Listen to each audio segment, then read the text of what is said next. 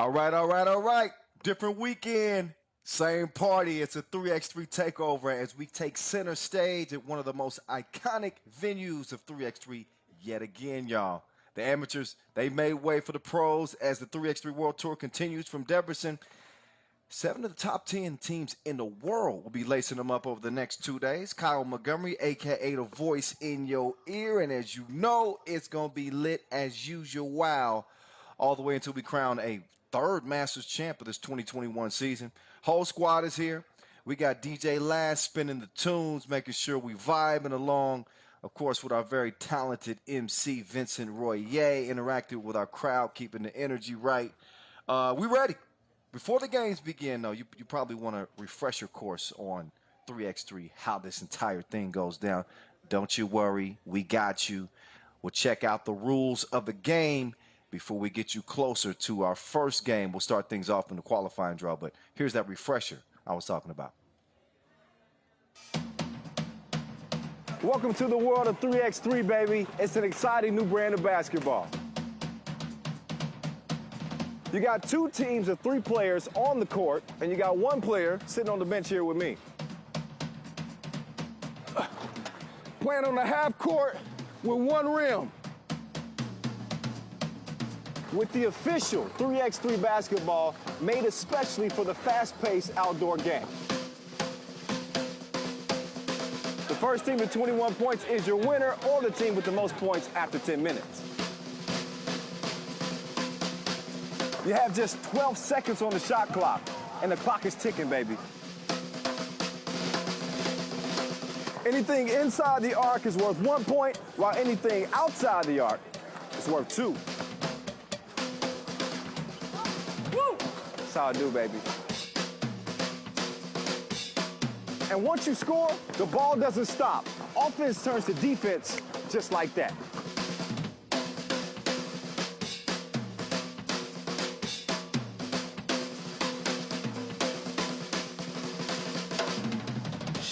It's a 10-minute sprint.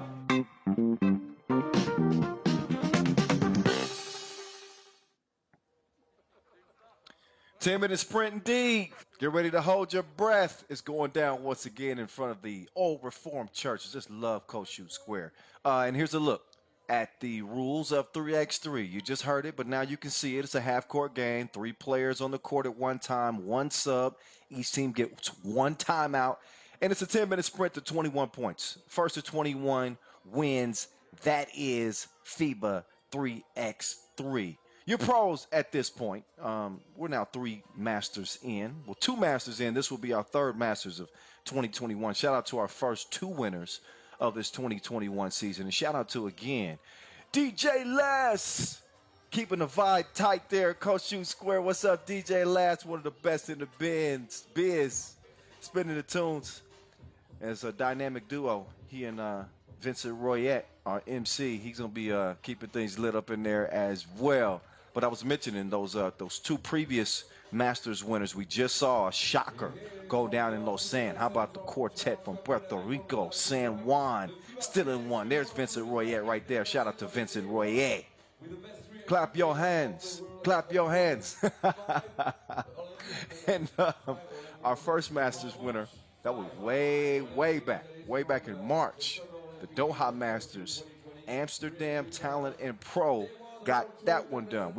All of us know what the big deal was this year. That was the Olympic Games. We were fresh off the heels of that, and we started off with a bang. Our first Masters again in Lausanne. Here are our Olympic medalists who you will see competing. A couple of gold medalists from Latvia.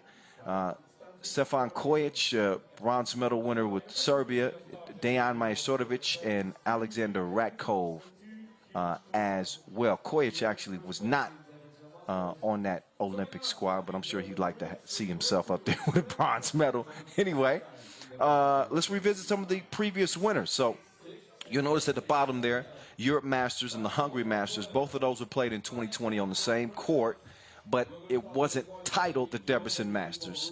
In terms of the title Debrecen Masters, look at Liman. They've won the previous 2 back-to-back. So you'll see Liman, the top-ranked squad, in action. Once we get to the main draw, they will be defending their 2-time Debrecen Masters titles. Here's that qualifying draw right here.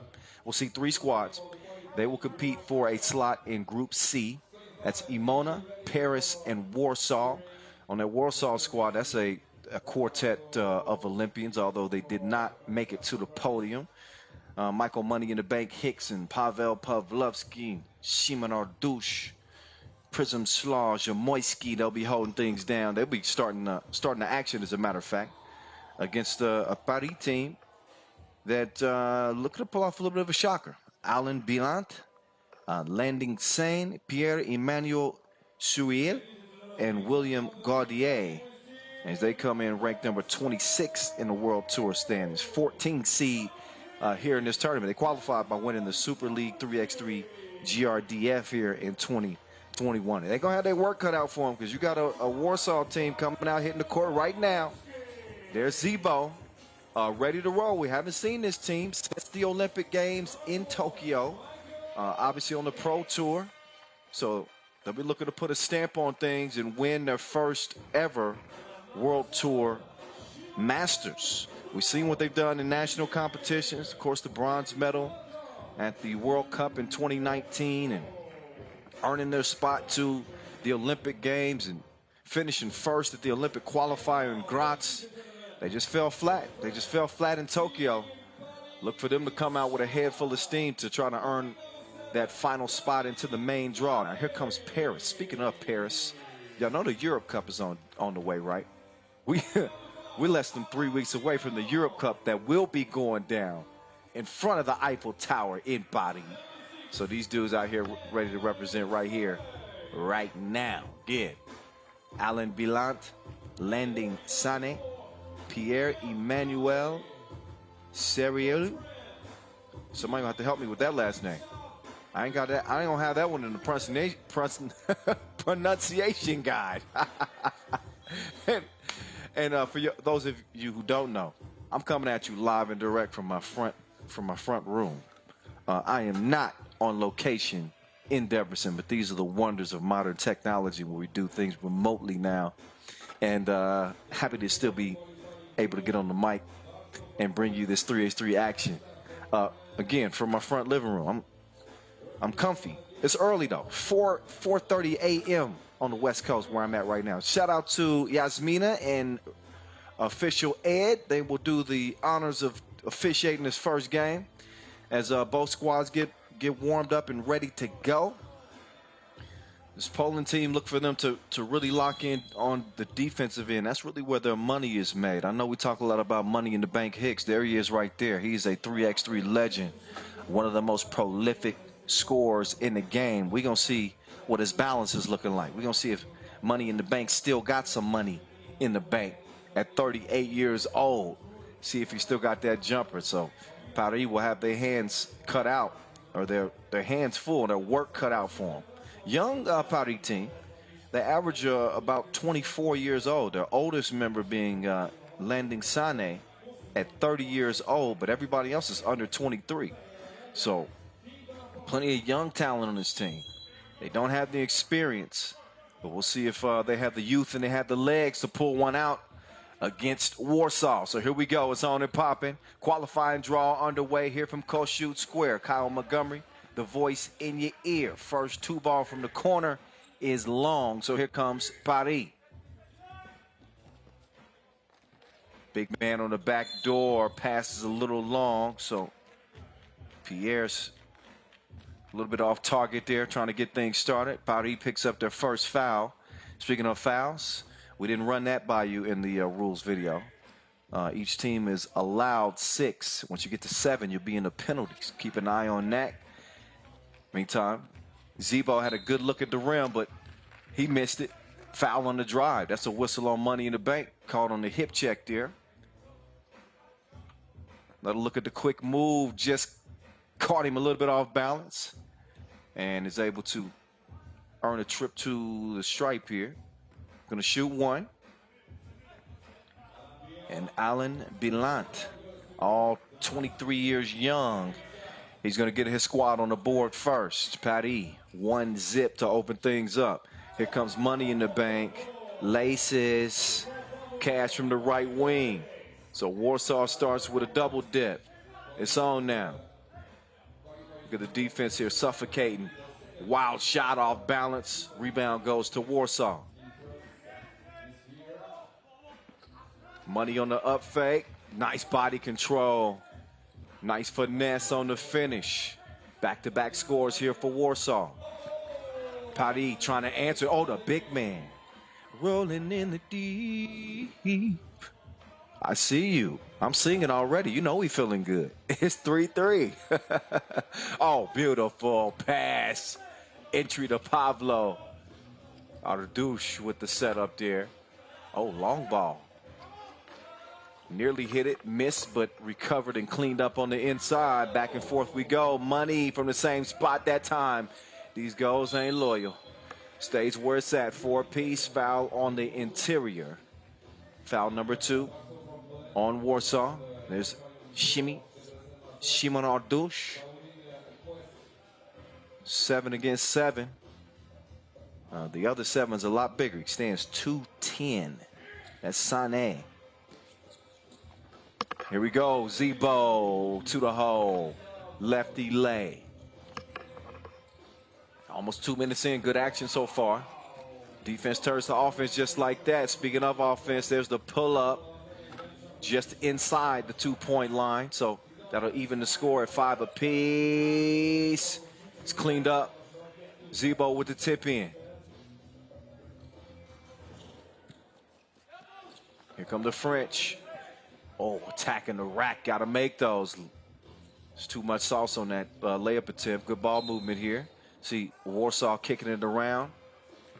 And this is when they found most of their success. Again, this is a team with plenty of offensive firepower. But when they move the ball, obviously Hicks draws a lot of attention on the offensive end. Opens up great opportunities for his teammates. We saw them put on a spectacular display at the Olympic qualifying. Get that mess up out of there. Sané. He sends that one away. Now he wants to rock back. He sets his feet, puts it up. That was ugly. He said, I want a foul. That shot was foul. Oh, then another look at the block from Sané. Great timing. And he smacked that one against the glass. Paris hanging in here in the early goings. Got a good start to this. I'm liking the action. Little back door. Oh, that's a thing of beauty. Got to be so pinpoint perfect on that pass. Obviously catch the defender sleeping. That they do. Pablo going to work on the inside. He's punched the clock.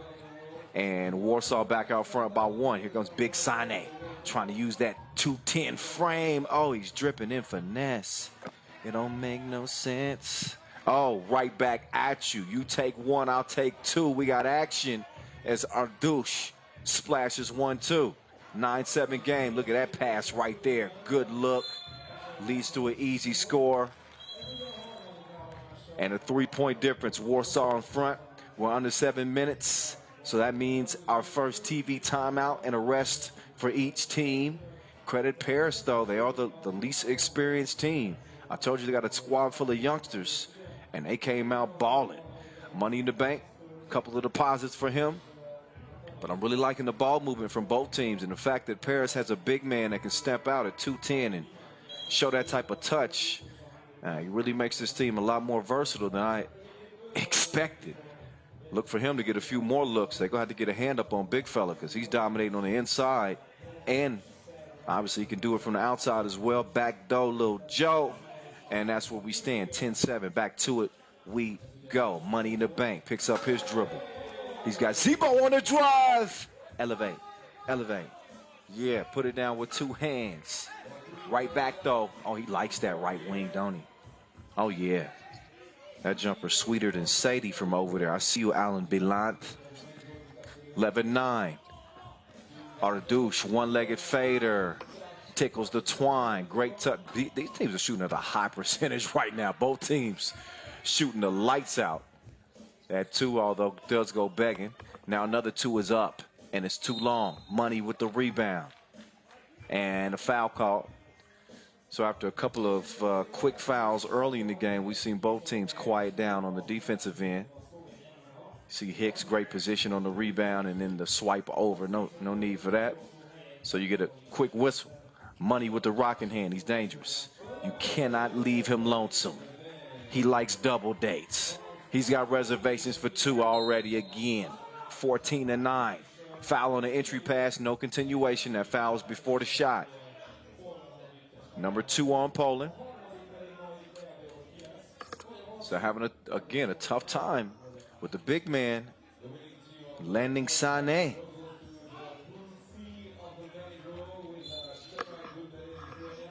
That one's going to go out of bounds and leave, let's see, 5 seconds left on the shot clock for Paris to work with here. Again, they come into 14 seed. Nice up fake. Oh, a couple of them. He's got a birdie. Does he have a bucket? Nope.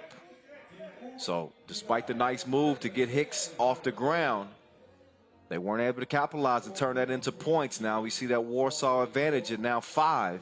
This is where the veteran teams start to pull away. We'll see how Paris defends here. Hajdú off to a good start. He's got Pavlo down on the block. Pavlo to the spin move. Goes up, put too much on it. So now it's time to D up if you're Warsaw. Will they have an answer this time? Oh, great defense. Active hands. They strip it away.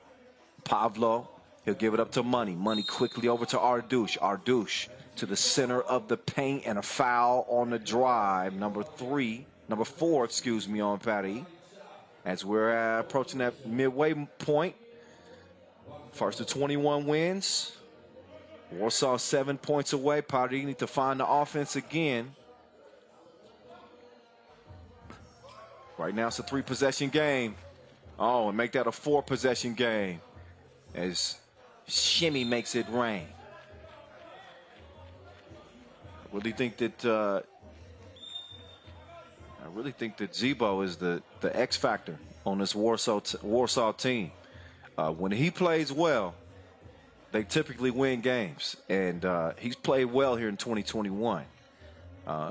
Michael Money in the Bank Hicks with a solid Olympic performance was not his most dynamic offensive effort, which we've grown to see over the years.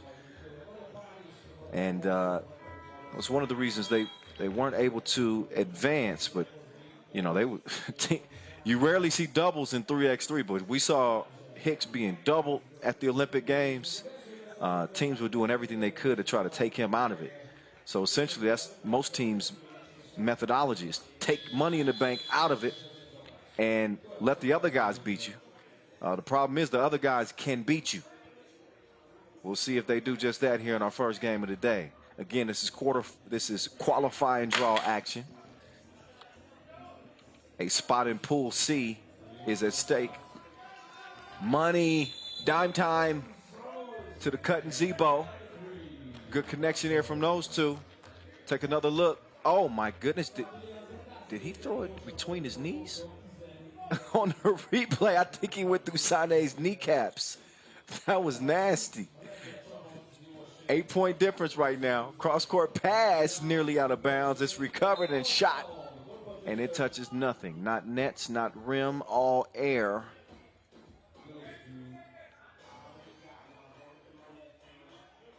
So an 8-point game is where it stands.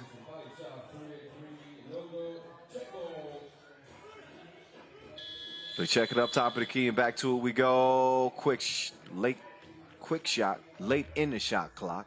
It's a miss anyway. As Warsaw's moving in, they can smell blood in the water here. 21 points, that's the golden mark. Ref Ed gets a start at top of the key. Hajdú. Okay, he's shooting. He's pulling the trigger pretty freely so far. The big fella comes up small on the 2 attempt. Zebo gives it up. Pablo is your world. Down to the post office. He's going to deliver.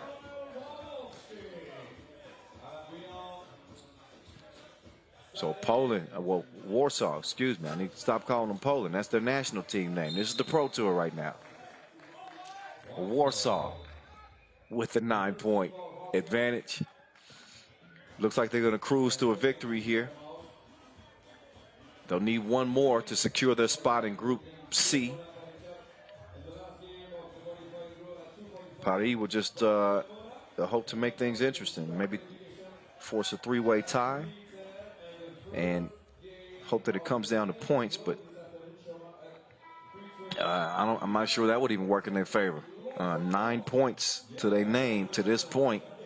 That ain't gonna get it done, is it? I don't think so. Meantime, in Pool C, they got Šakiai Gulbelė, very dangerous Lithuanian team awaiting in Amsterdam, Talent&Pro in that group as well. So you come out of this qualifying draw, you're gonna have to battle some monsters in that Group C. Meantime, also, when I'm talking about the groups, Pool B will have Riga, Novi, Graz. Pool D will see Piran and Debrecen. Pool A, Liman, Antwerp, and Lausanne. That might be the pool of death. Looking at Liman, the top-ranked squad, and Antwerp, maybe the hottest team coming off their third challenger win. And Lausanne, always talented, haven't always been able to put it together. Meantime, that's another two-piece, no biscuit from Zebo to make a game point. It's answered by a double, but now the rock is in Zebo's hand. He could put this one away. Instead, he gives it up, back over to blue. Piran on the attack. Sane coming right at two defenders. That leaves an open man. Good ball movement. Good look from two. Bang, bang. Still a 7-point difference, though, and all Warsaw need is one. And there he is, the one like Neo. Michael Money in the bank. Oh, bye, bye, bye. Places to go, buckets to get, dubs to get. Warsaw's got one under their belt as they sprint out to an 8-point victory under the limit. Just under 3 minutes to play. And our qualifying draw game number 1. They do what they do, baby. It was a well-balanced effort, too. Money in the bank, chipped in certainly, but how about Zebo shooting from outside and Shimon Ardush getting it done out there as well. Pavlo on the block, rebounding. It's a good start to the day for Warsaw. And Piran will have to go back to the drawing board. Back to the highlights we go. Money in the bank start things off with a double dip and a score. He had Warsaw's first 3 points. Then we saw the big fella Sane step out in the deep end. He was splashing like a bird bath. And then Zebo said, enough of that. I'm getting to the crib. That was not the last Zebo sighting in this game. There he is again. He didn't forget to tip. 18%. He's a good tipper. He can also get up too, to get down. Two-handed smash. I don't know what they was thinking here. You don't leave Money in the Bank open because he cashed in. Picked up his 4th and 5th points of the game. And then Pavlo cleaning up the boards. Look at Ardush kicking it, great vision. And Zebo is able to connect too. Paris wasn't going anywhere through the first 5 minutes. They was fighting fire with fire. Anything you could do, I could do better. But then Hicks said, okay, I'm done with this. It's ball game time. So that's game 1. Already down just like that. And we will have a quick break in the action, an entertainment break before we get to our second game of the day. So 15 minutes we will have before we get on to our second qualifying draw game. So grab yourself something to drink, get something to eat. Brief intermission. We right back to it in 15 minutes, y'all. Don't you go nowhere. See you in 15.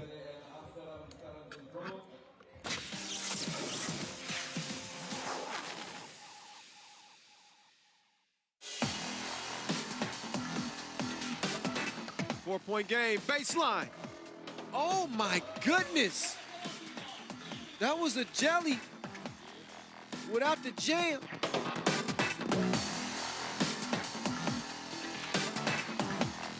Bullet. Oh, what an assist behind the back, right into Savage's hand. And then is a formality for the Savage to score with a layup. One of the best plays of the day so far. Misses that one. Stojic clears it. Jab step. You better watch your head. Reverse, reverse. I knew it was going down. He didn't forget to flush. Sometimes when you look at him, you didn't expect that he was going to dunk. Oh, yeah.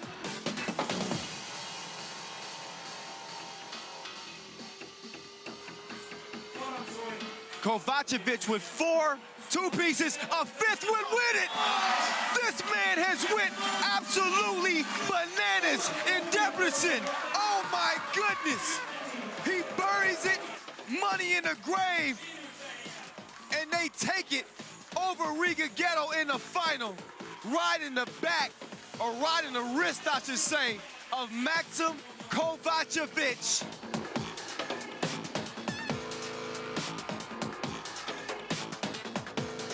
Look at the double cross. I told you he ain't trustworthy. That's even sicker on the second look. Come on, Damo.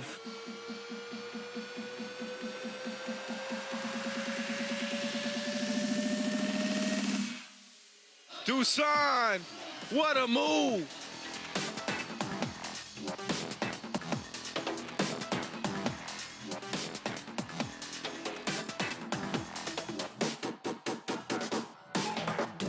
Damo, oh, straight from the rucker. That man is ill with the pill.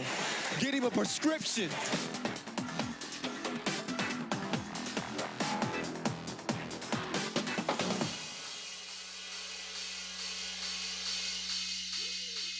Good kick. Drive. Oh, he just posterized Mbala. It's time to get on a plane back home, fella. You ain't gonna live that one down.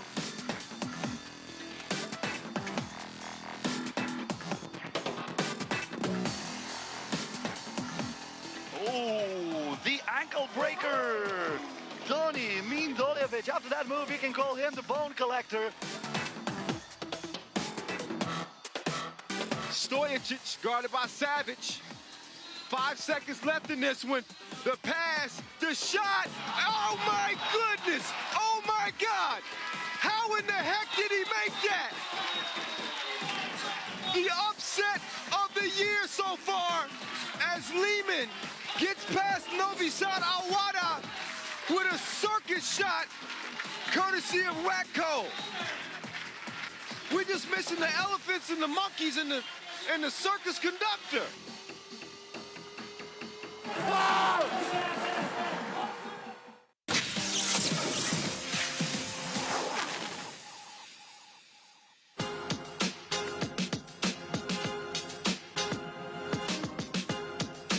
Oh, the ankle breaker. Tony Mindoljevic. After that move, you can call him the bone collector.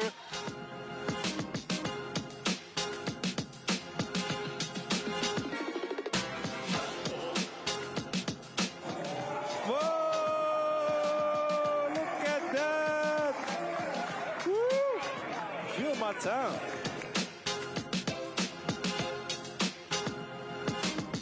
Stefan Stojacic makes Adin Kavgic look like Bambi on ice. I think his ankles even shed tears after that one.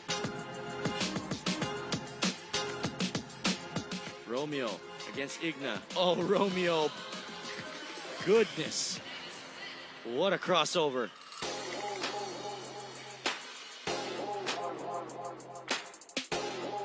You got your, oh my goodness. Ankles gone. That's so nice, we gotta see it twice. Minya Touré putting pop on her backside with the Ginsu slice on the crossover, my goodness.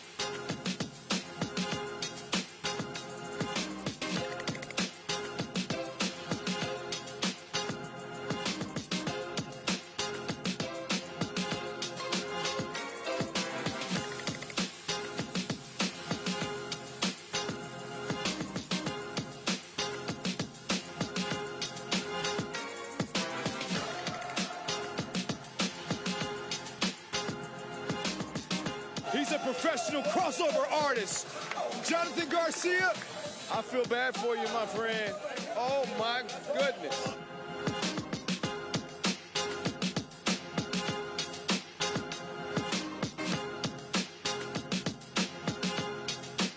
Oh, her ankles will never be the same. That was disgusting. Anastasia Shusik.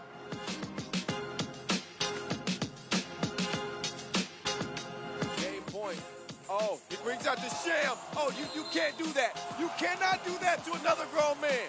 You cannot. That is unfair. Just killing the competition. Somebody call the coroner's office on Dusan Bullet, because that ain't right. He's done that once before, and nobody in 3x3 pulls that off except the #1 player in the world. Oh my goodness. De La Fuente just got clowned on out here in Amsterdam. How was that?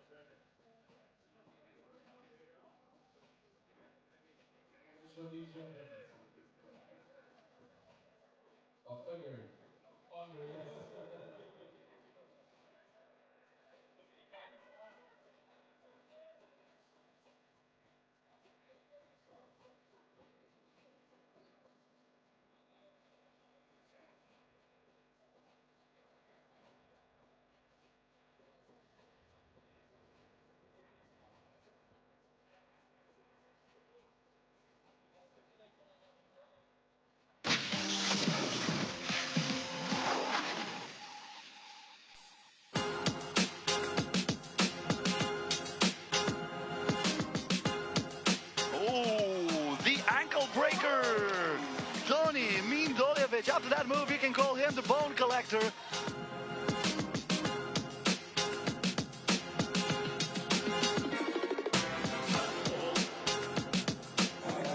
Whoa! Look at that! Woo! Feel my time.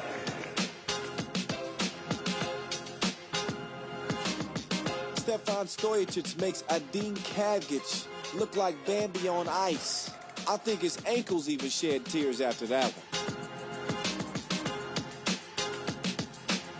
Romeo against Igna. Oh, Romeo.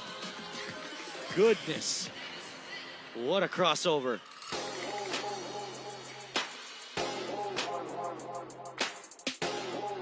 You got your, oh my goodness, ankles gone. That's so nice, we got to see it twice. Minya Touré putting pop on her backside with the Ginsu slice of the crossover. My goodness.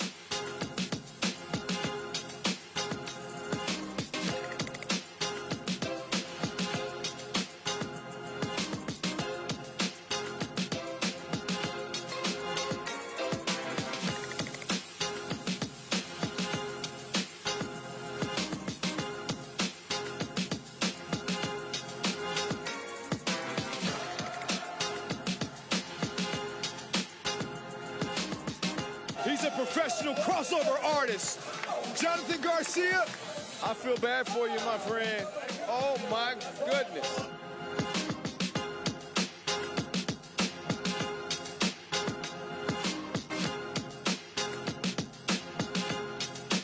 Oh, her ankles will never be the same. That was disgusting. Anastasia Shusik.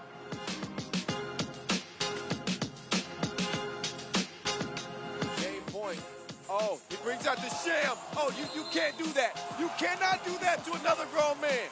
You cannot. That is unfair. Just killing the competition. Somebody call the coroner's office on Dusan Bullet, because that ain't right. He's done that once before, and nobody in 3x3 pulls that off except the #1 player in the world. Oh my goodness. De La Fuente just got clowned on out here in Amsterdam. How was that?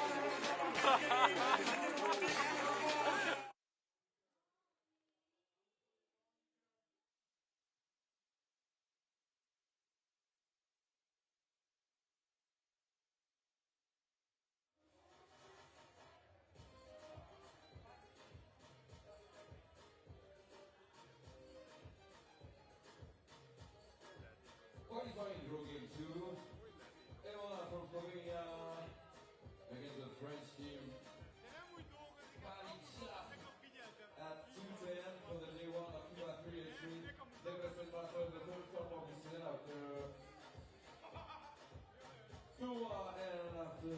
Trying to give it to Liman, but they trail by 1, and then Kovacevic is still in a zone. This dude is drenched.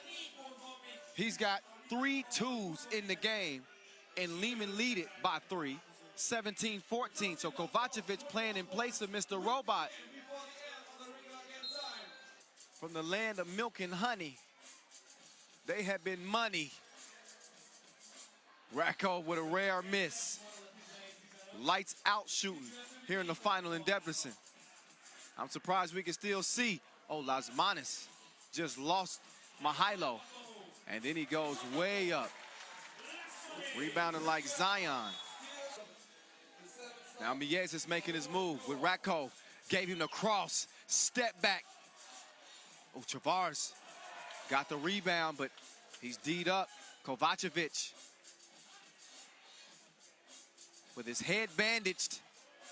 It won't matter anyway. Who is this man? Oh, but Lasmanis right back. 19-18. Go. Kovacevic with 4 two-pieces, a 5th would win it. This man has went absolutely bananas in Debrecen. Oh my goodness. He buries it, money in the grave, and they take it over Riga Ghetto in the final, right in the back, or right in the wrist, I should say, of Maxim Kovacevic.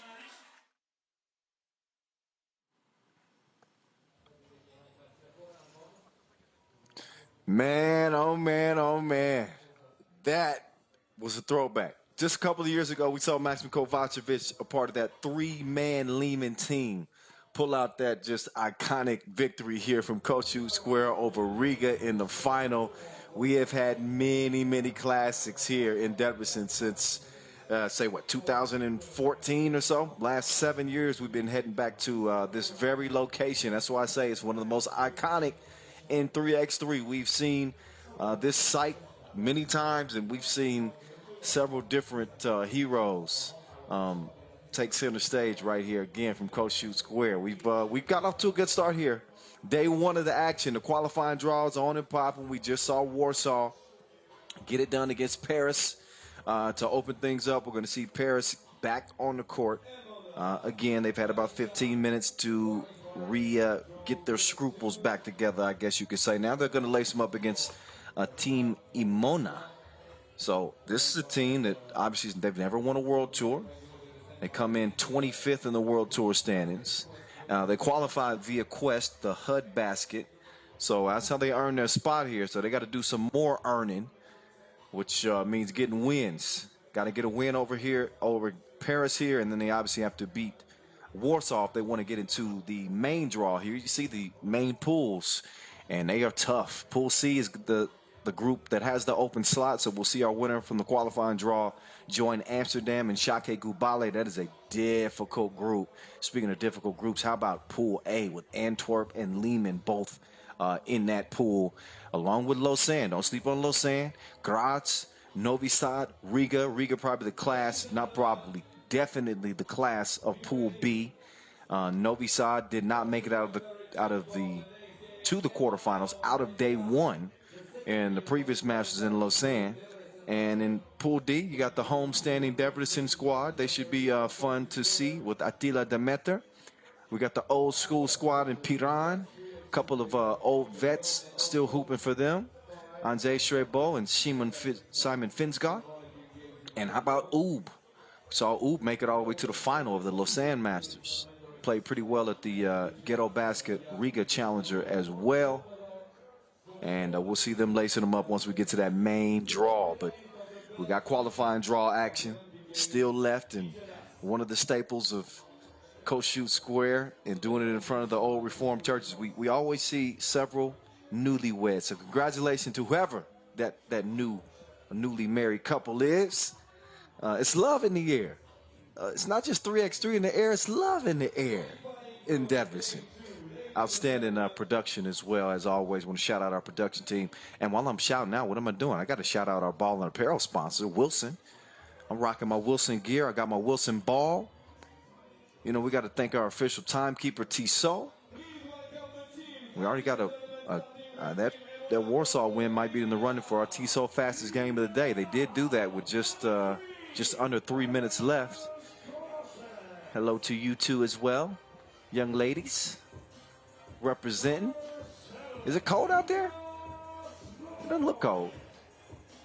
Anyway, love the intros too. See the Emona on the floor there as the teams make their intros. Man, we're doing it big with 3x3. Just continuing to evolve and get better and better. Certainly hoping that the Olympics is going to be a springboard to launch 3x3 into the stratosphere globally and gain more interest. I think that's already happening. And I think we saw in that Lausanne Masters really the parity, really just how open it is in 3x3 these days. Just anybody could win it. Although that San Juan team was pretty experienced, but ain't nobody safe. Ain't nobody safe when you step between the lines in 3x3. So here's Emona with Aljaz Korashek, Gasper Jordan Royko, Luka Schnoy, and Giga Habat. And we'll get another look at Paris again. See if they can maintain the momentum throughout the game. They started off well, matching Warsaw really point for point. It wasn't until they got near that midway point where Warsaw started to pull away. They got some sharp shooting from Zebo and Money in the Bank and Pablo as well. So they were able to impose their experience and their power over this Paris team. But there they are, Landing Sane, Alain Bilan, Pierre-Emmanuel Seriou, and William Gaudier.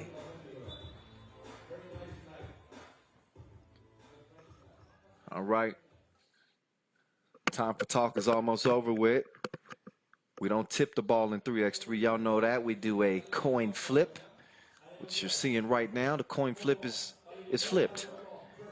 And it looks like Emona has won, so they're going to get possession. Here are our officials. Yasmina is back. She's joined by Alexander Ruliov out of Kazakhstan. And they'll have the whistles in this one just to make things official. That dude looks like he's pretty official. Again, standing 210, big old Sane. Landing Sane, 30 years old. Meantime, number 3, that's Alaj Korashek for Team Emona. Korashek, 4 wins and 1 loss on the Pro Tour. He's had some success, but no Masters wins. And we'll see how they do in their first bid to make it to the main draw. But Koroshev, young, 29 years old. Exciting young player. Time number 4, that's William Gaudier, 21 years old for Team Paris. I'm telling you, I'm so impressed with the youth in 3x3. Speaking of the youth, I know y'all been checking out the U18 World Cup. Oh man, have they been balling or what? Future looks bright for 3x3. Youth putting on the show here in Debrecen.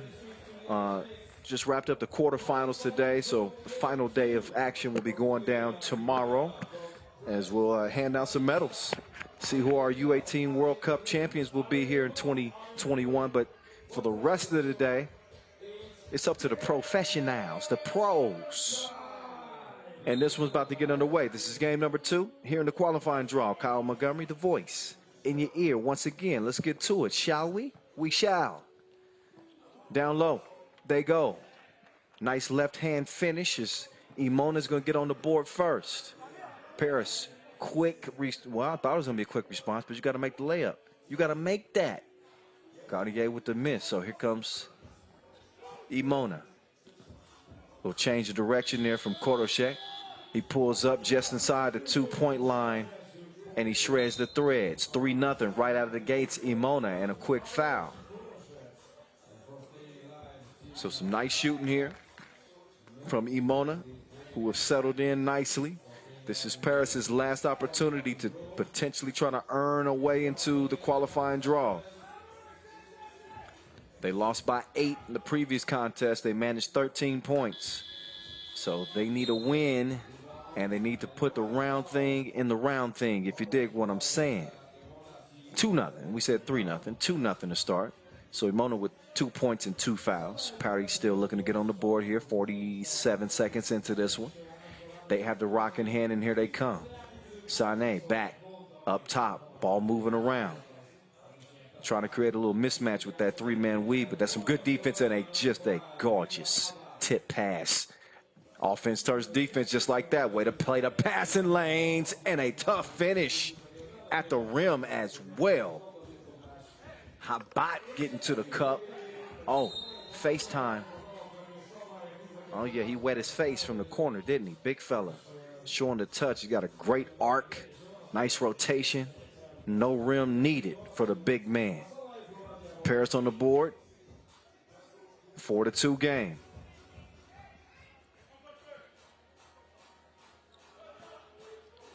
Starts on the left wing. It's a good look. Better pass to an even better look. Cash me outside. How about that? That's a two-piece. 6-2. Here come Paris. Well, here come Emona, excuse me. Now here come Paris. Quickly down low to the block. The big man going to work, fading. Draws a foul in the process of shooting. So he's going to head to the stripe and shoot one. Paris trying to trim into this early 4-point deficit. Landing Sané.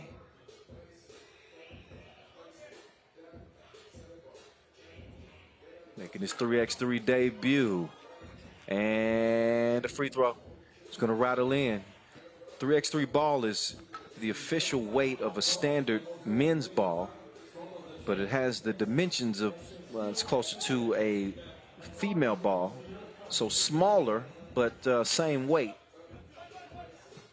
Sané puts it up long range. It's too long. Lead stays where it's at. 7-3. Where's the defense? It's in the rear view. That's where the defense is at. Easy lay right there. Lead expands to 5 for Emona. And another missed layup. So I'll tell you, Paris is not doing themselves any favors at all. Watch your ankles. Almost got big boy too. Dropping the shoulder. Giga. Habat. Oh, he actually got called for the offensive foul. Okay, yep. I think that was a good call, dipping that shoulder. So, ball over to Paris. Long ball is well short. It ain't that windy. I'm telling you. I ain't there, but I know it ain't that windy. 2.5 minutes in. Y'all know me. We just having some fun. It's 3x3. We just getting the day started. Here where I'm at. I know in Debrecen, they're well into the day. Afternoon time now. It's a good look. Passed up the look to drive. Much more difficult shot on the interior. Luckily, it's cleaned up. That one taken care of by Gasper Jordan Royko. And a foul on the baseline. So how about Emona? Jumping out to a 6-point advantage. Even Warsaw didn't do this to Paris. Take another look at that last foul drawn. Sané, he looks to be the spoon that stirs the drink for this Paris team. And they get the ball to the big man yet again. They say go to work. Not that time. Too long, tipped out. Man, he is not trigger shy at all. But yet again, it's a miss from the left wing. See if Emona can put another ball in the bucket, and that they do. Gambled on the defense, and that's easy money.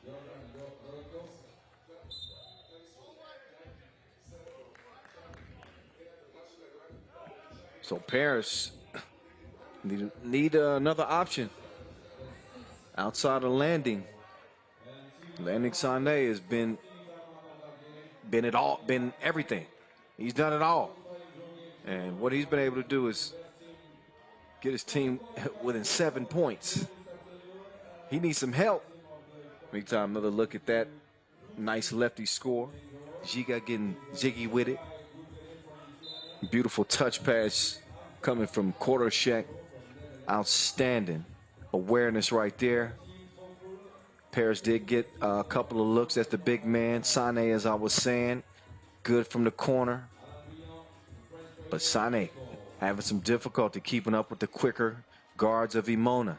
That athleticism has proven to be an advantage for them. They can also play on the interior as well. Would have had a bucket had it not been for a foul, so that will put Gasper Jordan Royko, the 25-year-old, on the free throw line. Only two pro games, 2 pro 3x3 games under his belt. He's won one, he's lost one. And he's made one from the charity stripe. Puts the lead at 8. Remember, this Paris team just lost by 8. Not only do they need a win, they need points, and that they get one there, but they are off to a slow start. And Emona showing no signs of slowing down as they put another one in. Quickly answered. The lay right there.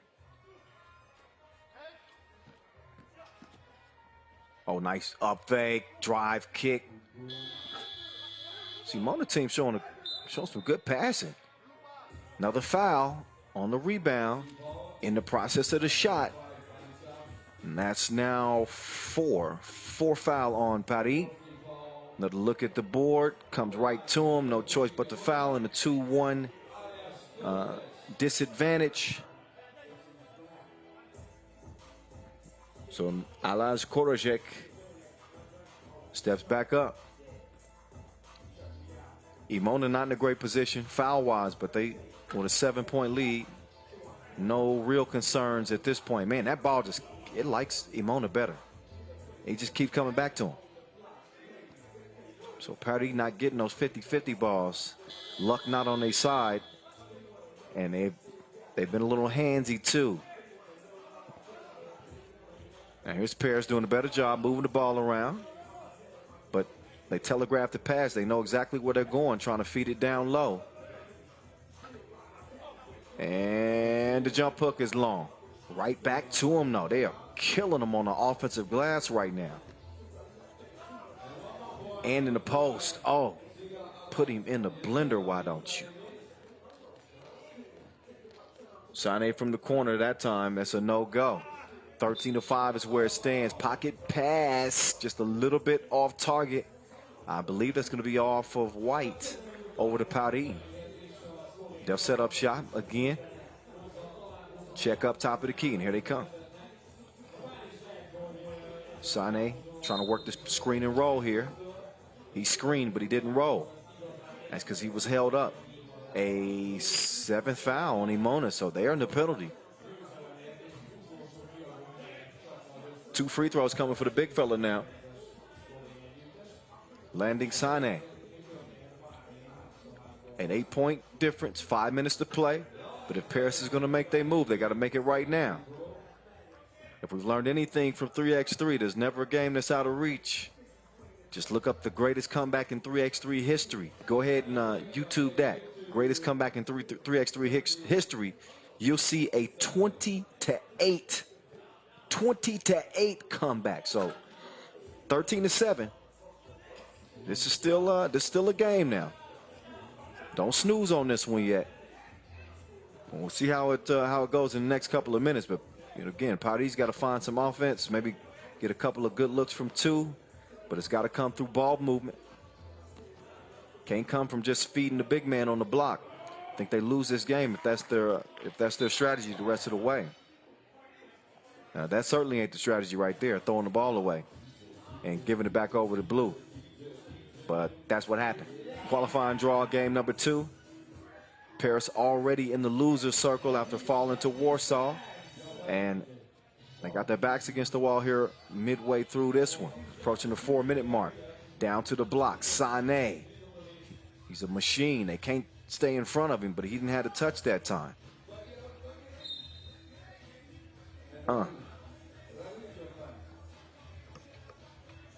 So that one out of bounds. Off of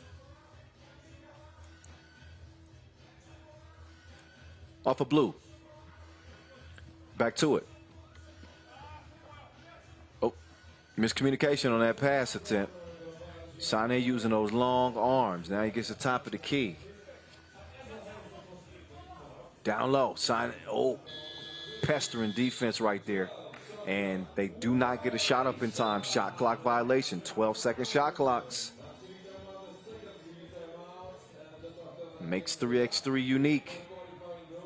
Means you got to be aware at all times. They were not that time. We're under 4 minutes to play in the TV timeout.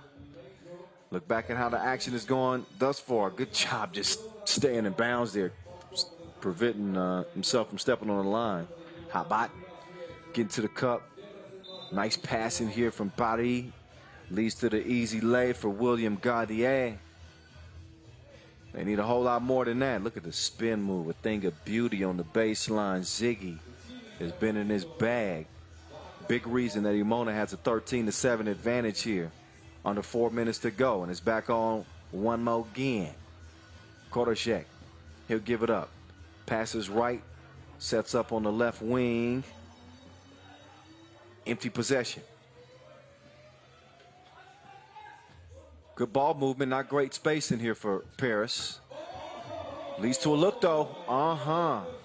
Bottoms up. And don't look now. But we got a 2-possession game. 4-point difference here as Paris has come back alive. They've shut the kitchen down on the inside too. No soup for you. Drive and kick. Oh, pass just a little bit too strong. But Paris is finding some success off penetration and kicking it to open shooters. They got to do their job and continue to knock them down. Maybe make this make a game of this. Again, this was an 8-point game. Now down to just a 4-point contest, but 3 minutes to play. And a foul on the floor. That one caught on Paris, a 5th.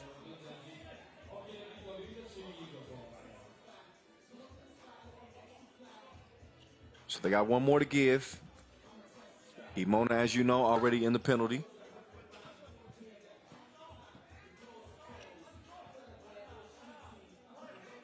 (13-9) is where it stands. Sané gives it up, threw it away. So every possession here down the stretch is going to matter here for Paris. No need to panic. They've done a good job fighting back in this game, really turning it up defensively. As Emona's been scoreless here the past 3 possessions.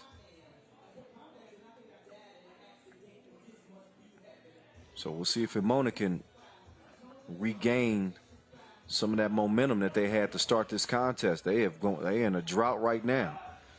A little handoff to create a mismatch to see if they like what they have. Yeah, that's good action right there. Baby food on the inside. So their scoring drought comes to an end. Back to a 5-point game. Nearly a 3-point game, but the 2 is too long. Good look, top of the key, triggers pulled, but fires a blank. Oh, just gonna leave him wide open like that? They double dared him. He ain't never scared. 2-piece, no biscuit. Lucas Snoy getting in on the action. 16-9, back out to a 7-point comfortable lead, make that 8. So here they are, Emona. They've answered with a flurry. Back-to-back-to-back scores, and Paris looking like they're about to get buried yet again. So this group is going to come down between Warsaw and Emona in a deciding game once this one's all said and done. But I don't think that Paris is going to be able to come back into this contest and make a game of it with 1:30 to go.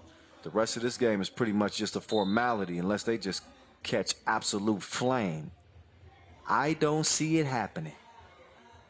1.5 to play. First of 21 wins. Emona within 4 points of doing just that. Paris only with 10 points to this point. Apparently they didn't pack their offense on the plane. They left it. It's at the hotel somewhere. Can't show up looking to get into the main draw. Putting up 10 and 13 points. You got to put the round thing in the round thing in this game. And they have not been efficient enough to keep up with Emona. And the defense has not been there either. They daring shooters to shoot, getting cashed in on. And you can't fight twos with ones. That's what, like bringing a knife to a gunfight. You're going to lose that one every single time. And they on the brink right now with 1:25 to play. Here we go down the final stretch. Handoff, 2-ball, too strong. Paris has got to get some twos up. Oh, got his cookies confiscated. I'll have those. I'll take that, and you take this. Koroshet with the handoff late in the shot clock. Did you get that up? No, didn't matter anyway. Didn't touch anything. Shot clock violation.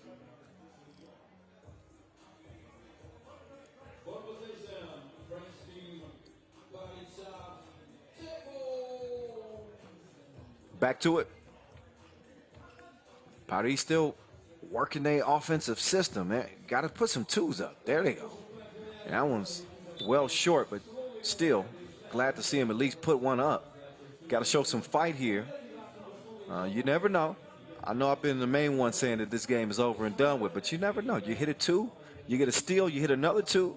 All of a sudden it's a 3-point game and you got plenty of time. But you're not going to win it by going for ones. And right on cue, they go for another one. They do get one. Sané with the rebound and the putback, but do they want to win this? I mean, you gotta shoot some twos. Okay, so far they're taking what the defense gives them, and Emona happy to give them a layup, no doubt. Go ahead, take it. We just want the ball to run the clock out. Or draw a foul, which is what happened there.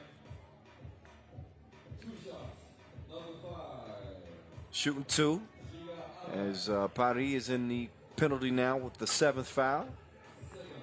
Oh, that's a unique release.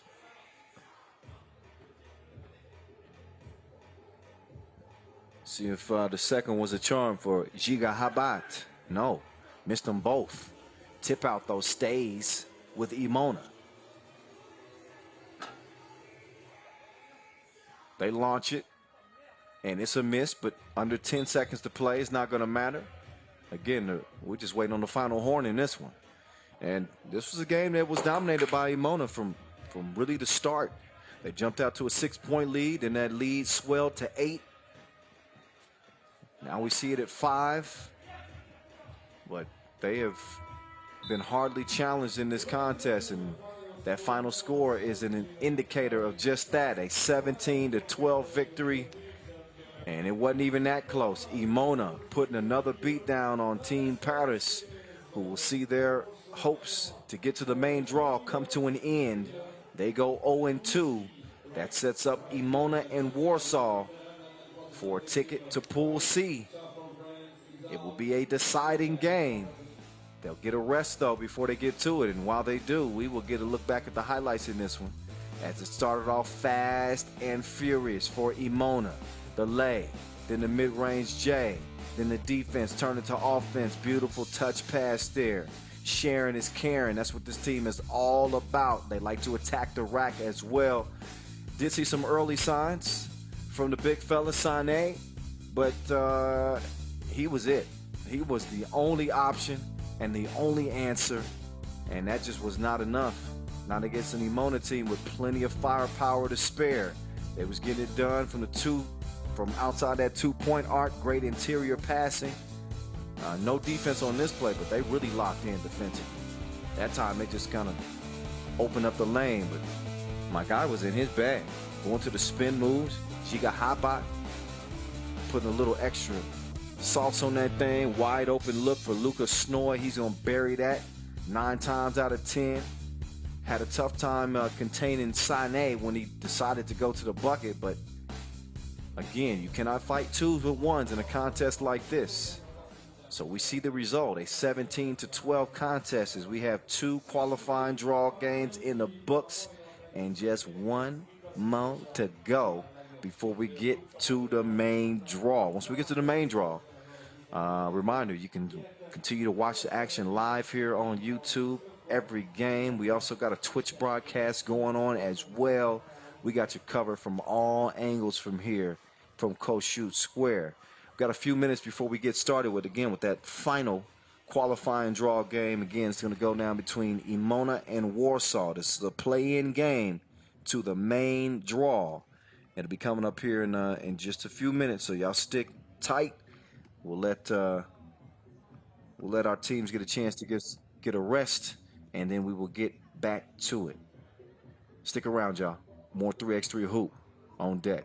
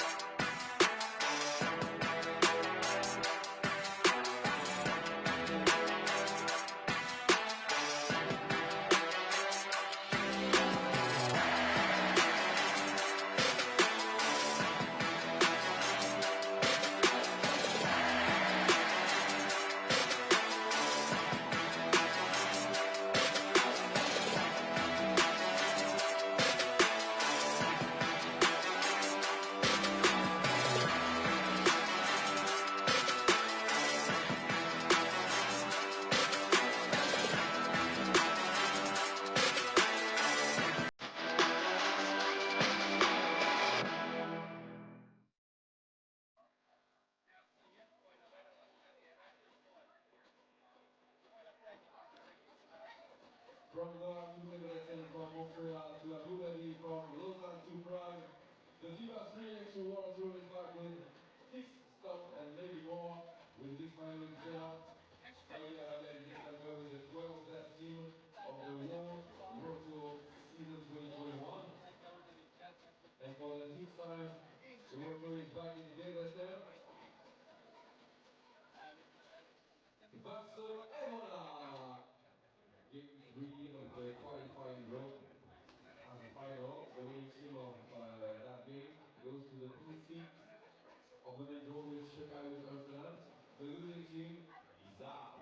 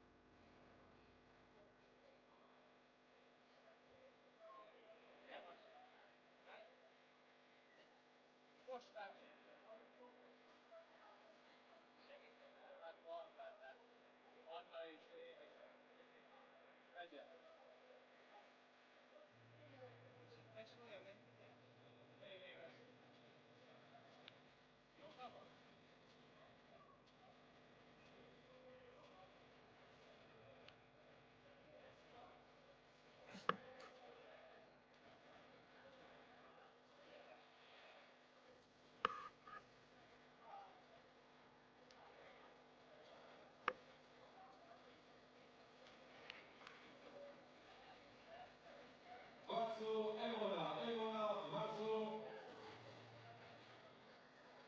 As a final, the winning team of that game goes to the Pool C of the main draw. The losing team is out. 10 minutes rest. Wow, 2-point shot, not break after scoring. From this trip to the Olympic Games this year in Tokyo. One more time, ladies and gentlemen, welcome to the world of 3x3. Warsaw, Emona, Warsaw. Who's gonna be the best team of the qualifying draw for the ticket for the main draw? Stay with us and be ready for cheering your favorite team, Warsaw and Emona.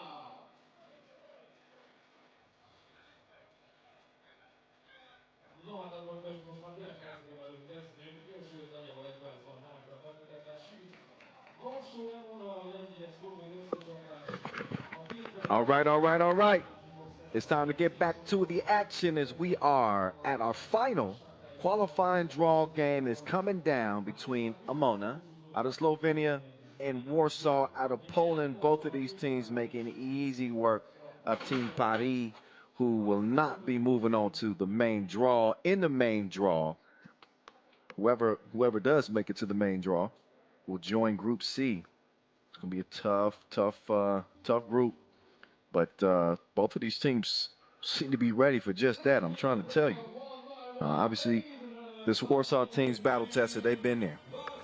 But Pool C, they'll have to not Warsaw. I'm not giving them the edge here. We'll see. It could be Emona, but either one of these teams are going to join Šakiai Gulbelė, the Lithuanians, or Amsterdam Talent&Pro. So in the next 10 minutes or 21 points, we're going to find out just who it will be.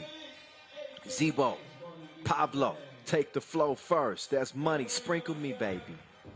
Michael Hicks, third to enter the court for this Warsaw team. And last but not least, Szymon Radush. So there you go. And you got 4 Olympians right there. They represented in Tokyo.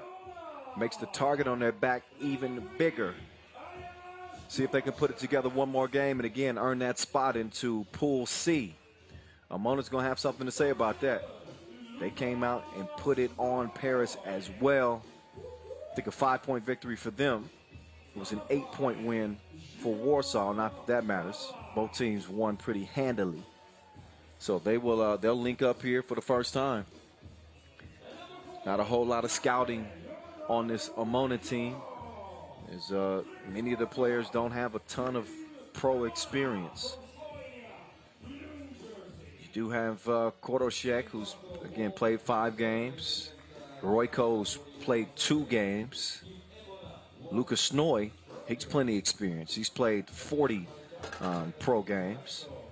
And actually wrote the first ever book about 3x3 basketball. Shout out to Lucas Snoy on that. I got a copy sitting on my mantle. So that's a very, very detailed book. If you haven't got a chance to check that out, check out Lucas Snoy's write-up on 3x3. Very, very detailed. Teaches you a lot about the game. I'll get you that official title here in a minute, but here are official titles of our officials.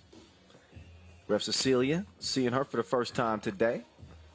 And Ref Alexander back at it one more again. Few minutes to warm up. Get the blood circulating, get the juices flowing. How good was Pavel Pavlovsky at the Olympics, man? I was so impressed with how Pavlo played in Tokyo. I saw that guy take his game to the next level at the biggest stage. But again, no medal for Poland out there. Shout out to our Olympic medalists, by the way. Of course, Latvia, who took gold. The ROC, who took silver. Representing well out there. And Serbia, who took bronze. That was a shock to a lot of people out there in Tokyo. A lot of folks picked Serbia to win gold. They have been the class of 3x3 for the past decade. On the men's side, they were not able to do it.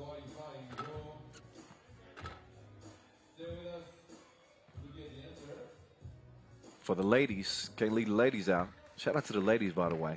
Women's series will be moving on. They'll be lacing them up in Montreal, September 4th, I believe. Yeah. But ROC, silver medal for them. Of course, the United States, the red, white, and blue, took gold, and China with a bronze. Those were the Olympic Games, our historic inaugural 3x3 competition at the Tokyo Games. Hope y'all enjoyed that. I certainly did. I was on the mic here in the United States covering things for NBC. It was a crowning moment of my career, without a doubt. That was for then. This is for now. It's game time, y'all. Our third and final qualifying draw contest. Warsaw coming out on fire. Pablo, 2 drops in the bucket. He opens the scoring for Warsaw, but right back at you. That's a tough bucket right there. Koroshek is able to show the touch there. Or how about, excuse me. I gave that bucket to the wrong guy.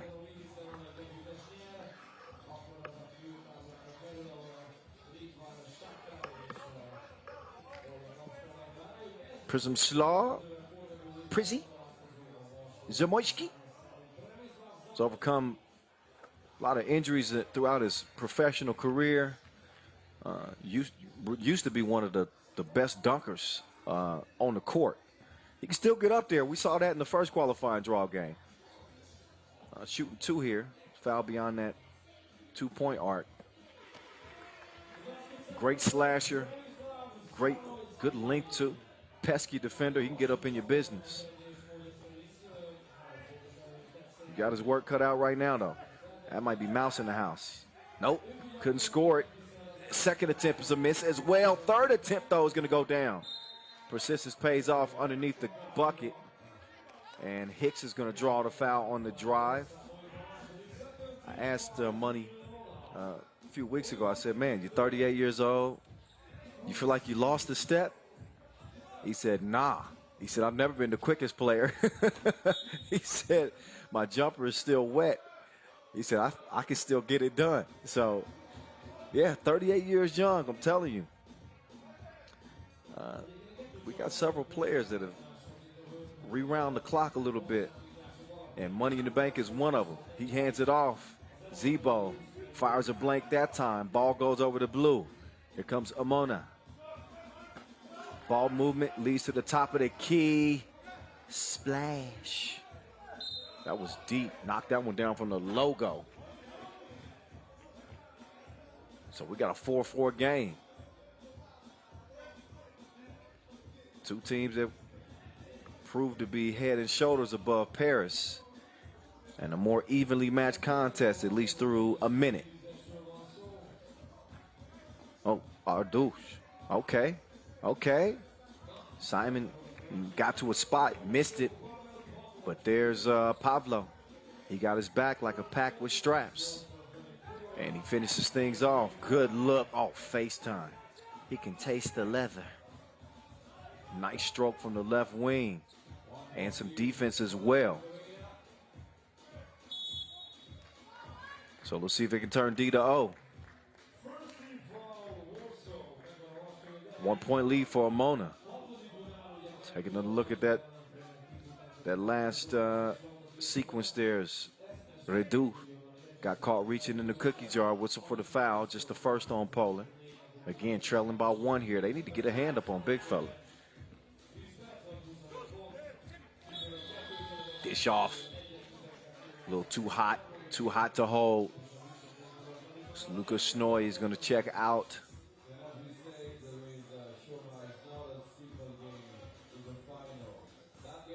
So Snoy getting the rest. Hicks opens things up top of the key. Waits for the screen. Ooh, they had Pablo down low. Instead, they're late in the shot clock, and no better shooter than Money late in the shot clock. That time he can't connect, and neither can Pablo on the inside. Ball back over to blue now. Quick move, drop the shoulder, elevates. Lefty score in the paint. Koroshek, bucket. Pablo nearly gave it up, got it back though. Reduce's pass is stolen too. So Emona with a 2-point advantage. Jab step. No sir. So Gasper Jordan and Royko, I think he had hit one earlier from that spot. Did not get the same result that time around. Score stays the same. 1 possession game. Money. Easy find. Slip to the bucket from Pablo. Teamwork making the dream work. Back to a 1-point game. Hard to move your feet and stay in front of him. Quick move right. Ziggy Habat. This dude's a player right here. Habat, I think, is a guy that can change the game. If he gets in his bag, he's that dangerous. Snoy going to work now.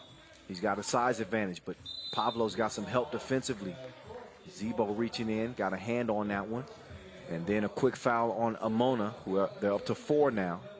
As they lead it by 1, TV timeout. Get a look back at how this game started.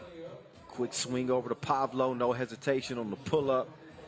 And then we see Habat going to work using that size. He's got a great ability to finish through the contact. The long splash coming from Royko. And as it stands, again, 7-6. Nice start here as we go back and forth between these two. Spot in Group C is what's at stake here. You win and you play on. You lose and you're done. Money trying to come free. Good job defending him, preventing the rock from getting in his hands. Forces a tough shot. And then a foul. That one called on Simon Redu.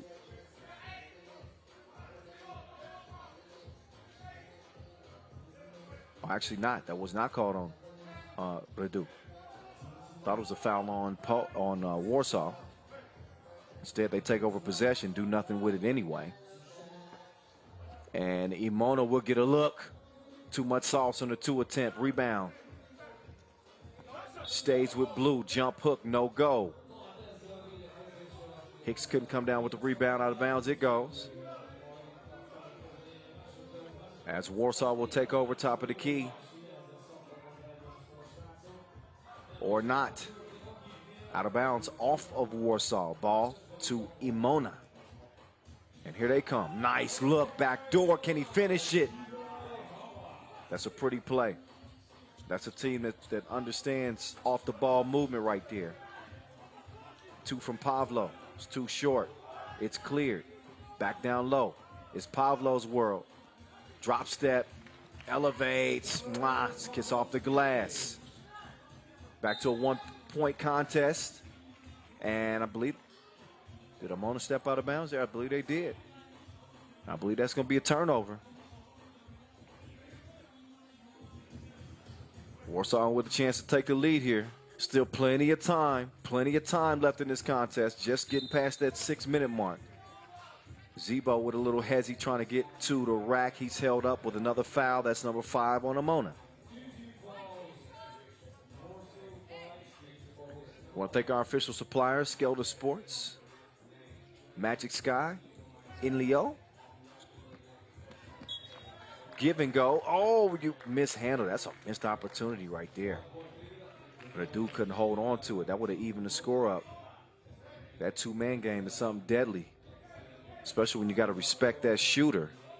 Leaves the cutter wide open. Speaking of open, oh my goodness. That was deeper than Drake's catalog. Luka Snoy, he knows something about 3x3. Better read that man's book. 10-8. Snoy looking for another one. Quick to the 2-point line. Puts the pressure on the defense, and he drew the foul in the process of the shot. So he's going to get a couple at the stripe, even though that's Warsaw's 3rd foul. He's shooting 2. But a dude trying to close out on the shooter. He didn't mind his speed. Crashed into him, and as a result, here's Luka Snoy shooting 2. First one's long.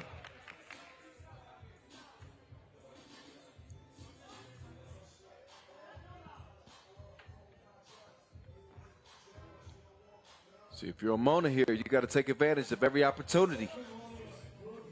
He splits a pair. Lead stands at 3. You won't see much panic in this Warsaw team. They've been around the block a few times. Pavlo fakes the pass and gets the cash. Count it. 2-piece. Hicks trying to D up. That he does, but a foul. That one whistled on Redu. No argument there. 4th team foul on Warsaw.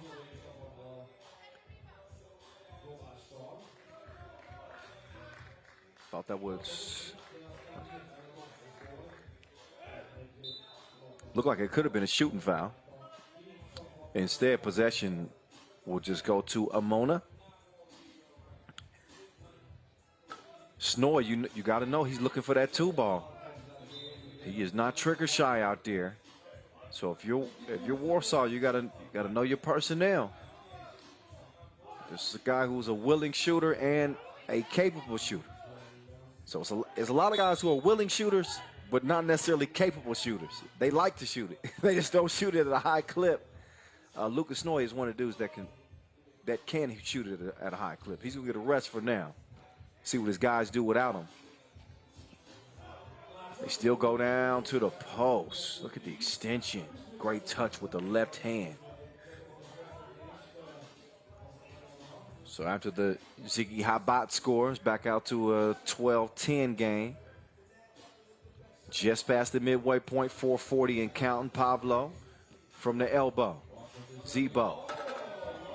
Uncontested smash at the rim. I told you he can still elevate a little bit. He showed off the bunnies. And a warning. Next warning will be a technical. I believe that Warsaw was defending after that made dunk. Oh, that's a bad foul. That is a bad foul. Pavlo. He got underneath Royko on another 2-point attempt. So Warsaw shooting themselves in the foot a little bit here. Seen them a little bit too aggressive on those closeouts. They sent Luka Snoy to the line the last time. He split a pair. This time the first of two was good. As Royko will make it a clean trip to the stripe. 2 for 2 he goes. Back out to a 2-possession game. They got Pavlo down low. That's good defense there. Good hands. Defense leads to offense. Lucas Snoy watching. I said, how would they do without him on the court? And they're doing just fine as they've expanded their lead to 4 now. But I'll remind you again, plenty of time. 4 minutes to play in this game. And you got one of the most prolific scorers in all of 3x3 on the court. They just continue to get a lane up to Zebo. Zebo touching more iron than your church shirt. Got to look good. That was not good defense. Way to put it back up and in. Sticking with it after the miss. Zebo. His 2 was too long. Redu couldn't track it down, so Snoy has it. He wants to go to the top of the key. He runs into his own teammate. That is not how they designed it.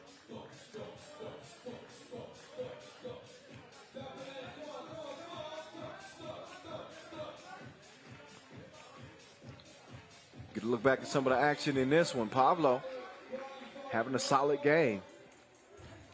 Got the scoring started, as a matter of fact, for Warsaw.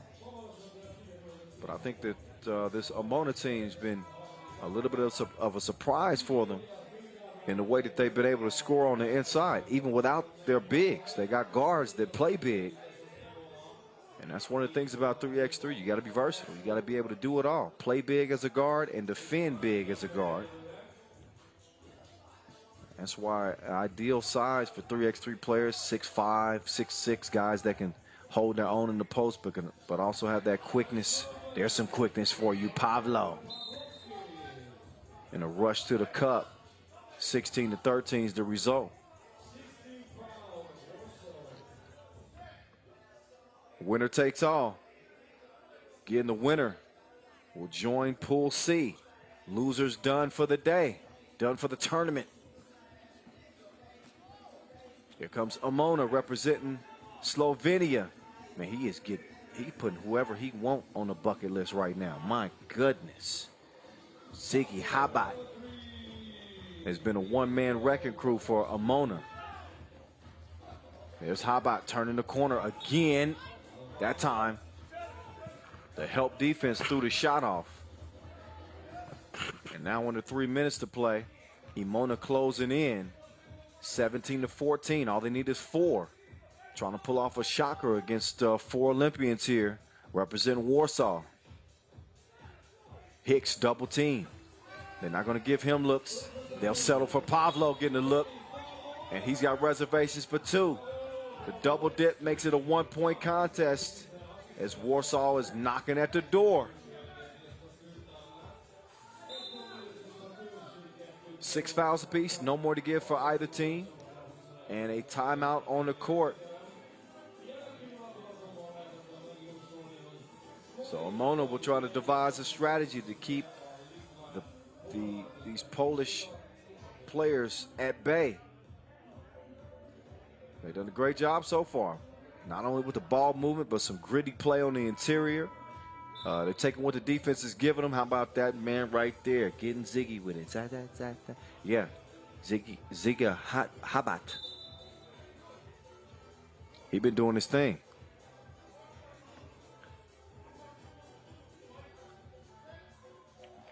Six fouls apiece. Warsaw will be looking to defend that 2-point arc. Understanding the shooting capability. Are they going to guard the left side of the rim at all? How about with another? He's been having that play on repeat all game long. Tough shot. That's some lockdown D right there. Zebo was in handcuffs. Still a 1-possession game. Snoy on the bench. Royko will inbound. Kicks it right. Oh. put him in a torture chamber. So Money couldn't hold off the score. Now he's going to try to get one. Ooh, puts up the 2. No whistle. 19-16. Emona moving in on what would be an upset here in the qualifying draw. Warsaw the favorite to come out of this group and make it into Pool C. Right now, though, it is a one-possession game, a 2-point deficit for the veterans out of Poland. A 2-pointer would end it here. Wild shot. They go for the 1 now. We'll see what Warsaw does with the possession. They just got to play smart here. Late in the shot clock now. They got to get one up. Zebo.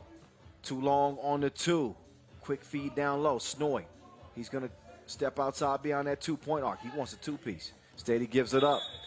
Quick move. Swinging through to the left. Bump and the bucket. Or maybe not. Offensive foul call. I think he used that off arm. He did. He did. Offensive foul call. That's a huge call there for Warsaw. They gotta make something happen here with this possession. They get it to Money. Off balance. 2-ball. Too much sauce on it.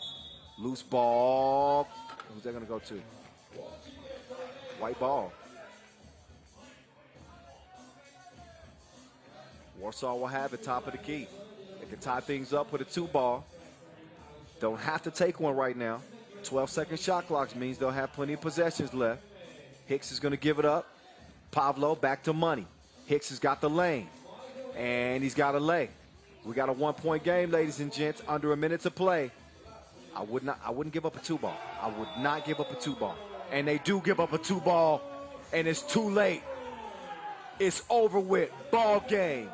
Lucas Snoy with the kill shot, top of the key, as they pull off the upset on Warsaw here in the qualifying draw. And it is Emona out of Slovenia on into the main draw with a 21-18 dub, a deciding victory over the favorites Warsaw, who will see their tournament come to an end here in the QD. Emona, props to you. They put it together and were able to hold off one of the most dangerous teams, one of the most veteran teams in 3x3. Now we'll see how they fare in Pool C. What a game. What an effort from Emona. They were unshakable, even with Warsaw standing in front of them, even with Money in the Bank standing in front of them.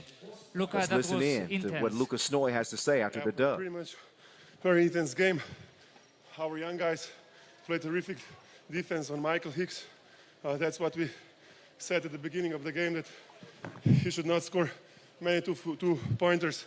So we stick to that plan and won the game. Okay, congratulations and good luck on the next one. Thank you very much. Yep, that was the strategy which many teams employ. That is, we have got to find a way to keep Money in the Bank from going off on us. And that they did. They kept Money in the Bank under wraps. Not only did they keep him under wraps, they put a lot of pressure on him on the offensive end. Took it at his chest in the post. Were able to get a few scores that way. Great ball movement as well.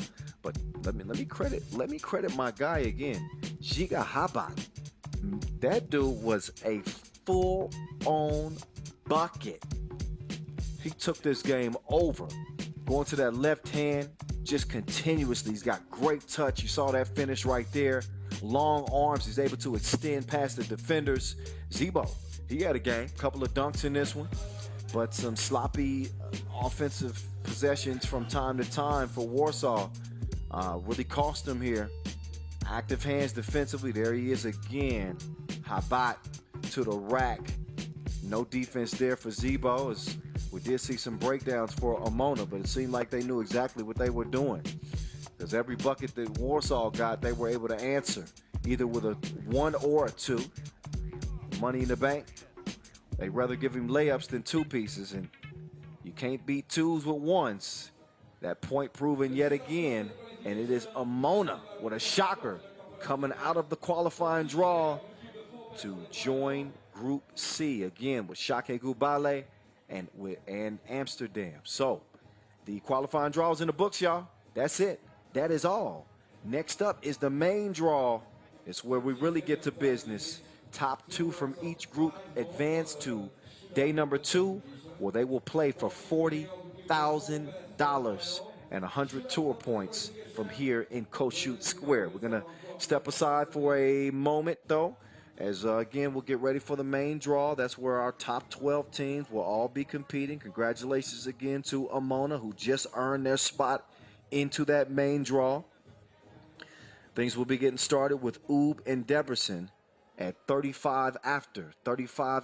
So that gives us about, what, 25 minutes, if my math is correct. Correct me if I'm wrong. But, yeah, give us some time before we get to that main draw. In the meantime, y'all stick around. We'll be getting to the main draw again, 35 after the hour. Stick around. Each player starts the race on the 3x3 logo. Time limit, 30 second time limit. We'll give the 4 best player for the final of tomorrow. The shootout contest qualification presented by Wilson. Be ready for cheering your favorite player. 14 players on court for the shootout contest qualification.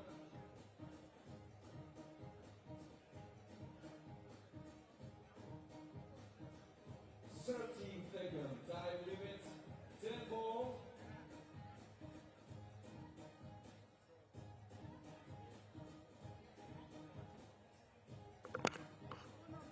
And just after that shootout contest qualification, we're going to start the main draw of FIBA 3x3 Debrecen Barcelona 2021. The first game of the Actually, correction to make if y'all still there. It's actually 20 after, not 35. 20 after. We'll start with Liman and Lausanne. 20 after. We're going to have our shootout qualification before that. And then our first game, Liman and Lausanne. Stick around. We got about 15 minutes before we get there. All right, stick around.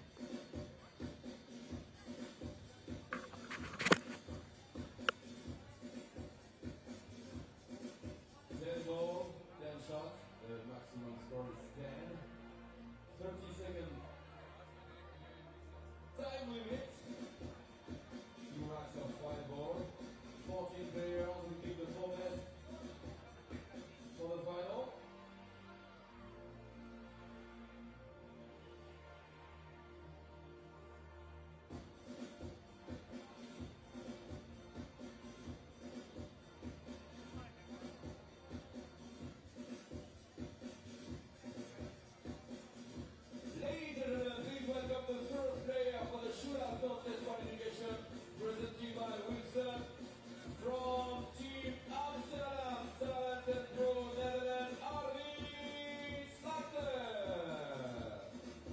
Back a round of applause! Clap your hands, come on! Arvin Slagter, 10 shots, 10 goals, the maximum score is 10. Time limit, 30 seconds. Arvin Slagter. Here we go!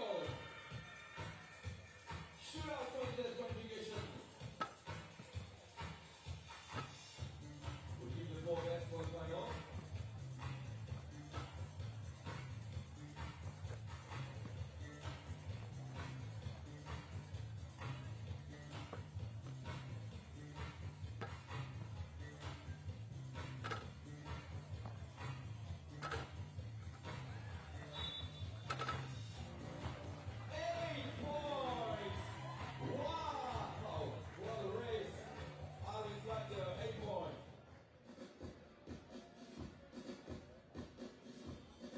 From Antwerp, ladies and gentlemen, Timo Verhoorta.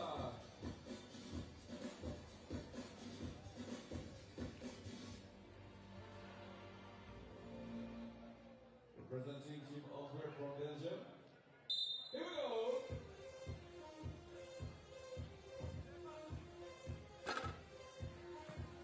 The current score 8 points. Scored by Arvin Slagter.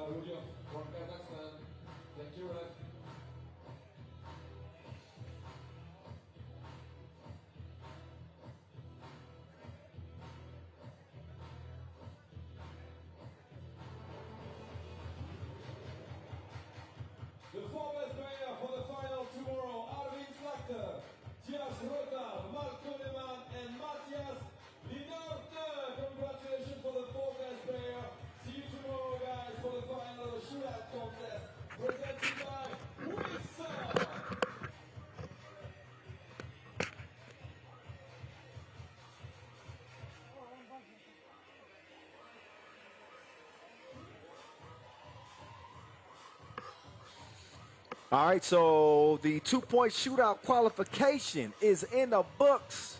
The voice back in your ear. Kyle Montgomery, happy to be back on the mic after a brief intermission. Y'all saw the qualifying draw, right?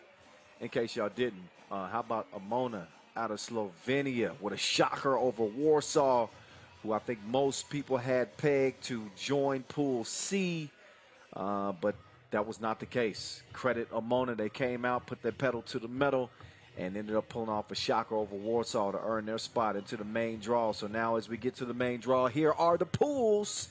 Antwerp out of Belgium. They could be the hottest team in 3x3 right now. Lausanne coming off a disappointing finish in their own backyard. Liman, the top-ranked team here. How will they fare this time around? As we get ready to open up Group A play. This might be the pool of death. Don't sleep on Lausanne. I know that they didn't have a great showing at the Lausanne Masters just last weekend, but that just gives them plenty of incentive to get their stuff together out here in Debrecen and see if they can right the ship. That's going to be easier said than done. You're talking about a Liman team that is loaded. They are recharged and ready to go. Not only that, they got the right vibes at this venue.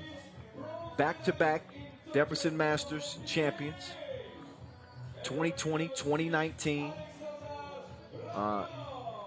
It's just something about this court. I don't know what it is, but they find a way to get it done. We'll see what they do in this one. That is for sure. They take the court, though. They look like they ready to come out here and do some damage.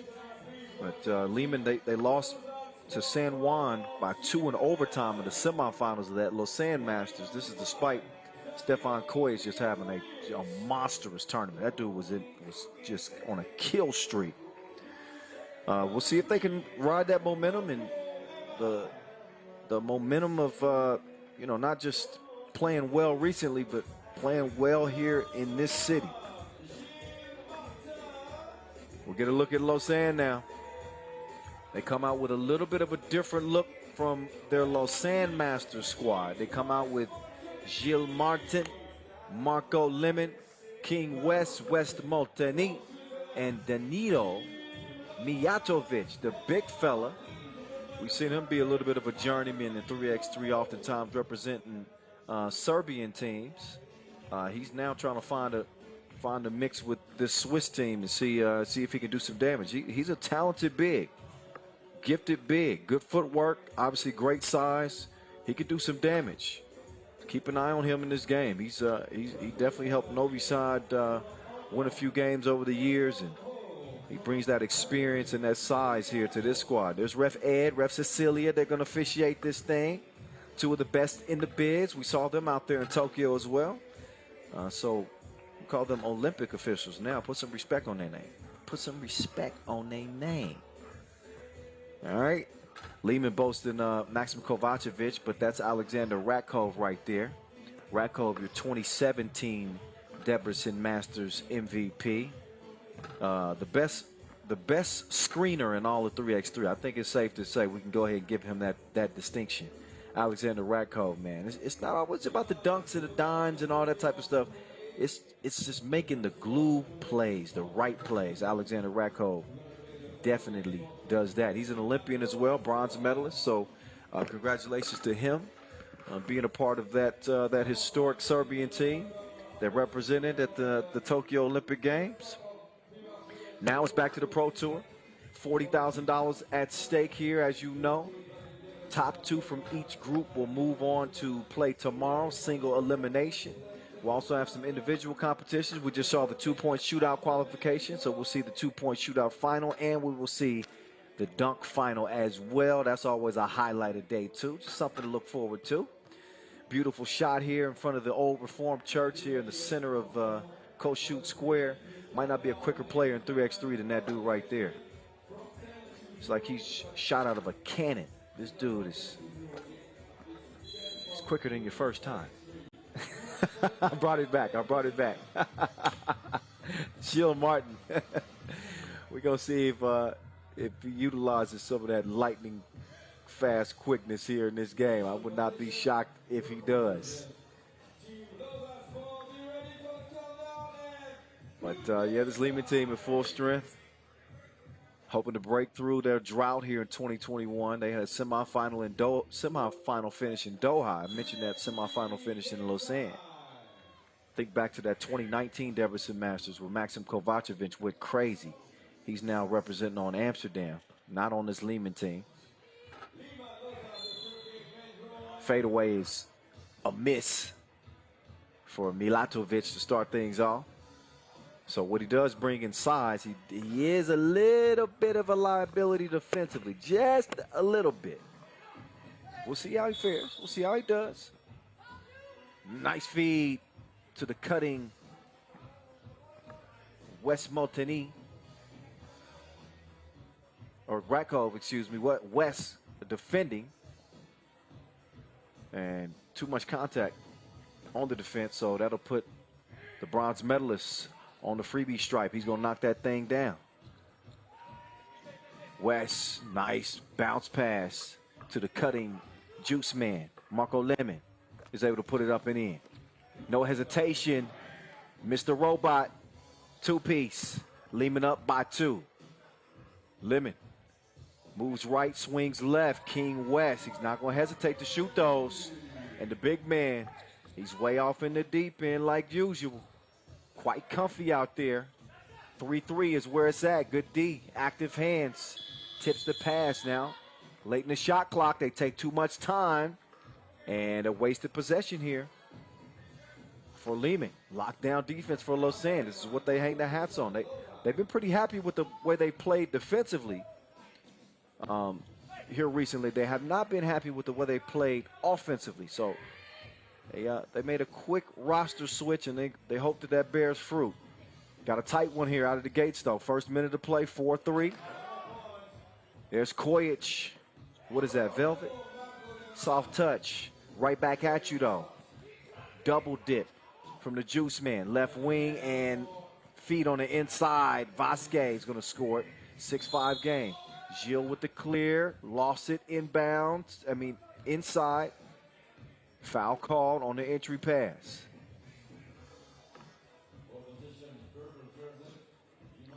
In terms of the head-to-head between these two, it's been closer than you would expect. Liman leading 5 wins to 3. This is dating back to 2018. So this has not been a one-sided affair. They're going to leave Ratko open like that? Come on now. That's money. 7-6. This is Ratko's floor. Oh, King West in handcuffs. Had him on lock mode. There's Stefan Stojacic. Back in top form, at least from a physical standpoint. He's overcome some injuries over the past couple of years. We're talking about a World Tour regular season MVP. Liman with 8 Masters wins under their belt. And there's another Olympian right there. Mihailo Vasquez, not just an Olympian, a bronze medalist. He and Ratko both a part of that Serbian Olympic team. There's Stefan Kojic. Again, Kojic was just a killer in Lausanne. Dude finished 3rd on the scoring charts. Averaged just under 8 points per game.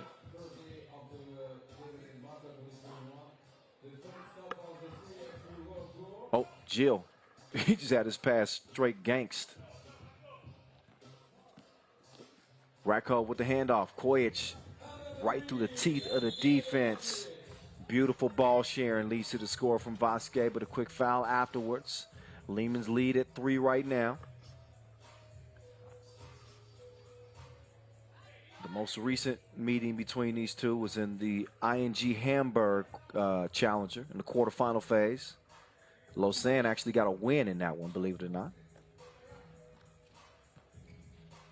But some of the personnel changes on the teams. Oh, look at that. Off balance. Taste the rainbow. Take the G off. It's silent. We just call him Ill Martin. That was an ill shot. Fading away. Got to get creative at that size.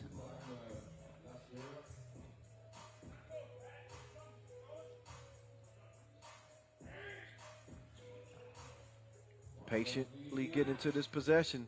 Liman is. Quick trigger from Mr. Robot. Has a malfunction from the right wing. Left it short and a foul. Liman Liman's down. 4 fouls apiece in a 1-point contest.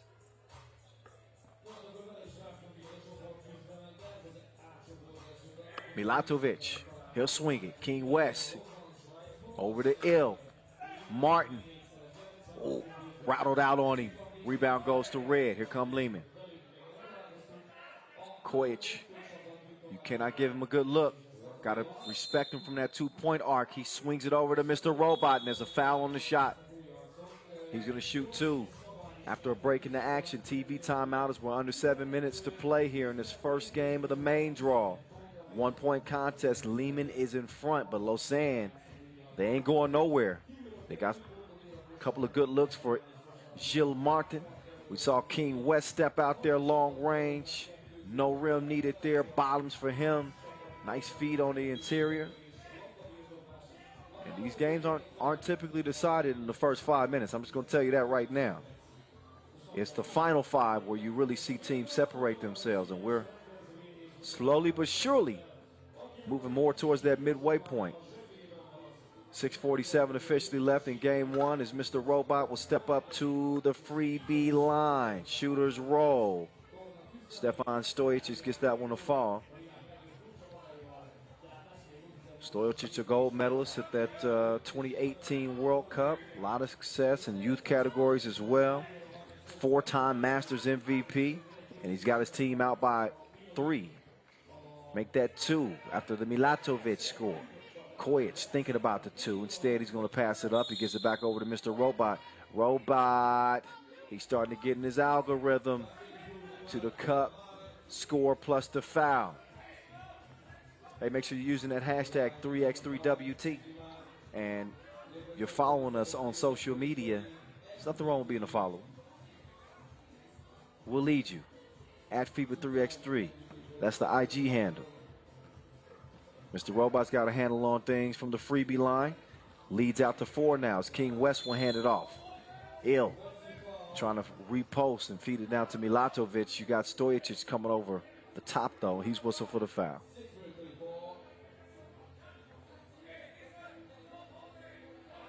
See Gilles on the entry, and Stojic is just reaching over. Oh, he was not called for the foul.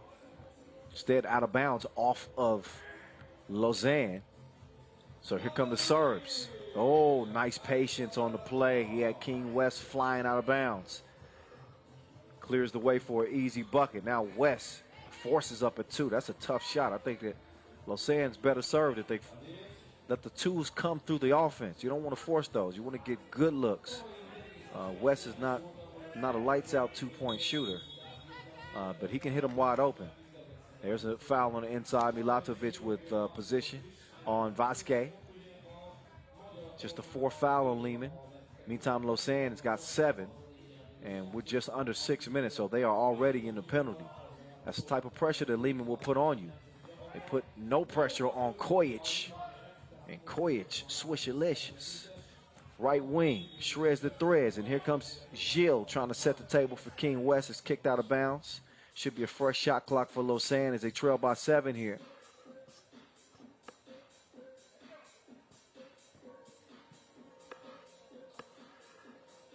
Gilles will get it right back down to West. West, Milatovic, soft touch from the big man. Still a 3-possession game. Liman in the driver's seat here looking for some more. Kojic, he's got the mismatch here. He's got Milatovic dancing around. He couldn't bury it. Rebound goes to Red. Look at this. Oh, but too much time. 1 pass too many. They get called for 3 in the key. They waste an easy score. Vasquez had that back. He probably would have put that up instead. But as a result, they turn it over. Approaching 5 minutes. There's Milatovic. For now, they got plenty of time, so they don't have to force any 2s. Take the biggest mismatch on the floor, and so far that's been Milatovic. There's Vasquez scoring over the pesky Gilles.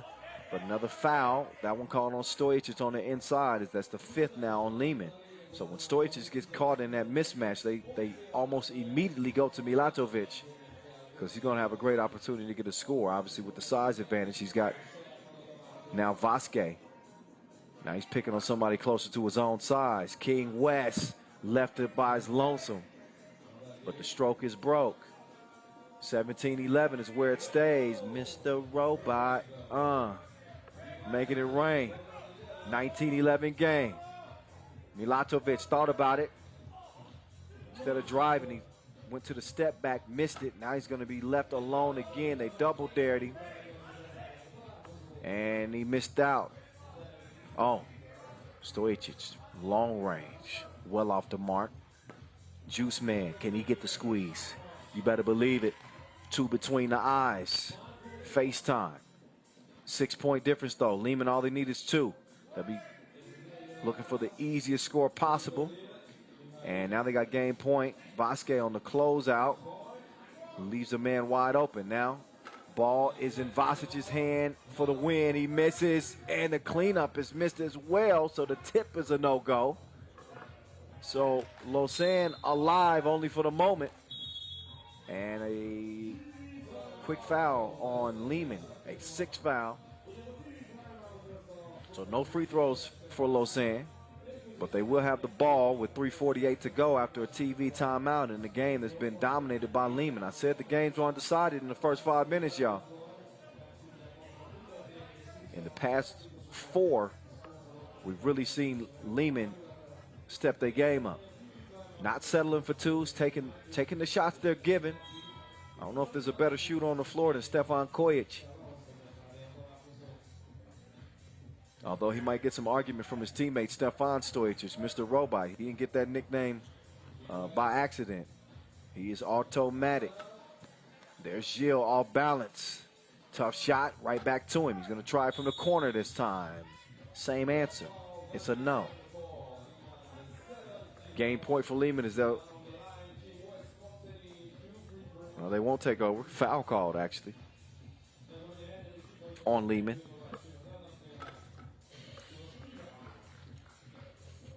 King West gets it down to a 6-point game, and that's where it's going to stay, a 6-point game. Game point for the Serbs. Here come Liman. Mr. Robot, D'd up. Look at the defense there from Gilles getting off his feet, but they leave Vasquez open, and Vasic, not necessarily his forte, shooting from 2 range. King West comes up short as well. He's abbreviated on the J. So back to it come Liman. Same spot, same result. The stroke is broke. Vasquez, he couldn't throw it in the ocean right now. So game point is where it stays. Liman looking for that 2 ball, and there they go. It's the 3rd opportunity. Is the 3rd time to charm? No. He's missing like a ghost town. Vasquez got to get a ball up. Let somebody else shoot.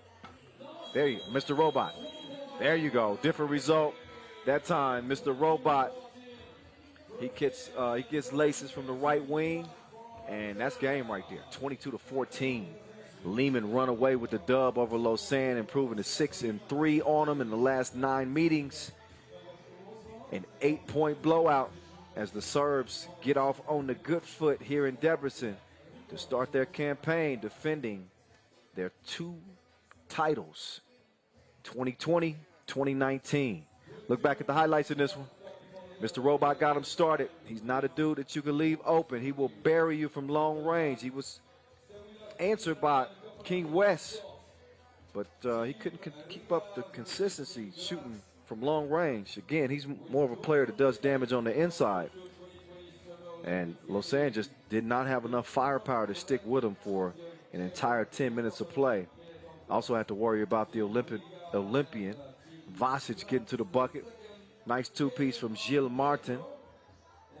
But no defense and no answers ultimately for a Liman team that looks to be at full strength. They got plenty of firepower, and it was on full display. There's your game winner right there.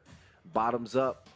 Stefan Stojic and company run away again with an 8-point dub to start day 1 of 2 days of action here from Kossuth Square. What a shot.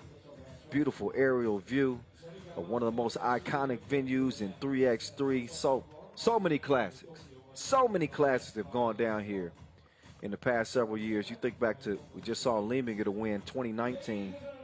That Maxim Kovacevic one-man takeover was just unbelievable. That comes to mind. We had a couple of classics in the Doha Masters champs, Riga, Carlos Lasmanis and Norris Miezis with heroics at this stage before. We'll see them as the day progresses. 7 of the top 10 teams in the world lacing them up here in Debrecen. As we get on to game number 2. I mentioned the Latvians, here they come.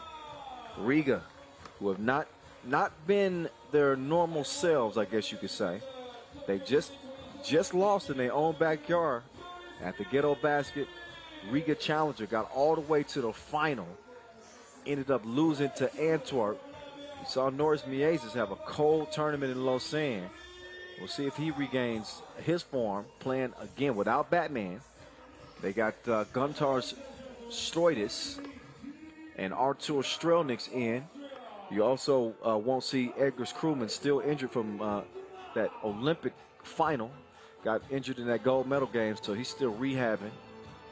Hoping to have him back within the next month or so. Such a huge part of Riga's success over the years, so wishing him a speedy recovery, good health. What up, crew? Meantime, here come Graz. They opened some odds at the Olympic qualifying tournament in Graz, Austria. They got some players on this team, too. But they end up finishing 8th at the Lausanne Masters. They were able to make it to day 2. But they scored 7 points in the quarterfinals. That ain't gonna get it done. They're hoping for a better showing this time around. There's Philip Kramer. He will put you in a body bag. He led the field in dunks in Lausanne, but dunks don't amount to wins. I bet he traded a few of those highlights for a few dubs. We'll see if they can get one to start things off. Our officials are in place. Ref Yasmina, Ref Ed. They official without the whistles.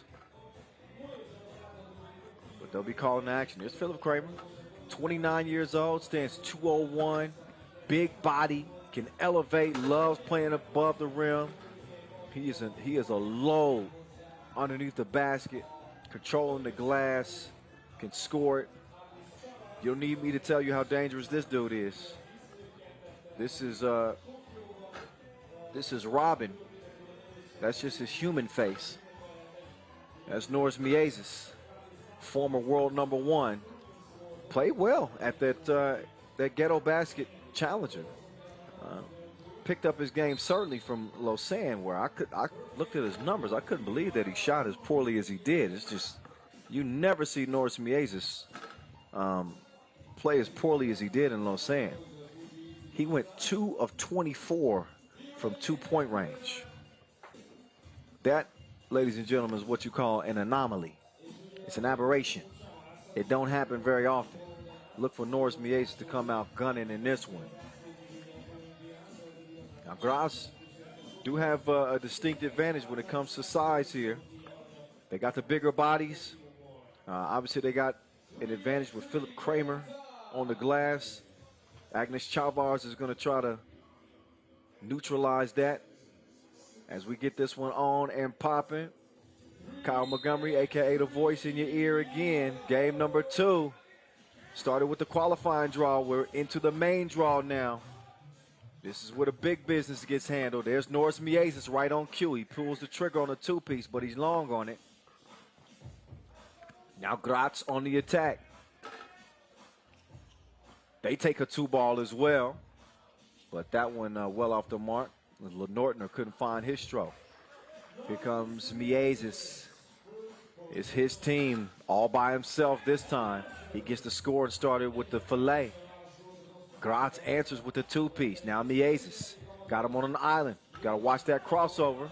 The running hook from Miezis off the mark. Chavars cleaning up the mess, the fadeaway. Ball back over to purple. Lenortner top of the key. He's going to move right. He's got Kramer down on the block. He gets it to him late in the shot clock. Got to get something up here. He does. Shot is short, though. Cookie back in Miezis' hand. He waits for the screen. He's moving left. He gives the cookie up. Strelnick's though. No hesitation. It ain't that windy. After the air ball, can Graz capitalize? Nope. Stays 2-1.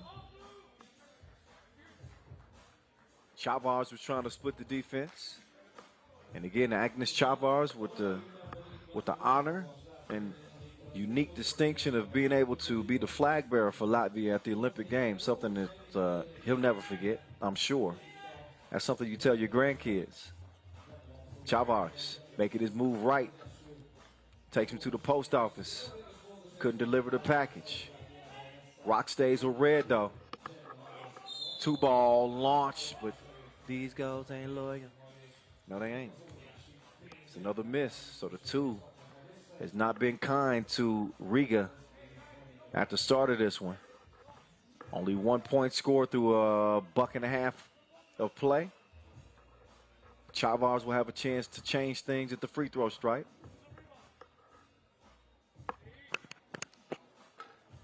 Chavars. No, sir. Graz working on that 1 point advantage. Almost threw it away there. Kaltenbrunner fading away. Touches nothing. Miezis in and out at him. Oh, FaceTime. He did him dirty. He needs some hand sanitizer. 3-2. Steal from Chavars. Chavars. Nope. Put it up from the logo. Kaltenbrunner will give it up. Lenortner. Entry pass. Foul on the way. Foul number 1 on Riga. Take another look at the defense. Couple minutes in. We got a nice defensive game to start things off. The buckets have not exactly been free-flowing. Kaltenbrunner to the rack. Oh, he blew the crib. You got to have those. Can they make up for it? That they can. The soft floater is good. Martin Tramal getting the job done. Miezis, he pulls the trigger. Stroke is broke. 3-3 it stays. Miezis with the Dito. Oh, offensive foul call. That one called away from the ball. So to go over to Graz.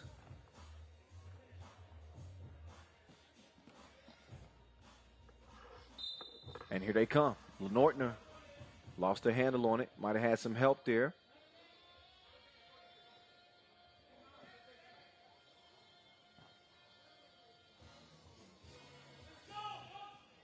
So up top, Lenortner opens the possession.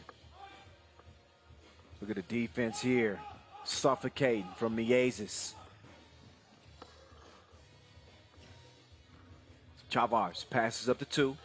Instead, attacks the rack. The running hook is missed. Kramer with the handoff. No. Oh, Miezis doing his dance. He crossed him. He's jaywalking all the way to the rim. Riga in front, 4-3.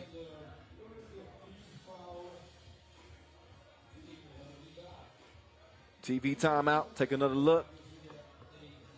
Here's Miezis. I think he fully understands that Riga's going to go as far as he goes. Look at the moves right there. A little in and out. Come get you a taste.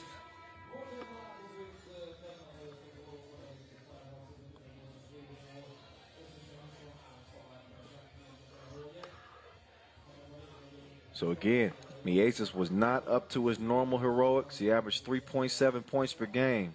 2 of 24 from deep in Lausanne. Riga beat Ub in overtime of the semis of the Ghetto Basket Challenge. They advanced to the final where they ended up losing to Antwerp.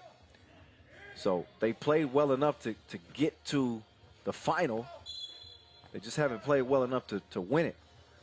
No Masters wins for Riga here in 2021 after dominating 2020. They are the reigning World Tour final champions and arguably the best team in the game. But here in this tournament, they have 2 of their core 4. Again, no Lasmanis as Lenortner shreds the threads. No Lasmanis and no Edgar's Krumans on this Riga team.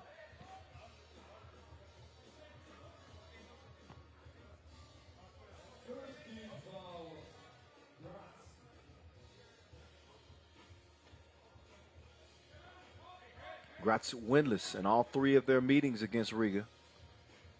Lost to them here in Debrecen at the quarterfinals, 2020. Also in Doha, quarterfinal, 2021, and lost to them at the Lausanne Masters pool phase just last weekend. 5-4, Graz in front. Kaltenbrunner. Oh, nice pass. That was the right decision. They didn't finish it. Chavars quick to the corner. He releases and misses.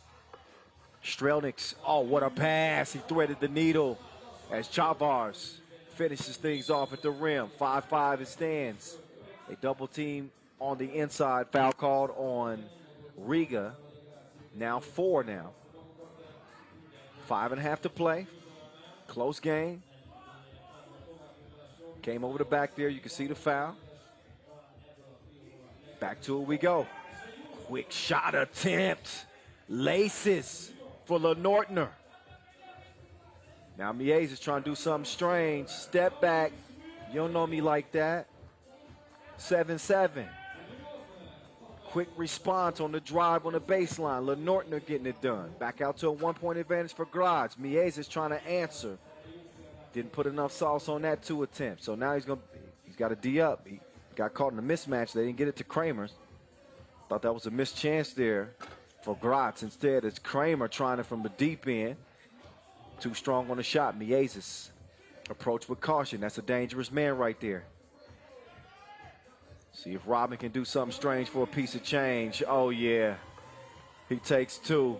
We got action. He's starting to heat up now.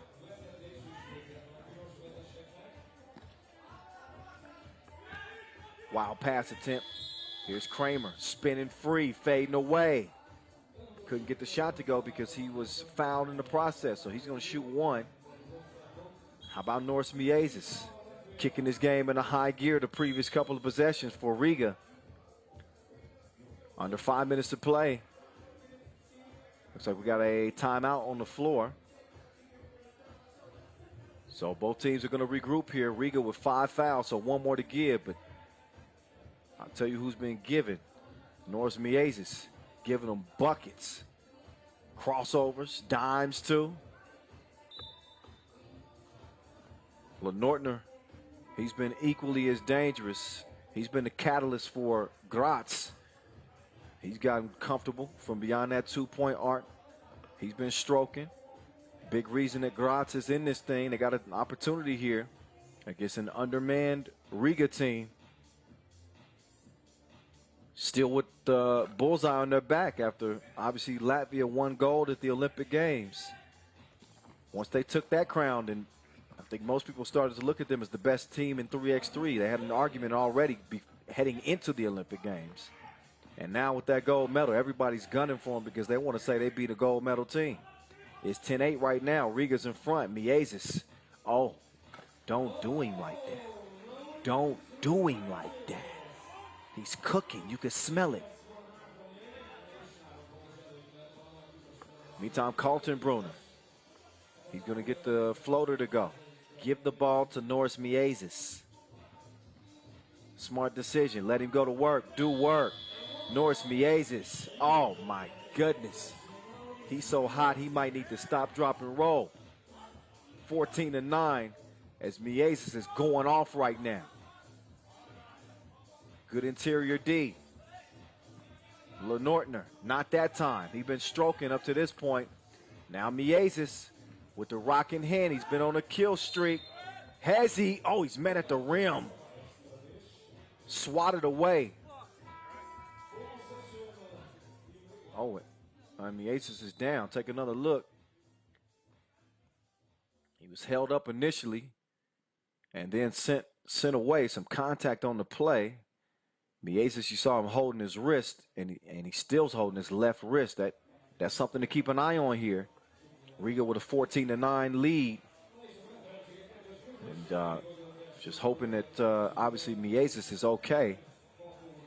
He's been better than okay so far in this game. He came out in the zone. 14-9 as he's carrying the torch literally for Riga Ghetto. They're in front by 5 here, 3:17 to play. We're going to see how Miezis' wrist holds up the rest of the way. Currently, he's not on the court. He's getting a rest, and I don't see him getting any medical attention as of right now, but he may be.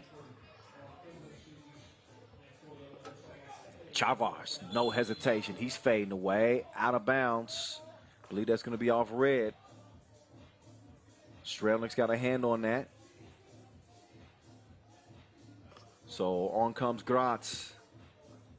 And looking again over towards the bench of Riga.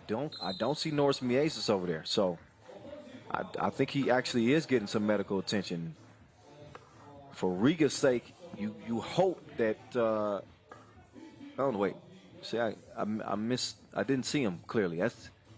That's Miezis top of the key. There we go. Oh, he's good. He's good to go. No worries. I didn't see him there initially. I had a bad camera angle. But now there he is, and he's got another dime piece. Sets up Chavars for the easy score, 6-point difference. Oh, nice up fake. Crafty play there. Gets Miezis off his feet. We saw him holding his wrist. Now he's holding his ribs. Miezis done walked into a battle out here, game number 2, day 1. So Martin Tremal, the 24-year-old, he'll get a chance here at the stripe. 6 World Tour games under his belt.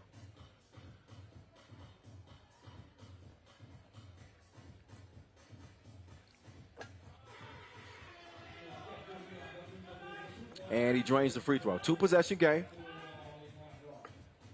4-point difference. Miezis forces a shot, has it tipped. Kaltenbrunner attacking the rim. Great patience as he got Chavars off his feet. And Graz is going to get a warning. You saw him defending in that semicircle after the made bucket. That's something you cannot do. Got to give the rebounding team an opportunity to get the rebound and clear, start their offensive possession. You see the patience there from Kaltenbrunner. And then you see a 2-piece. I don't know who hit that. I just saw it go through the nets. 17-12. Riga likes where they stand right now in pole position. Not quite comfortable, though. Only a 4-point lead here. Oh, Strelnick's international banking. He goes glass from long range, 19-13. Looking for another one. Other side this time. It's a no for me, dog. From the corner, a miss. Rebound is confiscated. Miezis on the bench. Strelnick will swing it. Tough shot.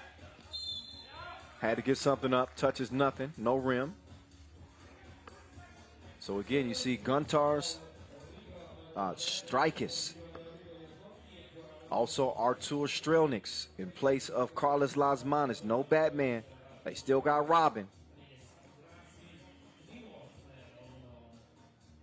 Also no Eggers Krumans.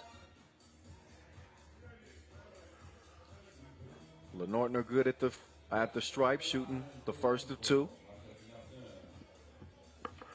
Been a great spark for Graz in this game. Normally, Philip Kramer's doing most of the damage, but this has been the Lenortner show.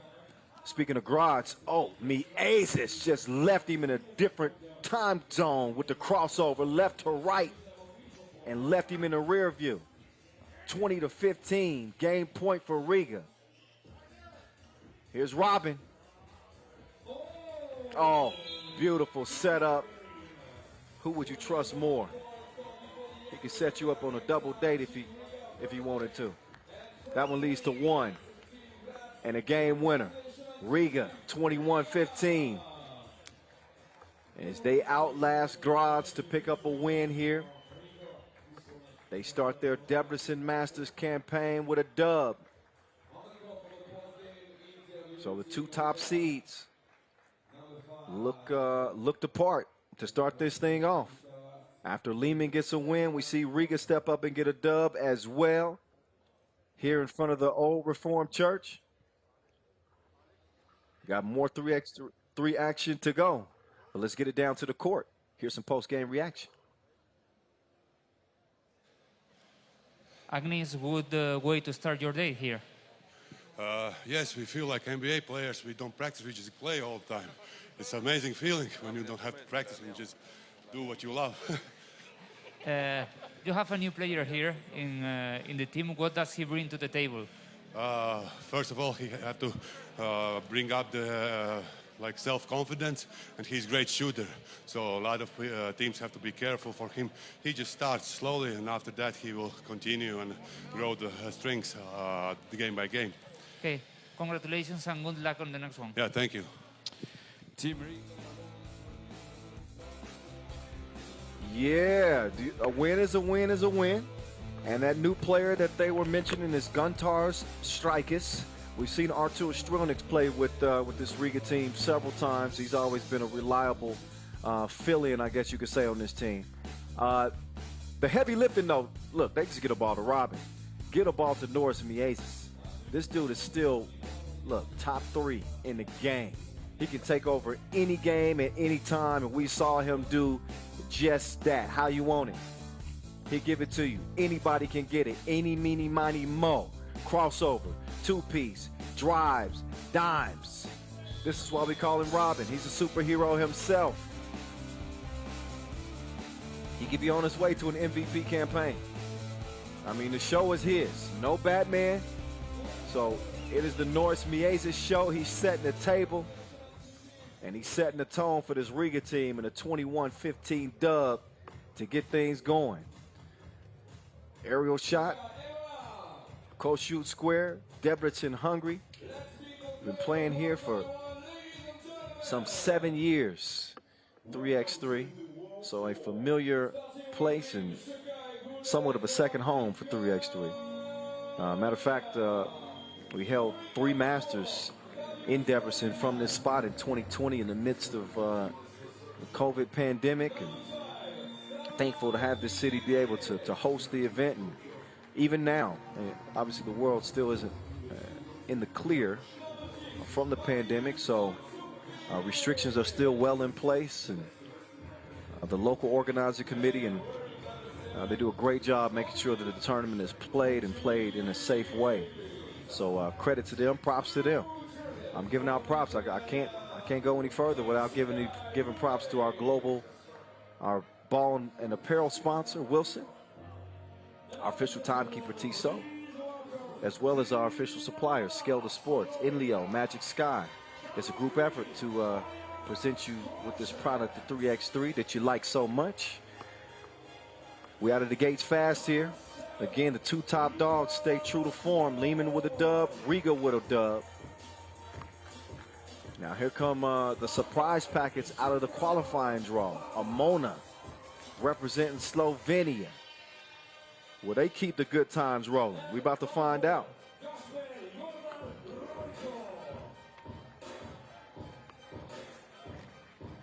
Here they stand.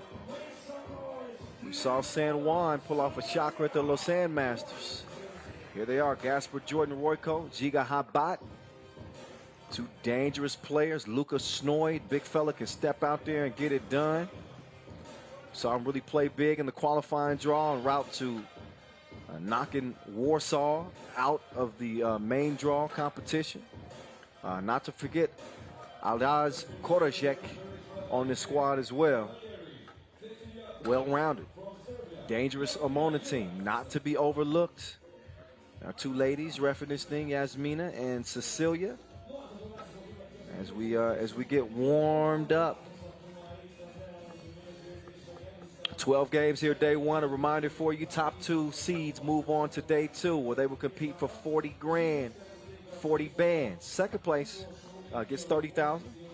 Third place gets 20. Fourth place gets 12. Fifth place gets 8 grand. That's the way we're doing it. The bag's getting bigger in 3x3. We'll get our first look at Šakiai Gulbelė, the lethal Lithuanians, and Aurelius Pukalis. Šakiai Gulbelė, they took 3x3 by storm. In case you forgot, back in 2019, they were the new kids on the block. Got their first Masters win in Montreal, and had been looking to get back to that form. Hadn't been able to get a Masters win since then. But any tournament that this team is in, they got a chance. I think they got a good chance. I think you can consider Šakiai Gulbelė a favorite here in Debrecen. One of the favorites, right up there with Liman, right up there with Riga, right up there with Ub. You know, these are squads that have proven to be just slightly better than the rest. We'll see what we get in this one as the game is underway. No hesitation on the 2 release to start things off.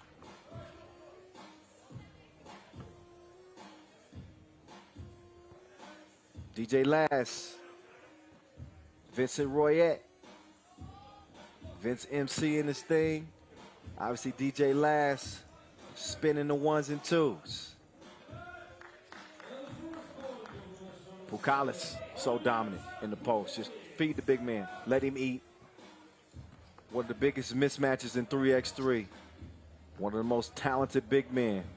Outstanding touch, can handle the ball, but he is a terror on the block. Big frame too. He can really do damage in that pick and roll. That time he gets sent to the floor as he gets up close and personal with Enlio.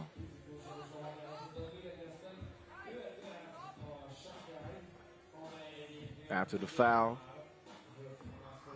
ball over to Šakiai Gulbelė.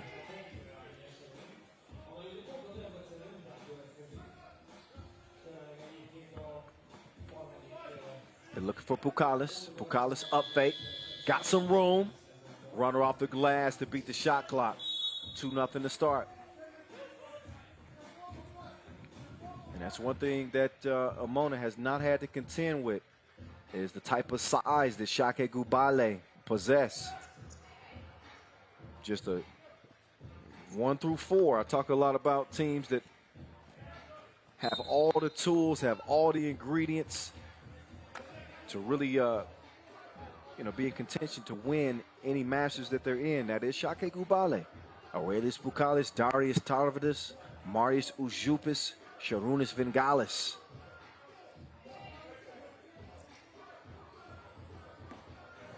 All players that have played well together and really have established great chemistry. They've become a unit in the past 2 years. There's Pukalis. Decides against the left-hand layup.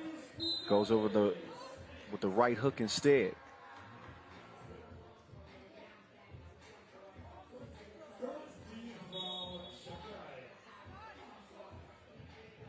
Third team foul on Šakiai Gulbelė. They played at the Ghetto Basket Challenger in Riga. They ended up finishing 3rd there. So didn't quite accomplish the goal that they had in mind, but a 3rd place finish with those type of teams is something to speak of. Meantime, you saw Vingalis cash in from 2 range. No defense, though, as Emona will answer right back. Now Pukalis bottoms up from the corner. 5-point advantage for Šakiai Gulbelė. The Lithuanians heating this thing up here at Kosciuszko Square.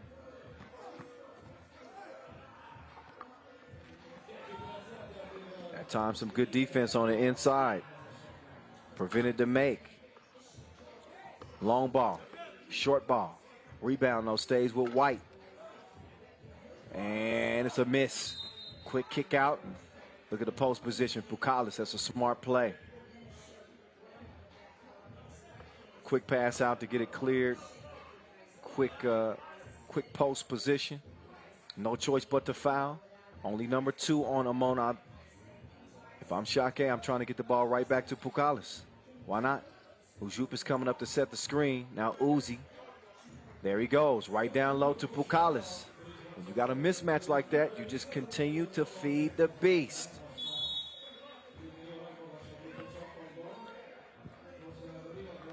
Give me foul there.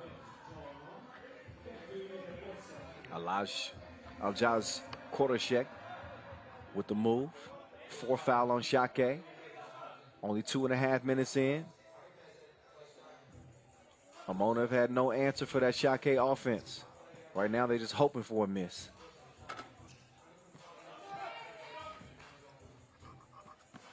After the step back is short. Down low. Goal to the Lithuanians. Darius Stanavadis.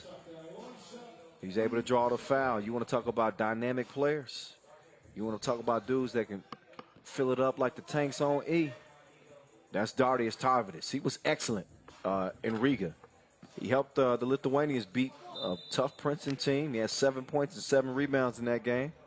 Actually led the entire field in player value, did Tarvidis at that Ghetto Basket Riga Challenger. They ended up losing to Riga in the semifinals by 6. Couldn't stop Norris Miezis. That's for then. This is for now, though. 8-2 game is what we have in the present.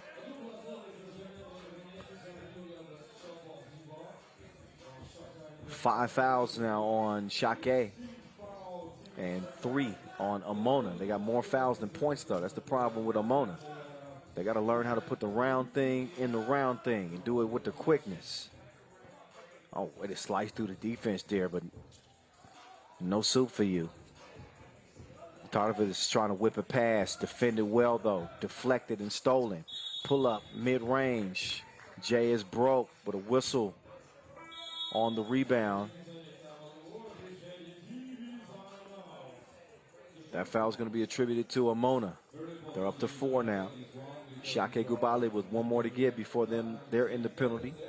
But so far, so good. They lead it by 6 in our first TV timeout. Most of the damage has been done by Aurelius Pukalis, the big man with the up fake, driving to the bucket. He's been cleaning the glass like crazy. Also defending the rim as well, although that particular time, no defense but plenty of offense as he reestablished post position. Šarūnas Vingalis, quick clear, the rotation and the splash. And then finally, Pukalis, the big fella, testing the deep waters from the corner, and that's how we got to where we at, 8-2. Pukalis giving some space, but he couldn't give him a taste. Now it's time to D up. If you're Šakiai, nice move. Finishes with the scoop. I like the flavor. 8-3.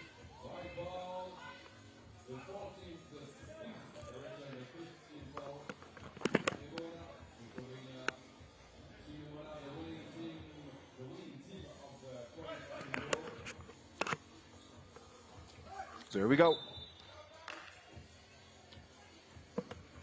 Good defense. Tipping that one away. 5 fouls apiece. Just over 16 to play. Darius Tarvidis spreads the floor. He sets up on the left wing. Was trying to work the backdoor cut. Foul call as Aurelius Pukalis continues to wreak havoc. No more to give here for Emona. With 6 minutes to play, if I'm Šakiai, I'm giving him a heavy helping of Aurelius Pukalis. Šarūnas Vingalis. Oh, nice touch. Oh, that was actually Tarvidis, excuse me. Tarvidis using that length to finish at the rim.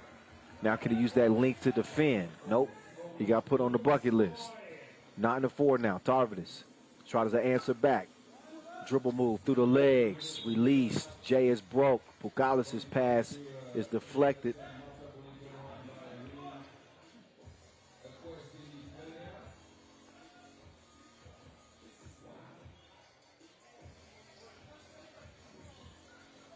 Back at it they go with a fresh shot clock. It's deflected with a foot. Oh, yeah. Laces. Šarūnas Vingalis. He's got the hot hand right now, 11-4. Šakiai Gulbelė, comfortable lead, still comfortable. 6-point advantage and another foul on the inside. They cannot do anything with Aurelius Bukalis. Bukalis standing 205. He's 27 years old, ranked number 1 out of Lithuania.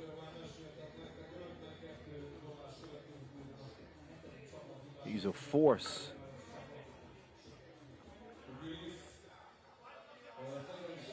First free throw is a miss, though.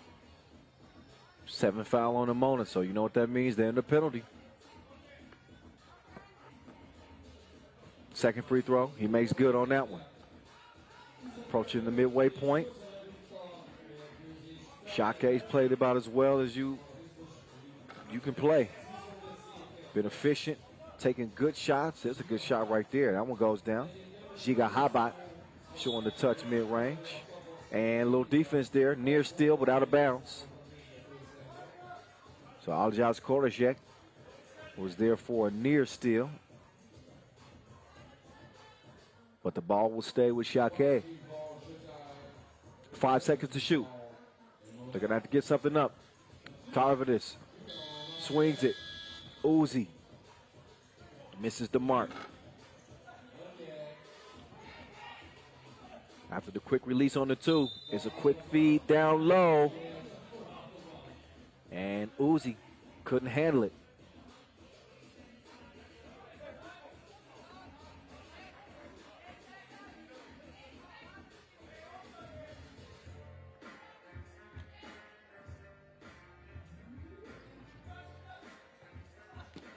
So 7 on the shot clock. Oh, nice pass. That is textbook sharing there. Bukalis, the big man with the vision.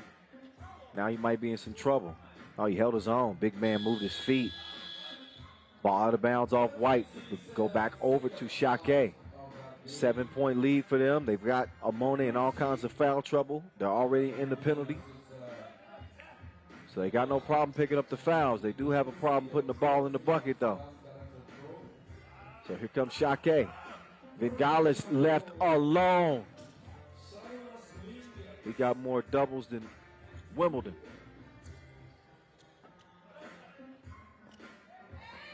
Sharudas Vingalis has been that man. Few 2 pieces. He and Bukalis have been a 1-2 punch that's been devastating for Emona here through about 6 minutes of play. But the 2 ball is the great equalizer. Luka Snoy steps in and strokes one.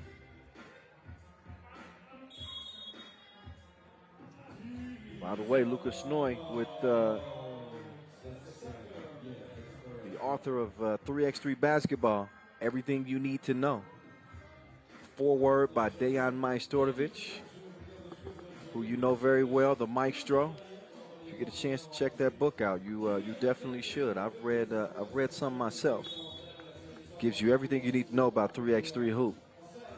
So Luka Snoy putting that knowledge to use between the lines on this 3x3 court. They're going to have to show us a crash course on how to come back from a 7-point deficit. I wonder if that's in the book. 3:55 to play. Šakiai in control and looking for some more. Bukalis. Yes, sir.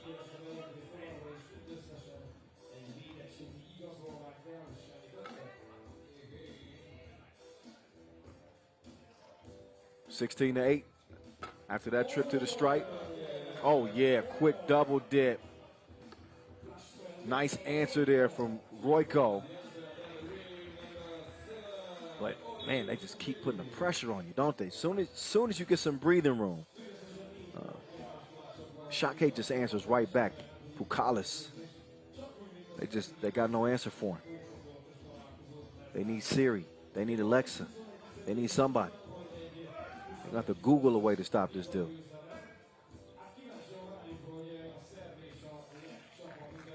And Lucas Noy using the size and the baby hook. Tarvidis, he wants to cross over. Tax the rack. Too strong on the lay. Step back, another 2 ball. That one to the left. Tarvidus now. ISO game. Made lunch meat out of him. He's licking his fingers now, 18-11. Can Tarvidus hold up defensively? Cross-court pass, Lucas Snoy, catch, shoot, miss. Tarvidus steps into that one. Two-piece and the biscuit. So two-piece dinner there for Darius Tarvidus. Scored the 2-ball. Take another look.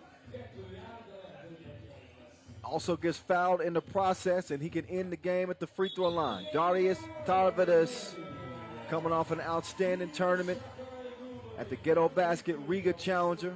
Led everybody in player value. Now he leads his team to a W. A 10-point beatdown. Šakiai Gulbelė treating Emona like some little bros. They said, once you get to the main draw, it's different. That indeed it is. Šakiai Gulbelė, true to form. They make easy work of Emona, who come out of the qualifying draw. Too much Aurelius Pukalis and too much Sharunas Vingalish for this Emona team to handle. Let's not forget about Darius Tarvidus, who was doing his thing as well. It's a group effort, 1 through 4. But in terms of the two top guns, there's one of them right there. Vingalish stepping out comfortably. He made good on most of his looks from 2 range. Talk about the dominance that Pukalis has on the interior, but when you got a big his size that can also step out there and show that range, show that touch, it opens up the floor. Versatility is king in 3x3. Big's got to be able to do it all, and Pukalis can do that. As a matter of fact, he did that en route to a 10-point W for the Lithuanians. Great passing, great defense, and great shooting. You combine those 3 things, and more than likely, you're going to come out of that thing with a dub. And that's exactly what they did. Šakiai Gulbelė. So not only Šakiai Gulbelė, but Riga and Liman also getting wins in their first contest here to start the day. And we are just getting rolling. 3 games of 12 down here in the main draw. Top 2 advance to play tomorrow. There's going to be 1 team left out in each group.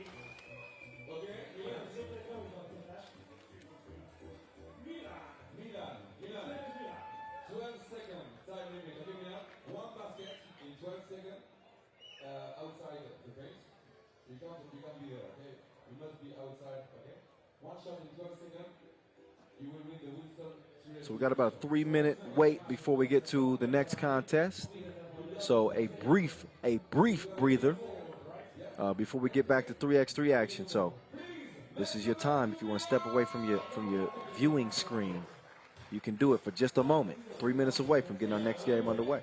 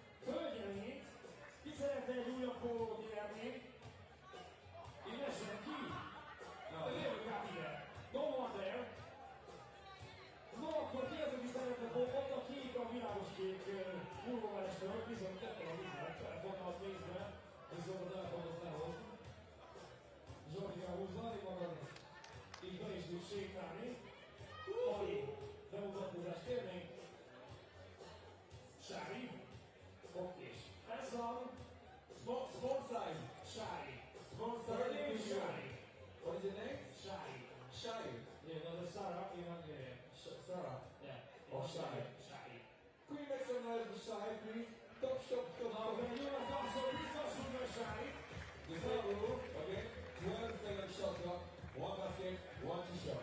No basket.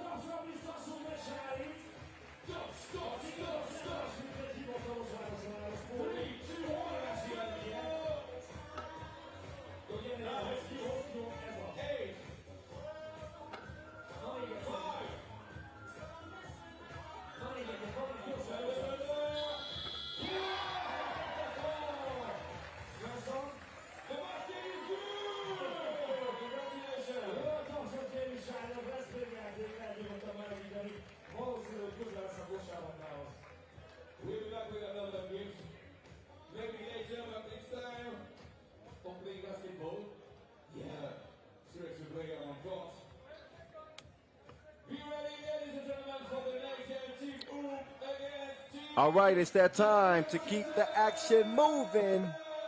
We're going to get another Serbian squad stepping up. How about Ub and Debrecen? Ub, who made it all the way to the Lausanne Masters final, only to fall to San Juan. But they come out as dangerous as ever. This new look Ub team, represented with one of the sharpest shooters in all of 3x3 for many, many, many years. Goes by the name of Dejan Majstorovic, the Maestro. So we're going to get a look at them up close and personal here in front of the old Reformed Church. There's Miroslav Pajšajlić on this Ub team. Straight killer. The Beast. Marko Brankovic. Wiry slasher who can get it done. Speaking of wiry slashers, he can embarrass you in a hurry. That is Strajinja Stojicic, brother of Stefan Stojicic, and the Maestro, a part of the quartet that won bronze again for the Serbians at the Olympic Games. There they are. They come out in the red. They look ready to go. We're going to see if they start off red hot. They have had their hiccups, but the early results show that they are a team to be reckoned with. They played at the Ghetto Basket Challenger this week as well. They finished 5th. They lost in the quarterfinals in overtime to Riga, did Ub. So nothing to be ashamed about losing to Riga in their own backyard. Nothing to be ashamed about losing in the final to San Juan team. I mean, they were hot, dominant. But now's the time to see if they're going to right the ship. Now we're going to see if they can start off on a good foot like the higher seeds have done up to this point. If you're not following us on social media yet, please do. At FIBA 3x3, use the hashtag 3x3WT.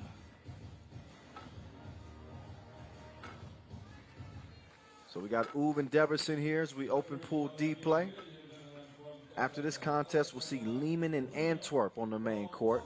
As we get back to Pool A, so our officials, Alexander and Ed, they'll be keeping the game clean and keeping everything copacetic.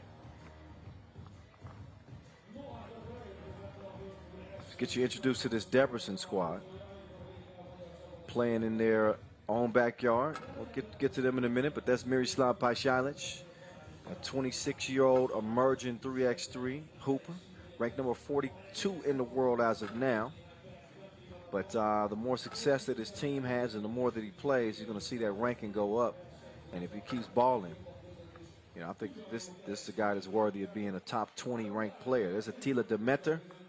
We've seen him come up over the years in 3x3 from the youth categories, U23, U18, representing in the national competitions. We saw him nearly lead Hungary to an Olympic berth. From here in Debrecen, they ended up losing in that final to the Belgians. But he's really matured as a player. So Attila Demeter is joined by Christian Benki, also Christian Hargatai, and Juros Rosic. That's the 4-man squad representing Debrecen.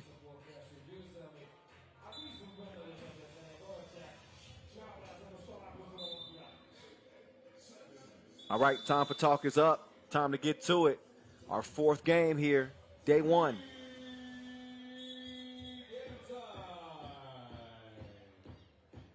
The Maestro, he'll open the possession for Ub. And here we go, Strajinja Stojicic. He's got the cookie in hand, quickly gives it up to Brankovic with the one-handed spike to start things off. Foul off the ball, that one called on Brankovic. Good action though from Ub to get things started. Brankovic showing a little bunnies too. He's well rested. Big difference maker on this Ub team, by the way. Oh, you lost something. 4-3 in the key call there. If that wasn't going to be the call, I think the Maestro was going to try to tie him up there in the paint. And as you know, jump ball always awarded to the defense. Tough shot. Strahinja Stojic, it's great concentration. He's able to bury that one. 2-0 to start here for Ub. Out of bounds that one goes.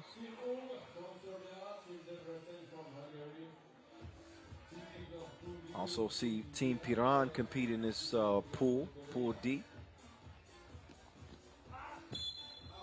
It's not a lock by any stretch. I think 1 through 3, any one of these teams in this group could come out as the #1 seed. Debrecen, the underdog, even though they're playing at home.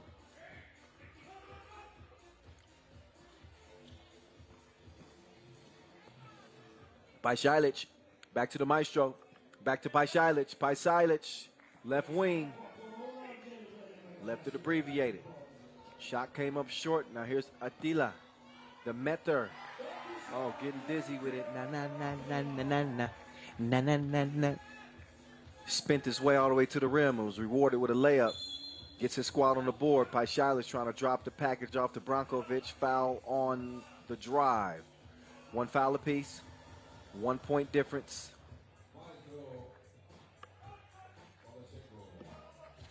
Here comes Ub. Trying to give Strahinja Stojic enough space to go to work. He feeds it down low to Brankovic. He takes a shove in the back, and that's a second foul on Debrecen. Ub come in ranked #1 in the World Tour standings, by the way. Not to forget that. They're the 4 seed here, but #1 in the World Tour standings. Nobody's standing in front of the rim, and that's going to lead to an easy score. Christian Hargatai, the 22-year-old, scoring through the contact. He'll have a chance at a 2-point play here.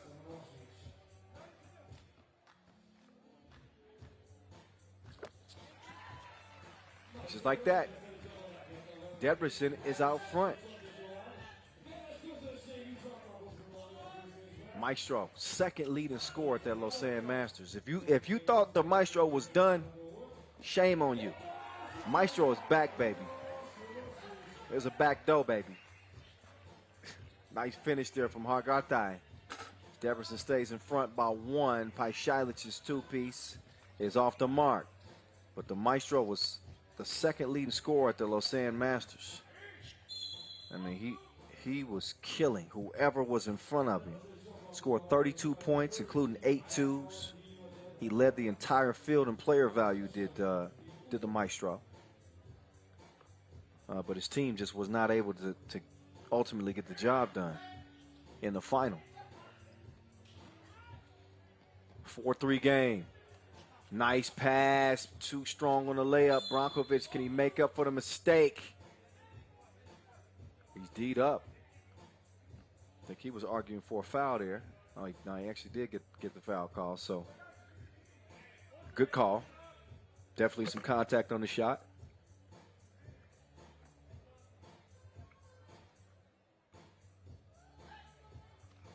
Brankovic cannot make good on the free opportunity at the stripe. Debrecen stays in front. Maestro stays in front of Demeter. Locked him down defensively. Now Brankovic going to the post. Spins right, spins left, elevates. Strong D. Kitchen is closed. No soup. 4-3 it stands. And Debrecen couldn't add to the lead. The fouls, though, are adding up, as that is now a 5th on Debrecen. Ub with 2 fouls to go with 3 points.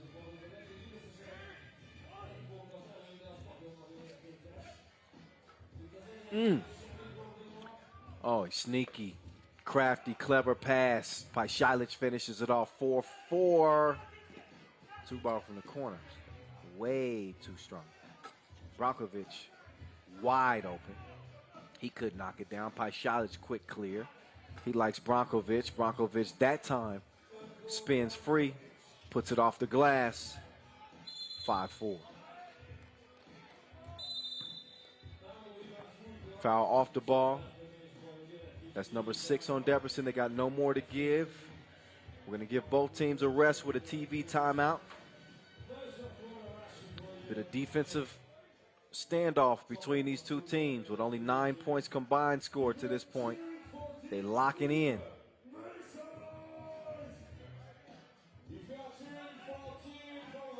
Beautiful passing as well. Both teams. And forget about the inexperience of this Emona squad. They got enough to compete, and that's what they've been doing all day long. Pašalić, he had him with the first move, but he turned right back to him. Maestro, no string music that time. Foul called on the rebound attempt. That's number 3 on Ooh.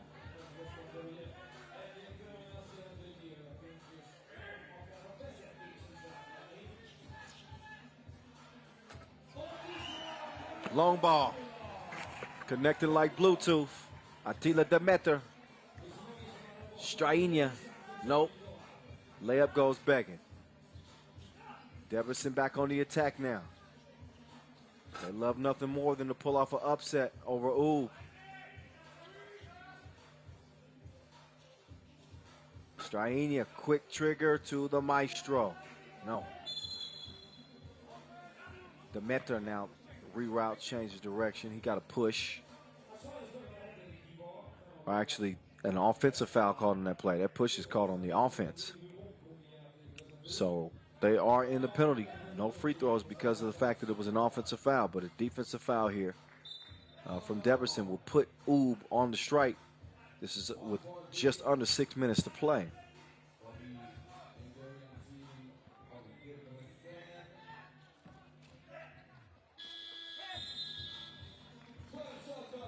Shot missed, follow also missed. Missed chance there for Oob. They trail it by 1 here. At this pace, it's going to be a low-scoring game. Very likely not to reach the limit. It's a 10-minute sprint to 21. This might be a 10-minute sprint to 12 or 13. They leave Brankovic by himself. Wow. The disrespect. And then he rewards him with a shot that looks like that. He just proved him right.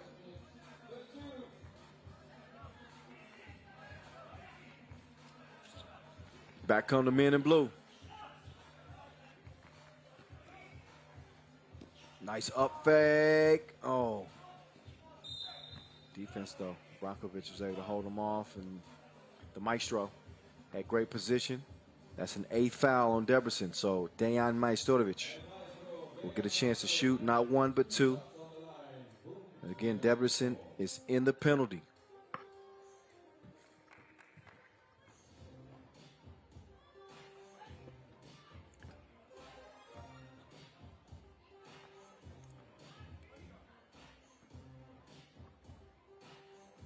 First of 2 from the Maestro. Good in the hood. 6-6 tie. He can break it here, and he does that. Oob in front by the slimmest of margins. Look at the defense here. They'll W quickly and then try to recover. Oh my goodness. That was deeper than Jay-Z's pockets. That was crazy deep.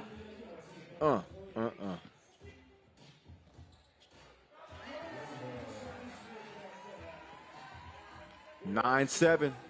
Things starting to heat up now by Pašalić.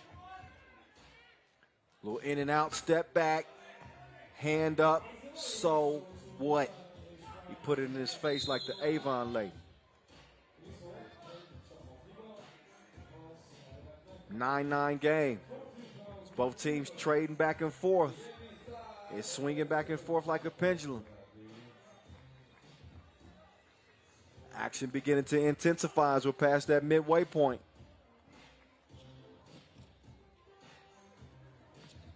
Nice dribble move. Better defense, though, there from Brankovic. Pašalić. He's left alone. You cannot do that. He is a deadly shooter. That's target practice for him. Pašalić checks out. I think he was shocked they left him that wide open. So, okay. You gotta look at y'all scouting report. Under my name, it says shooter. Tough shot there after the up fake. Osic couldn't get it to go. Here's Demeter. He hasn't cleared it yet.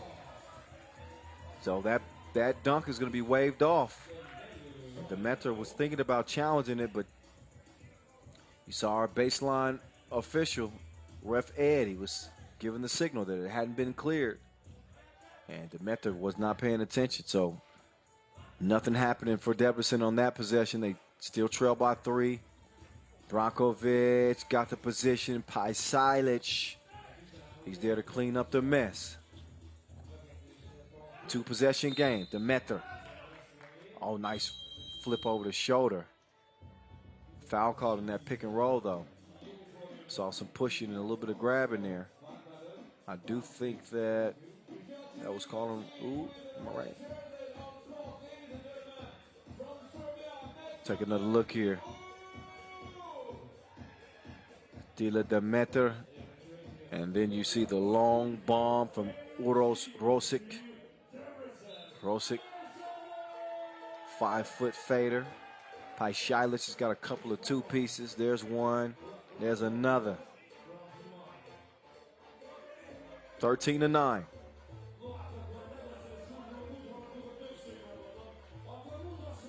Here we go.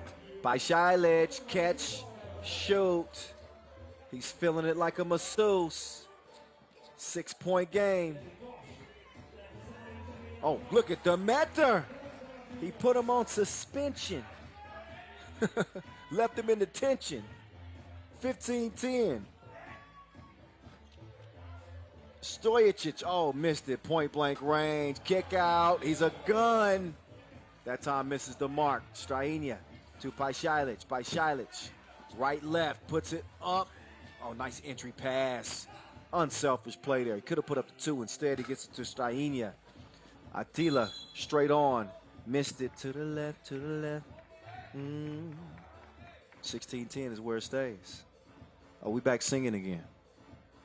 It's going to be one of them days. You know, somebody asked me, they said, can you really sing? You know, I don't really be showing all my talents on the mic for y'all all the times, but you know, sometimes, can you woo, woo, woo? Oh, don't get me started. Can you woo, woo, woo?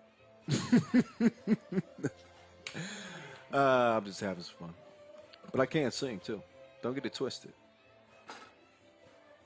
Brankovic, no string music that time.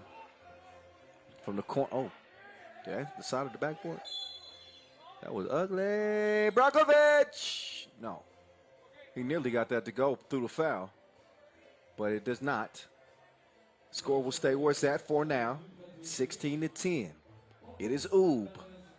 We're really seeing a changing of the guard in terms of Serbian pro teams. You don't need me to tell you how dominant Novi side has been over the years in 3x3, but once the big split happened and Dejan Majstorovic came to Oob and Dusan Bullet has opted to take his career elsewhere for now.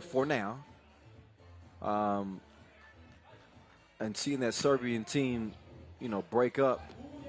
Oh, wow. That would have been a filthy dime. Marko Savic as well. You know, we saw that team win 21 Masters, win the World Tour Final 4 times, and now they've spread out. So it's really up for grabs in terms of Serbian supremacy. That's no disrespect to the Limans of the world who are saying, wait a minute, we're the top-ranked team. We dominate the Serbian 3x3. We'll see. Lima's got to get a win here in 2021. I happen to think that it's wide open. I think the talent is that spread out. In any case, 17-10 game. Make that 17-11 as Demeter goes off the window. But under 2 minutes to play here, and it's Pajsilic. Little red light, green light, ski skirt. Gone. 18-11 now. Pass is a little long, and I think that's off blue. Did I go off blue? From my angle, it looked like it went off blue, but I'm not always right in these scenarios. even when I'm right up on the action. In case y'all didn't know, I'm actually broadcasting from my living room. We've been going at it since about 4 a.m. local time. It's mid-afternoon, late afternoon in Debrecen, I believe. We get the job done. I ain't complaining. I'm having a good time. Look at the hezzy, the Meter going up on a Tuesday. It's a Saturday, right? You got the point. There's the Dido playing the passing lanes. The Meter looking for another drive to the rim. His pass is deflected, though. As Oob is closing in on what looks to be a sure W. Not done yet, 6-point game. And here we go. Tough shot off the curl. Doesn't happen. Strainia with the cookie in hand. Cross-court pass to the Maestro. So there's Dayan with the Maestro. Oh, good D there, Maestro. Thought he might get beat on the drive. Leads to a miss. So with under a minute to play, look for Oob to go for, well, I thought they might go for 2. Wouldn't be a bad decision. And they just want to get the dub, and they do. Before the limit, it's cleaned up. Strainia is able to score it off the glass. And a 21-12 win. Oob cruise into the winner's circle to start their play here in Debrecen. Easy money against the local hosts. Each team will play a couple of games here. Day 1, as you know, 3 teams per group. Top 2 from each group advance. Take a look back at the highlights in this one. Demeter, he was in his bag, but he was the only camper on his squad for the most part. Dejan Majstorovic, he's turned back the clock, hasn't he? He's looking like the 2017 version of the Maestro. And he's got some help. He's got some dynamic players on this team. Marko Brankovic, Strainia Stojic. These dudes are active. They're feisty in the passing lanes. They will D you up. And then they got a young, confident gun in Miroslav Pajšajlić, who also chipped in. Speaking of, here's Pajšajlić doing his dance. Come on out here with me. Brought him out to the dance floor. And then he tried the deep ball. He was drenched out there. Attila Demeter getting the defense all confused. Lost and afraid.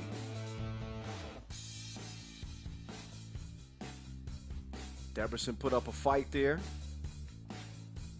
But we saw that lead start to get bigger and bigger and bigger. 7-point game at this point. And while it was a nice dunk from Demeter, this is the shot that dunked them.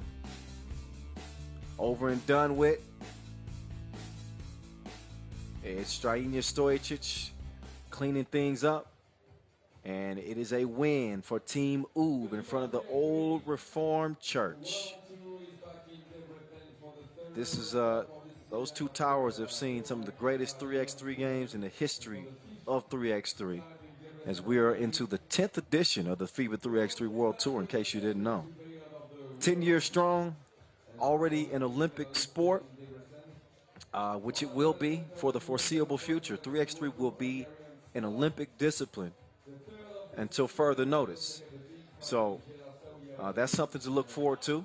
And we got more 3x3 hoop to look forward to as well, but we're going to take a 13-minute timeout. So we'll step aside for a 13-minute break. That is before we get back to it. When we do get back to it, it'll be Liman and Antwerp. But in the meantime, let's look at the top 10 Debrecen's plays of 2020 and a look back at Liman versus Riga in that outstanding final.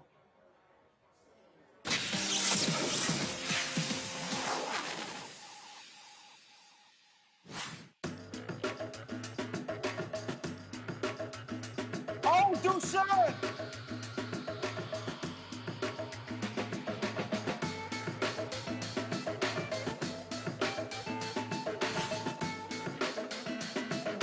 Disco, Damo Jones, he got Uzi on him. He's licking his chops. Oh, he got Pucalis. Did him dirty.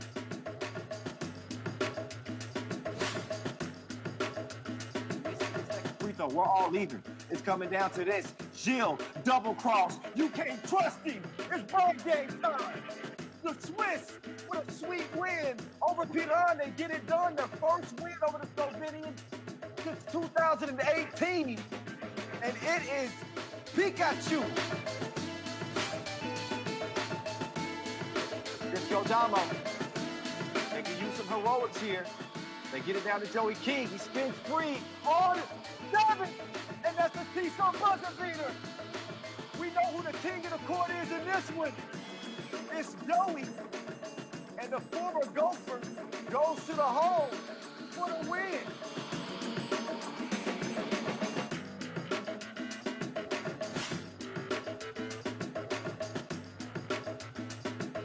Argus couldn't track it down. Oh, Strahinja with the cross and the bang outs. 2 hands for safety. Hey, get that man a follow after that.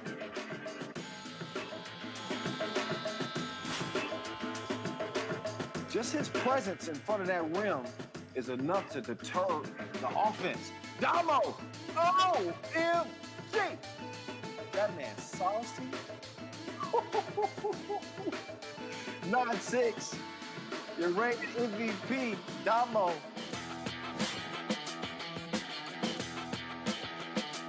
Now Gilles.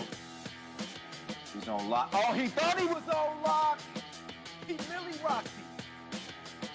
He made the speed through the electric slide.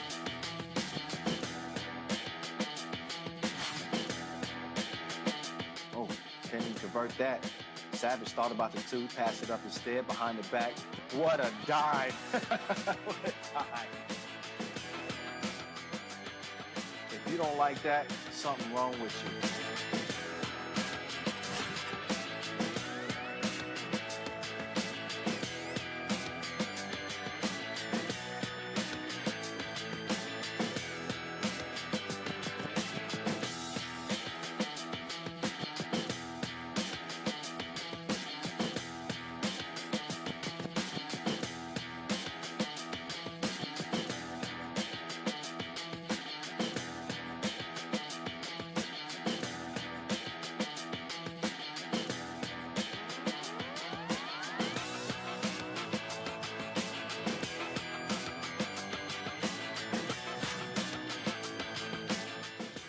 Trying to be a Cinderella story.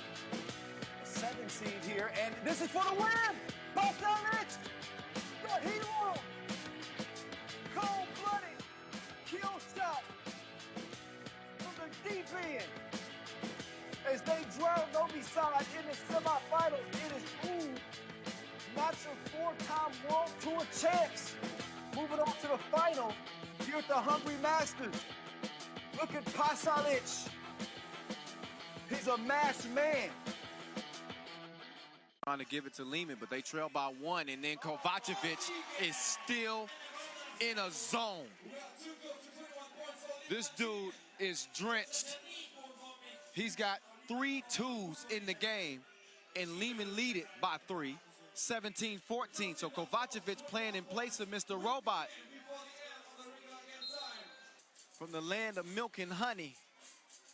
They have been money. Racco with a rare miss.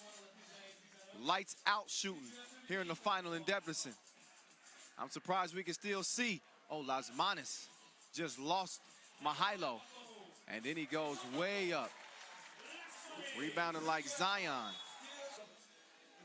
Now Mies is making his move with Racco. Gave him the cross, step back. Oh, Tavares got the rebound, but he's D'd up. Kovacevic with his head bandaged. It won't matter anyway. Who is this man? Oh, but Lasmanis right back.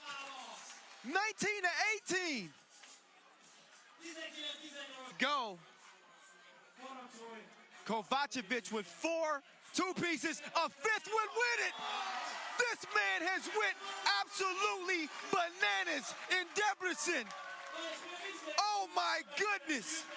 He buries it, money in the grave, and they take it over Riga Ghetto in the final. right in the back, or right in the wrist, I should say, of Maxim Kovacevic.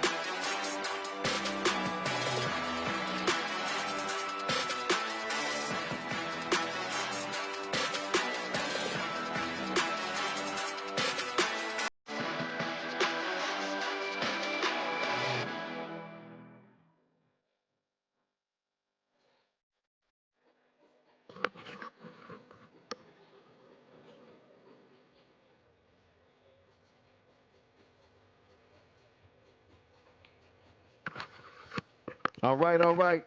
It is that time to get back to the action. What's good, peoples? It's the voice of 3x3, Kyle Montgomery, in your ear. The action continues. We got 4 games down, and we are heading back to Pool A play. And this might be the game of the day. This is Antwerp, maybe the hottest team in 3x3 right now. 3 challenger wins. Their most recent coming at the Ghetto Basket Riga Challenger just this week. They end up, and Thibaut Vervoort just went bananas again. What they haven't been able to do, though, is get that World Tour Masters win. We saw them come up just short in Lausanne, but they've dominated the challengers unlike any other squad. We also saw this team represent games where they finished 4th, but now it's money time. It's the Pro Tour, and as much recognition as they're getting from obviously their Olympic debut, they want to be recognized as amongst the best on the Pro Tour. Here's the opportunity to do that. Can they get over the hump? Can they take it a step further than winning a challenger? Well, we're about to find out. They are definitely on the rise. From that 4th place finish at the Olympic Games, they end up losing in the semis in Lausanne, but they picked up their 3rd challenger win in 2021, as I mentioned, and it was in a hostile environment, and they beat Riga in the final. If you don't got momentum after that, then I don't know what will give you momentum. They did lose to UB in the semifinals in Lausanne. But this team is knocking on the door. I'm telling you right here, right now. And they don't have their normal 4. They will be playing without Rafael Bogarts, but they still have Nick Sellis. They still have maybe the best player in the game here in 2021 in Thibaut Vervoort. And they got the Martian, Thierry Marion. They're joined by Brian De Valk. He's the one who hit the game winner in that Ghetto Basket Riga Challenger in that final. So this is a dude who isn't afraid to take big shots. Doesn't necessarily have to score a bunch of points on this team, especially as a fill-in. But what they do need him to do is hit the open shots, which he's proven capable of doing. Meantime, you look at Liman coming off a win already. They'll have an opportunity to wrap up their day 1 body of work, 2-0. That's the goal. That'll give you the number 1 seed out of the group, Group A. I think this is the pool of death, maybe the most competitive group of them all. And we will see who comes out of this as we get ready to get back to action. Liman and Antwerp. You also have Lausanne in this group, whom Liman beat to start the day. Reminder for you, Antwerp beat Liman by 6 in the pools phase at the Lausanne Masters last weekend. So, this team isn't afraid. They understand what it takes to beat Liman. Takes everything you got. But they rolled the hot hand again of Thibaut Vervoort. We'll see if Liman is able to make the adjustments in this one. Sometimes better offense beats great defense. And a lot of times that's what you see with Thibaut Vervoort. It's not like this dude is getting the open looks. He will pull on you, contest it, drive by you, sets his teammates up. I could talk about this squad all day long. It's better for you to see them up close in person. And another barometer, another litmus test for this Belgian team to see exactly where they stand amongst the elite teams. It's one thing to beat them once. It's another thing to beat them twice in the same week.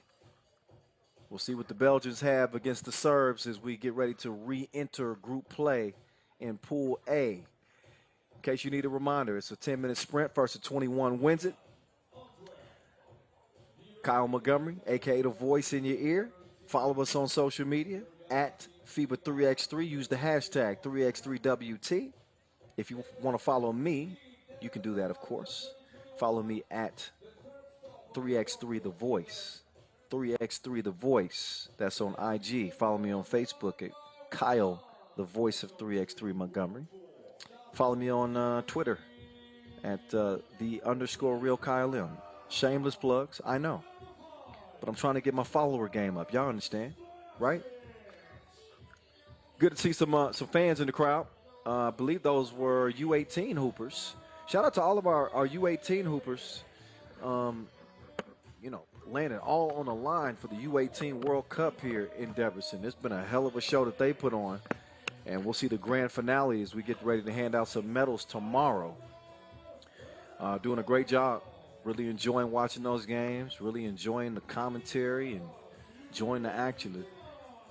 The explosiveness that you see with the young teams. You may not get the cerebral play that you get with the pro teams who understand the game a little bit better. But I'm telling you, in terms of the athleticism, the highlight potential, U18, U23,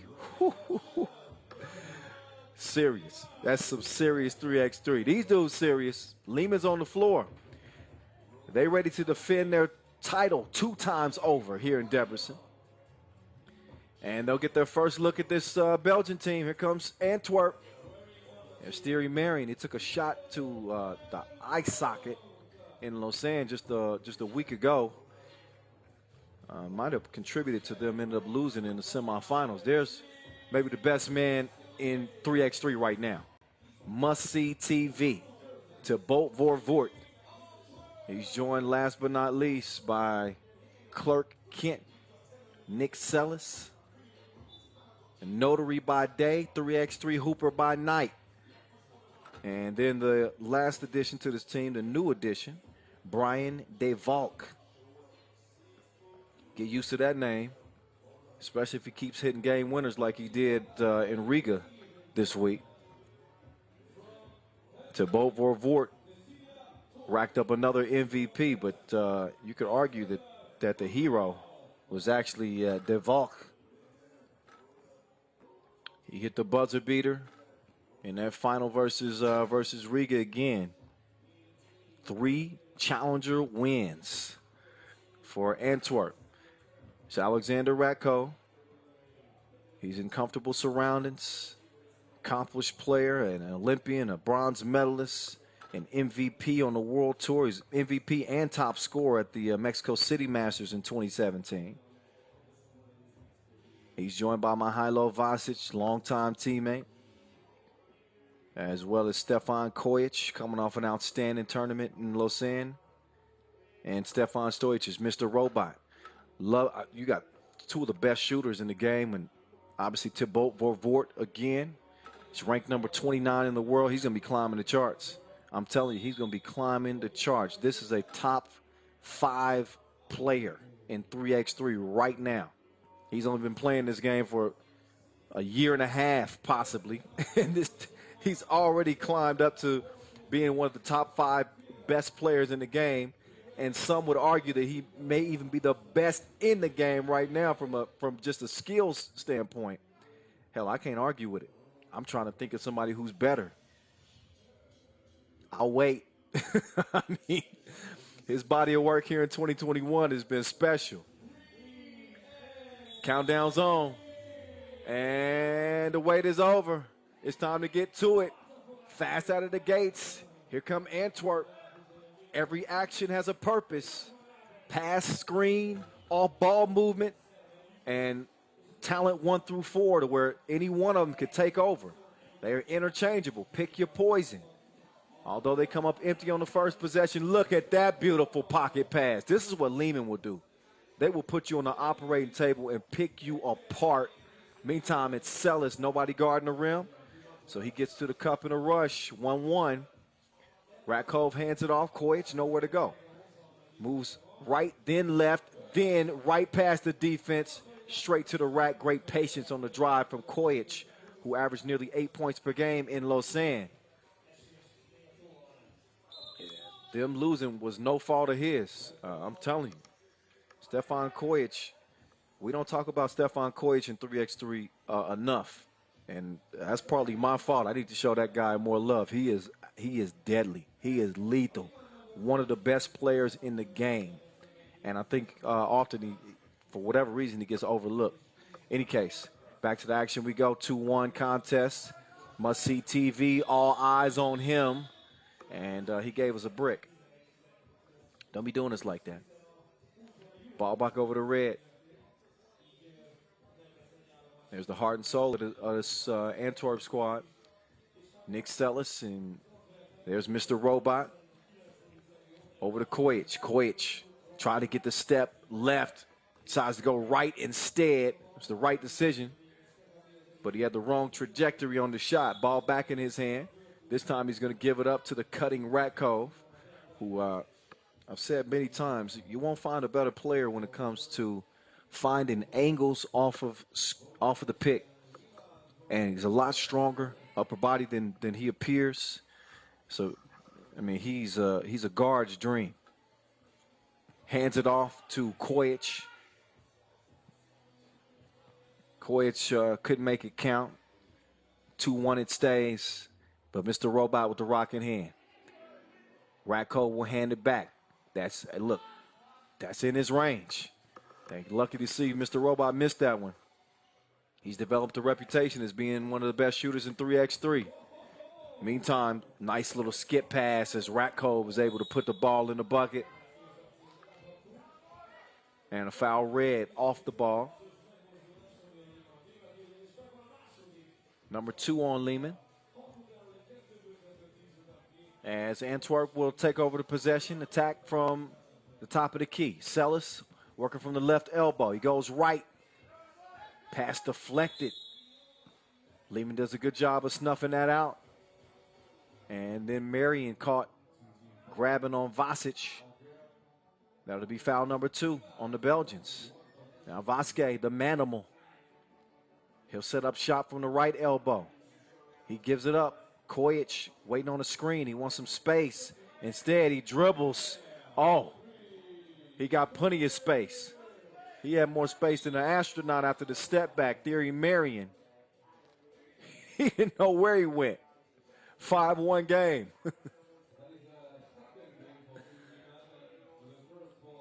Kojic having a seat.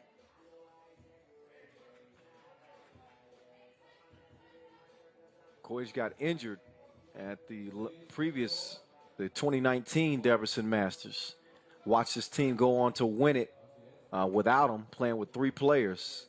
One of the most historic wins at the Debrecen Masters. In the meantime, it's Thibaut Vervoort putting his head down, driving to the cup. He gets past Ratkov, and Ratkov fouls him on the way to the cup. That was in the process of the shot. They didn't get the continuation. So here's Thibaut Vervoort with 3 Challenger MVPs under his belt. He adds a shot from the stripe to make it a 2-point game. Ball is stolen. Sellis, he's going to drop it off. It should have been easy money. The new guy's going to have to hear about that one. You can't be the new guy missing layups. That's how you become the old guy. If you're the new guy missing layups, you become the old guy. No, he's going to become the old guy anyway. Bogarts will be back pretty soon, I'm assuming.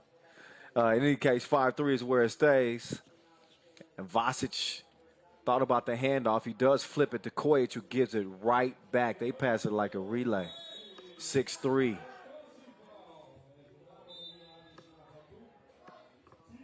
So Liman with a 3-point advantage and only 3 fouls. Timeout as we're under 7 minutes to play in this one.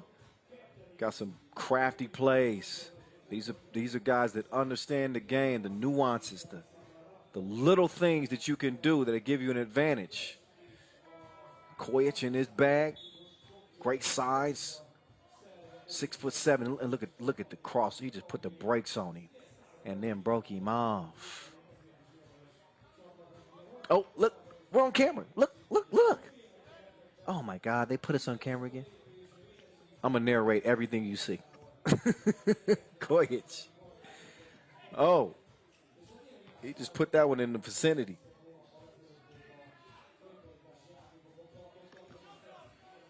That law pass is going to lead to a score. No defense to be found. I don't know what happened to Antwerp's D on that play, but a quick foul on the left side. I think that was called on the Martian. Yep, it's called on Marion.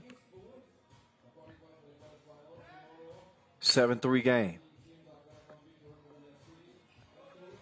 Vasquez will hand it, sets the screen. They mishandled it to the corner The Martian comes back down to earth. Still a 2-possession game. Here's Mihailo.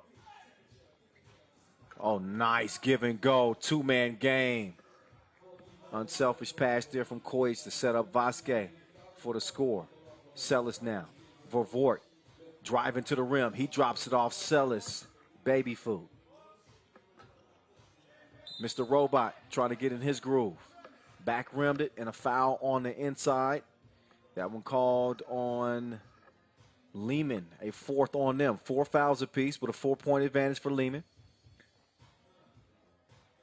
5:50 officially left in this one. Liman trying to get some revenge after this Belgian team beat them in the pools phase of the Lausanne Masters, although they did have Ralph Bogarts then. Just one difference in the roster on this Antwerp squad. And no defense to be found. And then Ratkov, the score and the steal, and then has it taken right back. That score from De Valk.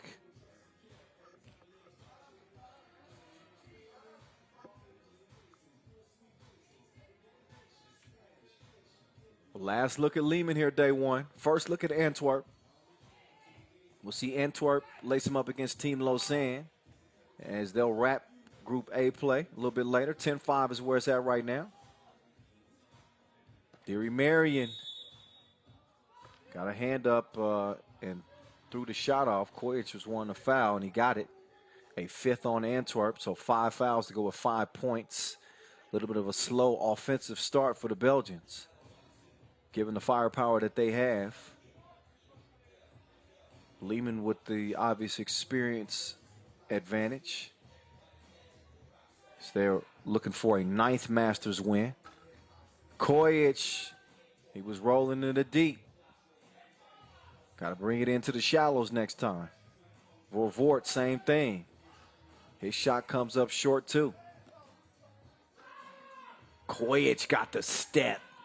Quick move, finishes with the scoop. 6-point advantage here for Liman. They are in the driver's seat. And you just got to be thinking here, it's only a matter of time before this Antwerp offense comes alive. It's not often you see them held to 5 points in the first 5 minutes of a contest. Sprint to 21. May also go to show you that just how big of a part of the offense Ralph Bogarts normally is. They don't have him, so they're reliant more heavily upon Thibaut Vervoort and obviously Nick Sellis, not to forget Thierry Marion as well. Ratkov looking to hand it off. He does. I think Kojic probably would have been a better serve to shoot the ball. His pass is long, and he says, my bad, my bad. So Kojic will have a seat. He's going to self-load for a moment, and he's going to get his head back into the game. Right now, he's got to watch must-see TV, set up Nick Sellis for a miss. Too strong on the layup attempt. Mr. Robot, you know he's thinking about it. You know he's thinking about it. Foul away from the ball. A 6th on Antwerp. So they got no more to give. Antwerp having all kinds of issues here. Trailing by 6. They got 6 fouls, no more to give. And they got to try to find a way to slow down this Liman team who's coming at their neck like a top button right now. And there's right on cue. Laced up. Mr. Robot, 13-5. It might be time for some must-see TV. They might need to flip the channel to Thibaut Vervoort and just let it run on replay. Let your top gun try to get you back in this game. Liman doing it with a balanced effort, as they do. Teamwork makes the dream work. There's a new addition, making an impact defensively. He struggled a little bit defensively, Brian De Valk, but that's to be expected. So he's trying to find his role in the mix in the mix of this Antwerp team. Look at the movement there from Mr. Robot. Always staying active, ready to shoot. Giving the fans a show. There's Vervoort. He shoots. He's going to have to reload. Vervoort held up, though. That foul called on Vasquez. A sixth on Liman. 3:32 officially to play. Liman with a comfortable 8-point lead. Hats off to Liman. It's cuffing season. They've had the Belgians in handcuffs through the 7 minutes of this game. And Marion finally gets a score there to break a drought. And Mr. Robot. Laces. Top of the key. Logo gunning. 15-6 for Vort. Down to Sellis. Sellis using the size, but he can't finish it. He's got Vervoort. Vervoort, quick trigger. Shot comes up Kevin Hart, though. It's short. So the game will stay at a 9-point difference.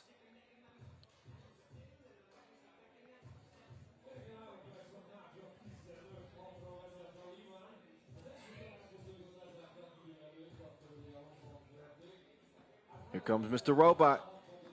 Goes to the spin move. Has it knocked away. Sticks with it, and he sticks the layup. Look at the defense here. Ratkov got a hand on it. Over to Mr. Robot.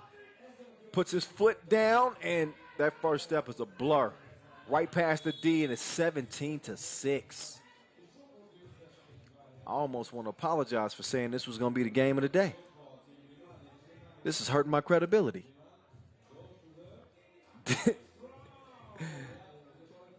Man, Liman got Antwerp in a headlock right now. They're giving him a nuggie. 17-7. It's still a double-digit lead here. Liman just 4 points away from cruising to a 21-point game. A couple of free throws, though, make the score a little bit more respectable. Still a 9-point difference. Oh, Vasquez D'd up. Vervoort with the hang time. 2.5 to play. They got to get some twos going and get them going quickly if you're Antwerp. Or if that's what you want to do, that's fine too. They'll take the layup. So De Valk gets them within 8. But that defense is not going to get it done. Vervoort trying to clear some space. He's got Ratkov defending. Sellis now faking the pass, making the lay. Quick kick out. Ratkov saying, come get it. I don't want it. He's not the best ball handler. He does track that down. Oh, I think he stepped out of bounds. Yep, that'll be a turnover. But no worries for Liman right now. They lost by 6 to this Belgian team in Lausanne. And they're losing by 8 now. And a quick foul.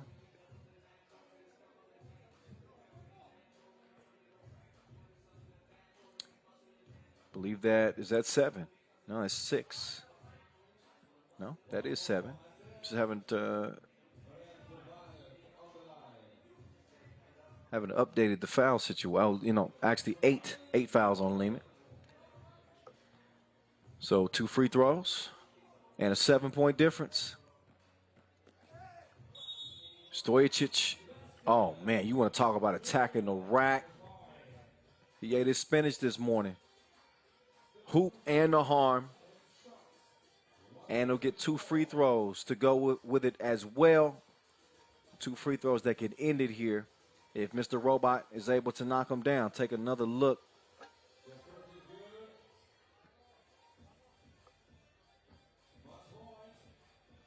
All those push-ups and shoulder presses paying off for Mr. Robot. He has been rebooted, and he's got Liman heading back to the hotel. 2-0 here, day 1, as they blow the doors off Antwerp, 21-11. This was one of them big bro, little bro type games. Liman asserting themselves and saying, "You're not there just yet, Belgium boys. we still the class of 3x3. Step your game up. Yeah. Again, 21-11. They get the job done. Standing by on the court is the manimal himself, Mihailo Vasquez. Let's hear what he has to say after a 2-0 day one for Liman. Team Riga from Latvia. Next game. Mihailo, again back in Debrecen, back in the quarterfinals. Yeah, of course, it's always an honor to play here in this crowd. We won here 4 times, so I can say this is our favorite city on World Tour, and we feel here like home. Thank to all the fans. Okay. Congratulations and good luck tomorrow. Thank you.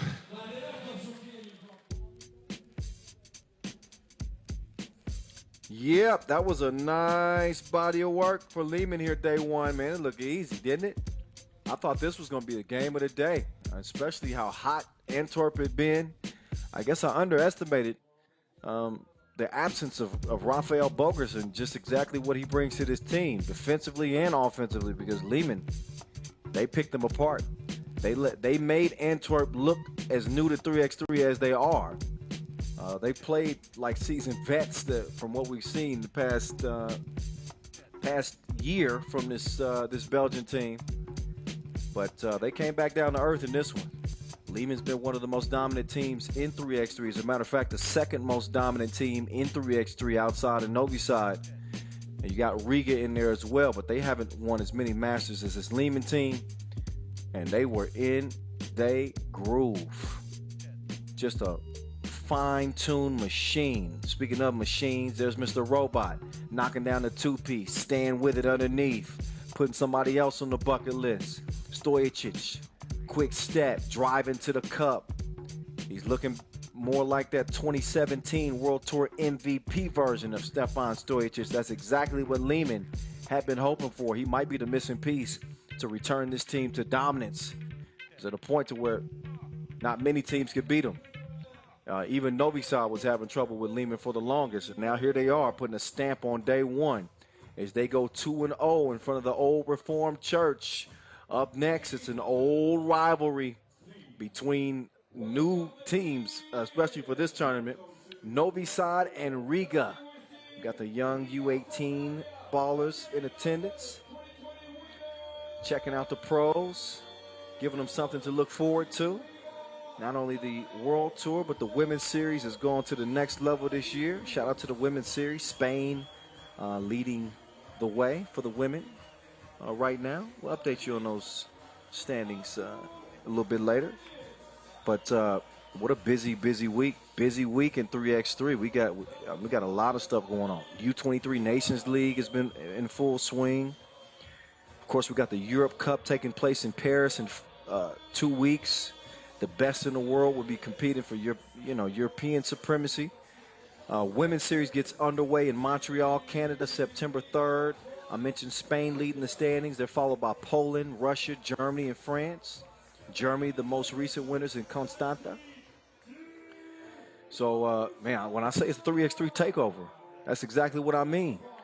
We're going to see if Riga can take over another contest as they get back on the court here. We saw them earlier open up Group B play against Graz. They did so with an easy win. Now we get our first look at Novi side as they'll try to stop this Riga team from going 2-0. Here day one. Can they follow the footsteps of Liman, another one of the heavy favorites here? We about to find out. The intros are going down.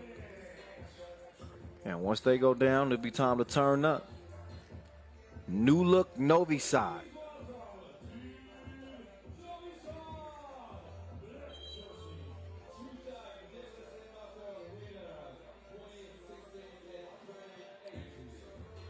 So they get a chance to get it warmed up after the coin toss. Again, no Dushan bullet for Novi side. Not in this tournament. We will await his return. Not sure when that will be, but for now, this is the new look Novi side. Dejan Jankic, Marko Milakovic, Strainia Milosevic, and Uros Cikca. That's Norris Miezes. You know him. That dude went ham game 1. Robin to the rescue as he lifted Liman, lifted Riga to an opening win. I mean, he was in his bag like a cat burglar. Expect more of the same from Robin. There's Marko Milakovic. He's 25 years old, ranked number 40 in the world. He's ready to take that next step in his career and really put himself in the conversation as one of the top 3x3 players. He's got every opportunity to. Obviously, plenty of support when you play on Novi side.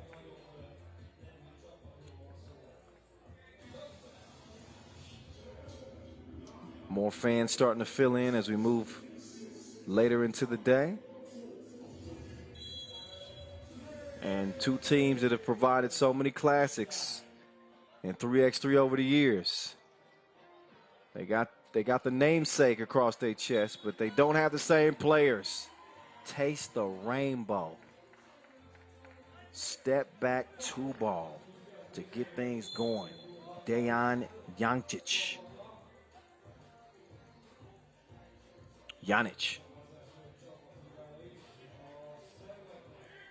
And again for Riga, you got Agnes Chavars, Artur Strelniks, Gunter Strijkes, and Norris Miezes. Strijkes and Strelniks, the fill-ins for Krumens and Carlos Lasmanis, I should say, who are not playing. Krumens is injured. Lasmanis is just out for this one. 2-0 Novi side to start this thing off. Talk a lot about the head-to-heads. These two teams have played 13 times head-to-head since 2018. It is 6-7. 6-7 in favor of Novi side with one more victory than Riga. We've seen them in so many finals. The Beijing final in 2018, the Chengdu final in 2019. I mean, you name it. The Debrecen final 2018 classic. 3-0 so far. Novi side's out of the gates quicker. Using defense. It's active hands to deflect the pass. It's a 4-0 game, just like that. We're a minute in. This Riga team can shoot it, though, especially with Norris Miezes. Very early in this one, but this is the exact start that Novi side had hoped for.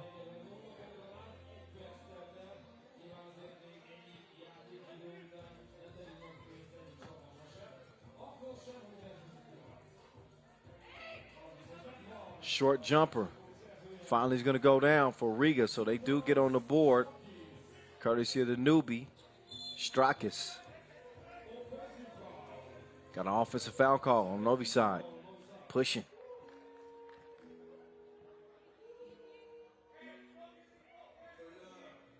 $21 total Masters wins for Novi side. 6 in the World Tour standings. 4-time World Tour final winners. You won't find a resume that stacks up to theirs.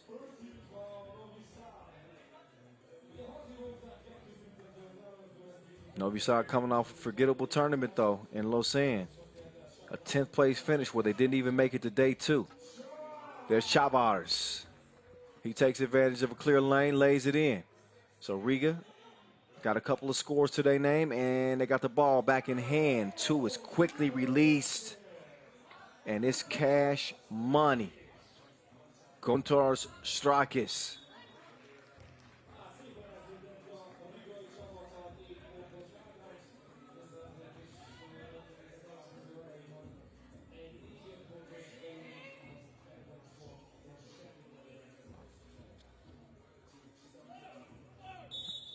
Good defense. Riga made that a tough offensive possession from the very beginning. Chavars staying disciplined there with Strelniks. They did get a little handsy there right on the shot attempt, but had played perfectly up to that point on that defensive possession. In any case, that'll lead to a free throw make. That was courtesy of Dejan Jančić.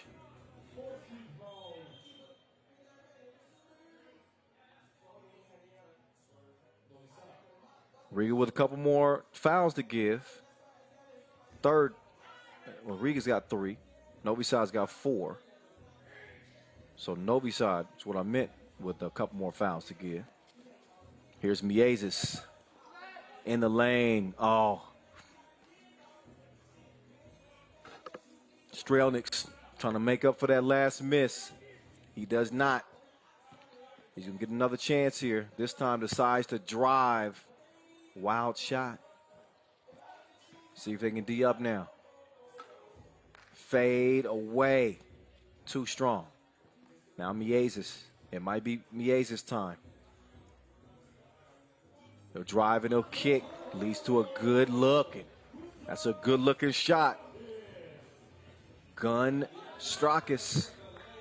He stays strapped. No defense at the rim, though. They answer right back. 6-6 contest.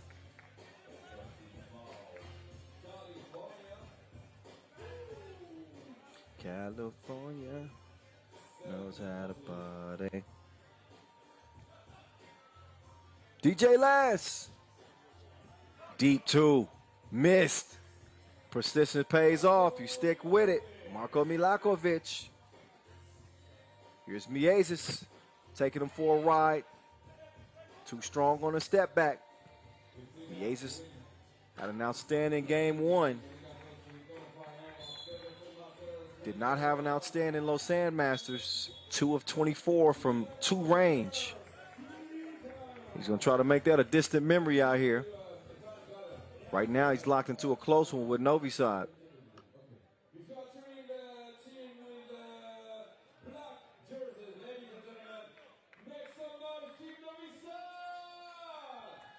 Take a look back. Some of the highlights in this one, a step back from Dejan Jancic.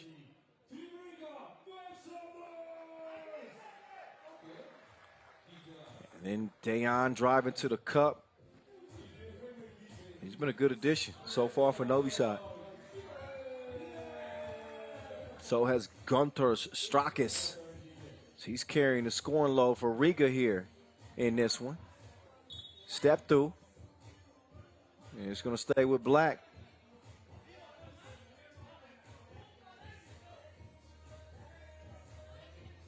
So I believe they'll have 9 on the shot clock.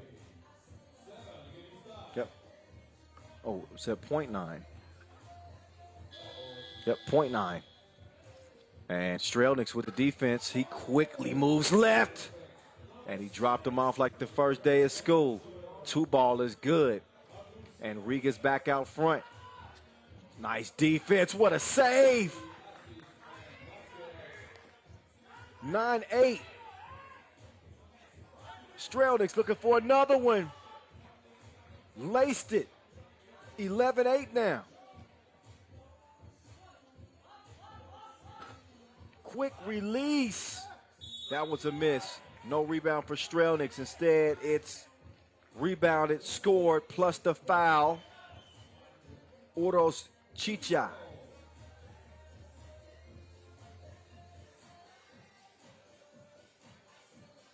So here's Uros Chicha.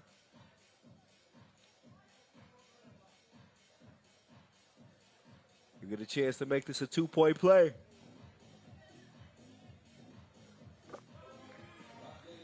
And he cashes in at the money line. 1-point contest. Miezis has been fairly quiet in this one. He's trying to do something strange for a piece of change. And he just did him dirtier than a porta potty. Come on now. 13-10. Milakovic could knock it down. 2 is launched. No rim needed. Seeing some good shooting. Milosevic responsible for that last 2-piece. Miezis with the response, 14-12. Riga in front. Only a 1-possession game. Can Miezis hold his own on the block? No, he's called for the foul. Miezis out there battling, trying to hold his own against a much larger player in the mismatch.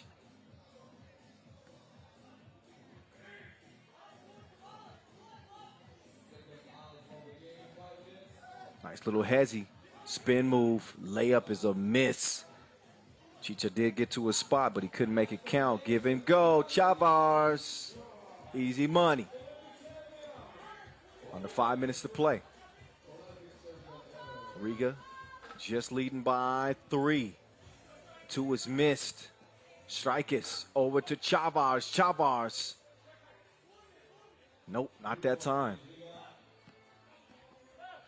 Little hezzy. Strong drive. Better defense. Strelnieks is going to hold his own. Now Strelnieks will give it up. 1 of the 2. That's good passing. That's better defense. Just swatted away. Chavars slow on the closeout. They can't make him pay for it. Strelnieks, look at this. Just looked the defense off and gave him a 2-piece no biscuit from the corner. Now Strelnieks will take it back. Passed up the 2 to get the easy 1. Chavars, easy money. 18-12 as Riga starting to open this thing up. Milakovic. Look at the D at the rim. This is what Strelnieks can bring to your team. I know he's brought the offense, but this dude is a lockdown defender. He is not afraid to go and track down the loose balls. He's a player. It's the reason why he's the first number they call when they need somebody to step in on this Riga team.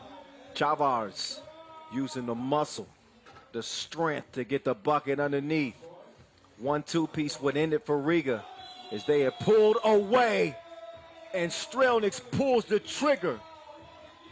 He was an assassin in this game, and he ends it as the deuces were wild for Riga. 21-12, a close game turned into a blowout, and they didn't even need Norris Miezes to go off. They go 2-0, day 1. Game 1, it was all Miezes. Game 2, how about the new additions? Strelnieks and Strakis providing the effort that they needed to get the dub. Let's get it down courtside, and let's hear what they have to say after that win. Post-game interview on court. Now it is always difficult to play against Novi Sad. Yeah, but this is a different team. There's no Dusan, there's no Ivo Tomaš. This is a different team, and but with confidence and with good fight, we can still play. Now you are undefeated, you go to the quarterfinals. How is the team feeling? Sorry? How is the team feeling after the 2 wins? It's good, of course. We fight for every game. We need wins. But last 2 minutes, I was sitting there and freezing with no substitutions, and they play very well. Thank you. Okay, congratulations. Thank you.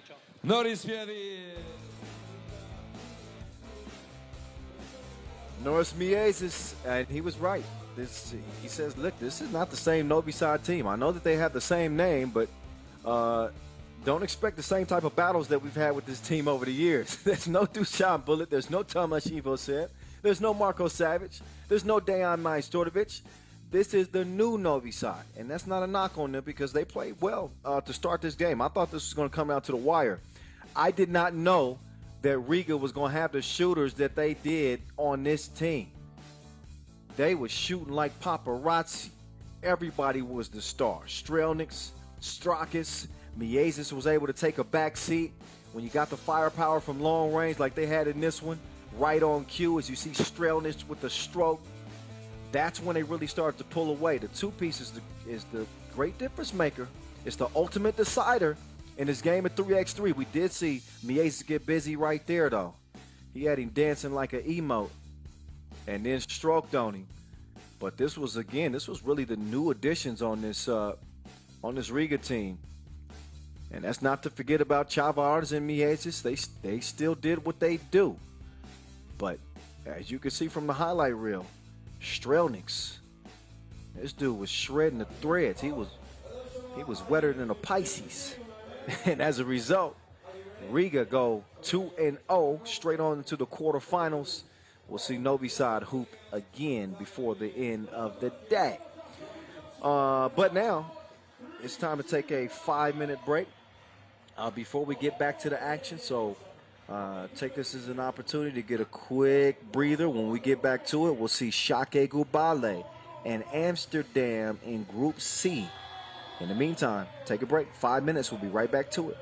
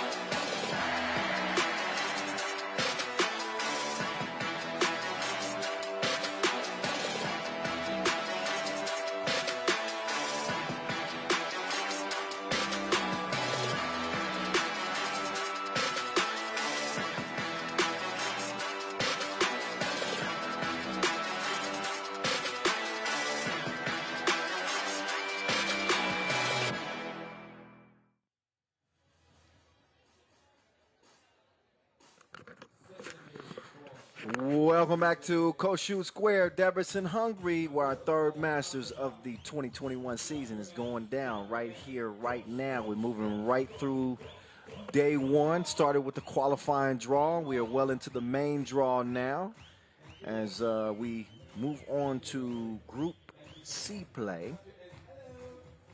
And we'll get a look at Šakiai Gulbelė. The Lithuanians are back up with Aurelijus Pukalis, Darius Tarvidis, Marius Užupis, Šarūnas Vingališ. Winners in the first contest of the day. And now we'll get to see them lace them up against Amsterdam Talent&Pro for the first time. Our first look at Amsterdam. We saw Šakiai Gulbelė get a win over Emona earlier, who made it out of the qualifying draw. So now the competition will be a little bit stiffer because they'll be going up against an Amsterdam team that has already won a Masters here in 2021. In fact, they were our first Masters winners of this year, getting the job done in Doha. They come in ranked 4th in the World Tour standings. Talk more about them in a minute, but let's get you reacquainted with Šakiai Gulbelė, Aurelijus Pukalis. The last two enter the court. There's the big fella right there, AP, with Darius Tarvidis, Užupis, we call him Uzi, and Šarūnas Vingališ, your Montreal Masters winners in 2019. They finished 3rd at the Portier Challenger, also finished 3rd at the most recent Ghetto Basket Riga Challenger. And while that looks good on your resume, it is not a win. And that's what they want to get. The last 10 games, they've won 6 and dropped 4, so they want to add more to that W column. Meantime, this Amsterdam team with a couple of Olympians in Arvin Slagter and DeMeo van der Horst, Julian Jaring, who helped the Netherlands reached the Olympic Games, had an outstanding performance at the Olympic qualifying tournament in Graz, so shout out to him. And Maxim Kovacevic. Man, I didn't forgot which team Maxim Kovacevic played for these days. We saw him sporting a Liman jersey back in 2019 when he went crazy, hit 5 twos, and helping Liman beat Riga in that incredible final. Now he's representing for Team Amsterdam, and we also saw him put on the show in our first Masters of the season. He went off there and helped leading Amsterdam to their first Masters win. They didn't have DeMeo van der Horst on that squad. They did have Aaron Royer, Julian Jaring. They had Slagter on that team. And who else did they have on that squad? Oh, yeah, of course. As I mentioned, Max Kovacevic. So that was the 4-man squad that got it done for Amsterdam to get that historic first ever Masters win. They came up just short of the podium in Tokyo at the Olympic Games, the Netherlands did. They finished 5th. So back to the Pro Tour they go as they refocus and set their goals on not only winning a Masters, but winning a World Tour final. World Tour in full swing. World Tour final going down in Jeddah, Saudi Arabia in December. There's DeMeo van der Horst, the Olympian. Really seeing him emerge and his game evolve as he's become one of the best two-way players in 3x3. Offensively, defensively. Team leader, comes with the experience, comes with the grit and the toughness that you want. See if those things translate to wins. It's a tough assignment with the Šakiai Gulbelė. There was no answer for Aurelijus Pukalis in their first contest. Be interesting to see how this Amsterdam Talent&Pro team, what kind of defensive strategy they employ to slow down the big fella Pukalis. Not to mention finding answers for the rest of this dynamic Lithuanian team and Uzi and Darius Tarvidis. These are the two of the top scorers in the game. What this Amsterdam team does possess is enough shooting to neutralize some of that size. Arvin Slagter is a gun. DeMeo van der Horst can knock it down. Maxim Kovacevic, I ain't got to tell you what type of sniper he is. So their ability to shoot the two could be a difference in this game. And right on cue, there's a two. You see our ref chunk the deuces. It goes down through the bottom of the net. Julian Jaring gets the scoring going. Now, right on cue, Aurelius Pukalis did get the package down low, but he stripped Juice, going for another two. His second two attempt is a miss. That's out of bounds off red, so the ball will go over to Šakiai Gulbelė.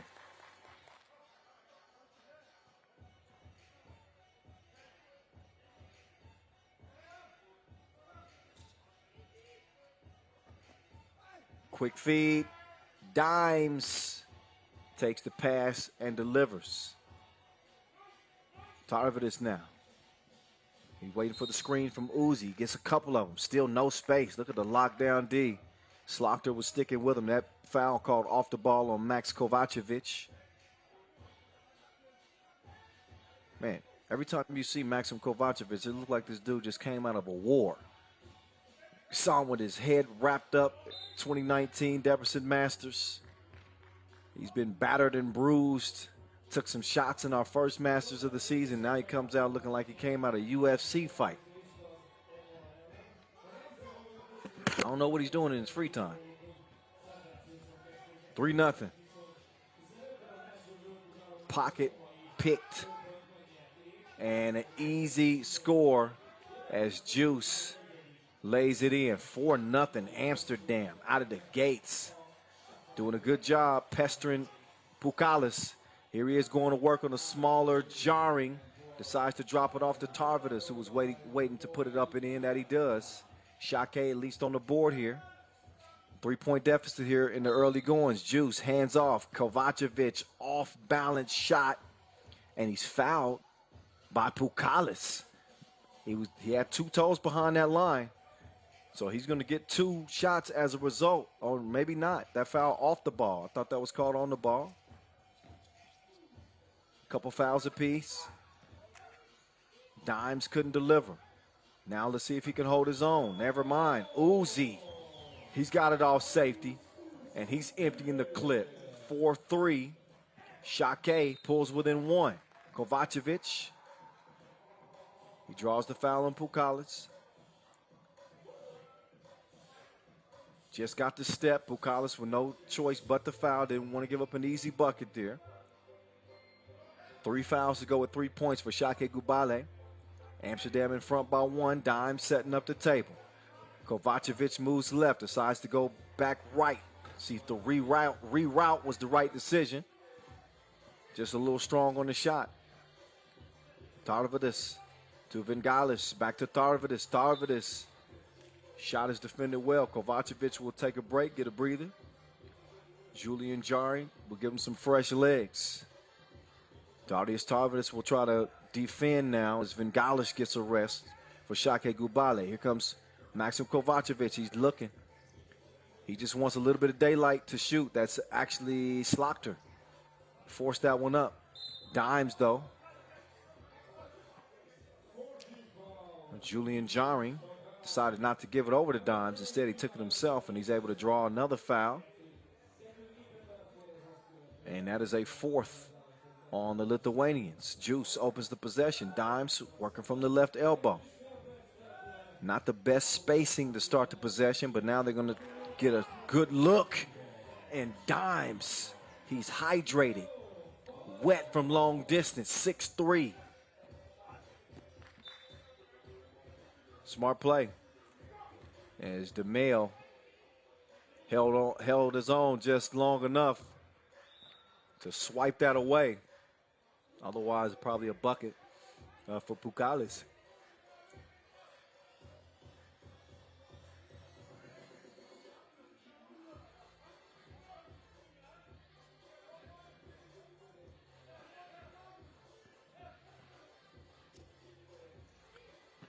So the possession goes on, and that one's still going.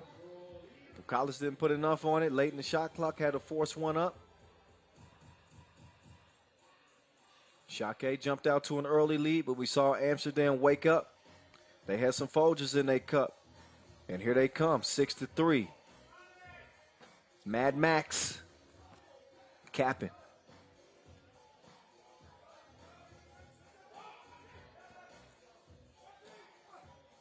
Oh, nice pass, Tarvidus. Can he elevate and score? He does. Tarvidus with great size. Mismatch on the outside and the inside. Nice screen there.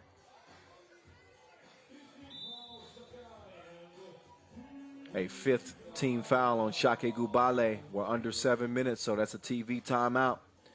And a breather for both teams. Amsterdam with a 2-point advantage. Only a couple fouls to their name. This is how their scoring got started. No hesitation. Quick trigger from Juice. And then Dimes. Sneak into the bucket. Pukalis drawing attention and handing it off to Tarvidus. They fell asleep defensively. You double team in 3x3. And somebody's going to be wide open. One of the biggest differences in 5-on-5 and 3x3 is you just can't double. If you do, you leave yourself very vulnerable. Meantime, Tarvidus taking advantage of that size down low. Kovacevic got the step, uncontested lay. Amsterdam with a 3-point advantage. Tarvidus dribbles the clock down, and then he does that. Probably would have been better served to try to feed it to Pukalis. Instead, Pukalis late on the recovery defense, and Dimes is able to score it 8-4. This Amsterdam team, when they hitting on all cylinders, this is another team that I would throw in that group of favorites. It's only a handful of teams that I think that really have a shot to win this whole thing. Amsterdam Talent&Pro is one of those teams. I was actually a little bit surprised to see them not medal at the Tokyo Olympic Games, given the way that they were playing. But again, that's water under the bridge now. That was last month. This is right now. That's Šarūnas Vingalis. Mid-range game on point like a harpoon. Now Dimes. He's got Vingalis in front of him. Crosses. He's going to go to the post game. He says, I'm bigger than you. Stop me. Can't do it. Quick foul from Kovacevic as he will step out and get a rest. In comes Juice. Juice has the assignment of trying to slow down that monster right there. Aurelius Pukalis. And right on cue. I knew they'd get him the ball quick. Let the big man operate. He decides to give it up. Much tougher shot for Vingalis. Now Pukalis. A shot clock violation. Didn't get that one up in time. Credit Julian Jari. He's one of those hybrid kind of players. Not big, but not small. Very active rebounder. A very active defender. And even matched up against Aurelius Pukalis, he's able to hold him off just enough to make things difficult. Oh, look at that. That's a high degree of difficulty on that shot. How about the touch from Dimes? Now it's Tarvidus making his move on Juice. Juice didn't move his feet quick enough. So Juice gets called for the foul. 10-5 Amsterdam. They got Šakiai with 5 points through nearly 5 minutes of play. Tarvidus comes free, but that foul call before the made layup. So 6 foul on Amsterdam. That's the one thing they have not done well is defend without fouling. Tarvidus makes it past the defense. Uzi pulls the trigger. It's a misfire. Slaughter back over to thought about giving it to Juice. Instead, he takes the shot, and he got the Juice. 12-5. Pukalis, nice move. Not much Jari could do. Had him too far deep in the post. Slaughter takes him for a ride. Come on out here to the deep end. Bring your floaties or you might drown. 14-6. Tarvidus trying to answer back. He front rimmed it. Kovacevic to Slaughter. Nope, deflected and stolen. Uzi gives it up. Pukalis looks the defense off. Less than 2 flies. Too strong. Juice with the board. He's got Uzi in defense.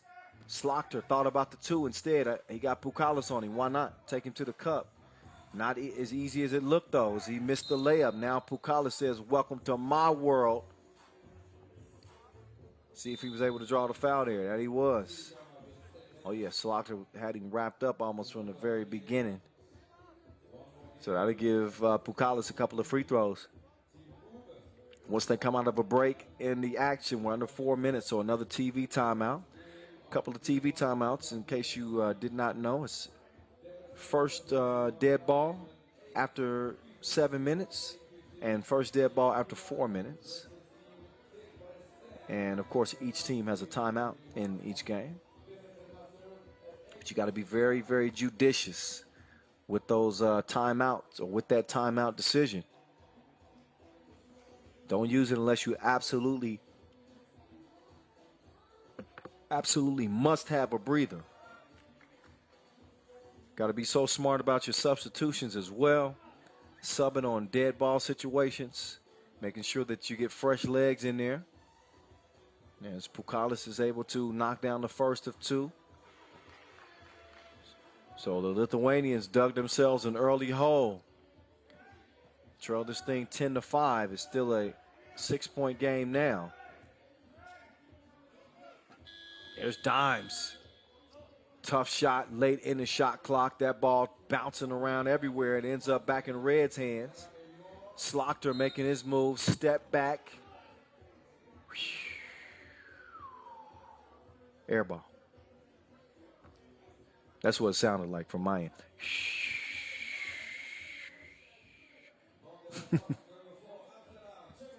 Amsterdam in the penalty, but they got the ball, so no worries about that right now. That top priority is putting the round thing in the round thing. Juice, faker. He deceived him with the fake handoff, and then he elevated for the two-hand smash.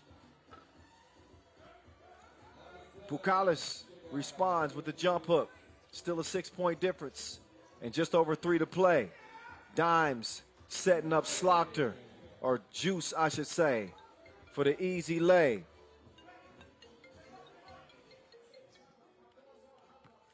(16-9) contest, make that 16-10. As the Lithuanians answer, now it's Dimes' turn. Vanderhorst drops the shoulder, elevates, and hits the jump hook.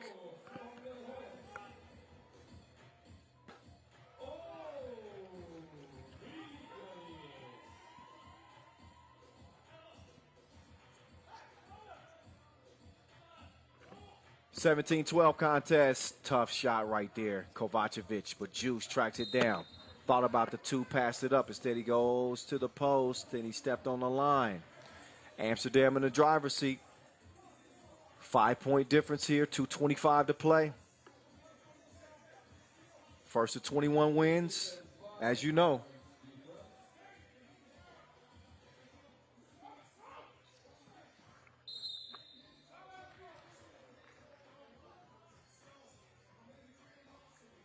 Seven fouls now, apiece. Take a look at that last one right there. Go, yeah. Offensive foul. So no free throws will ensue. Approaching that 2-minute mark, 2:15 and counting. They got Dimes. Oop, there it is. Nice connection between Kovacevic and DeMeo. Dimes trying to take on the challenge of Pukalis. Able to hold his own there. Kovacevic will come out of the scrum with under 2 minutes to play now. Dimes with the handoff. Slaughter with the up fake. And another foul call on Šakiai. That's number 8. So that means 2 free throws. Amsterdam can move a little bit closer to putting them away.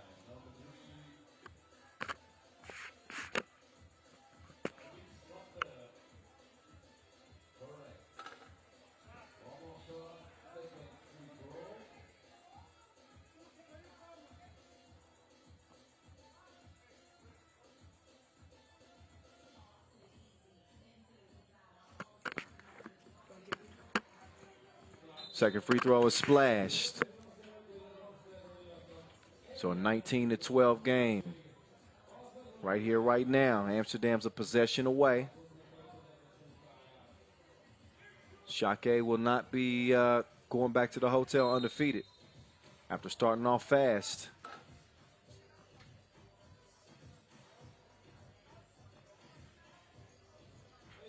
Unless they can pull off one of the greatest comebacks in 3x3 history. It's a minute 47 left.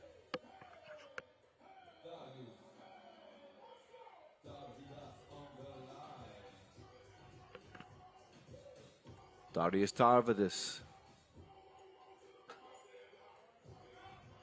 Got to have everything at this point. The writing's already on the wall in this game, and Šakai's slim hopes, they don't get much help with splitting a pair of free throws at the line.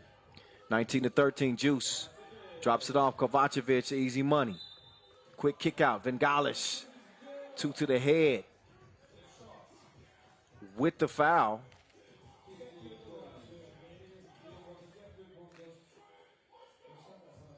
So it ain't over with just yet. Game point for Amsterdam. And Vengalish, he got a chance to make this a 4-point play. And he does just that. So he gets 4 to make it a 3-point game. A minute 30 to play. Dimes, though. Beeline to the rim. Missed it. If Šakiai can hit a 2-ball here, it could get very interesting. Uzi thought about it instead. He opts to drive, and he's fouled by Dimes, so that's a fatigue foul.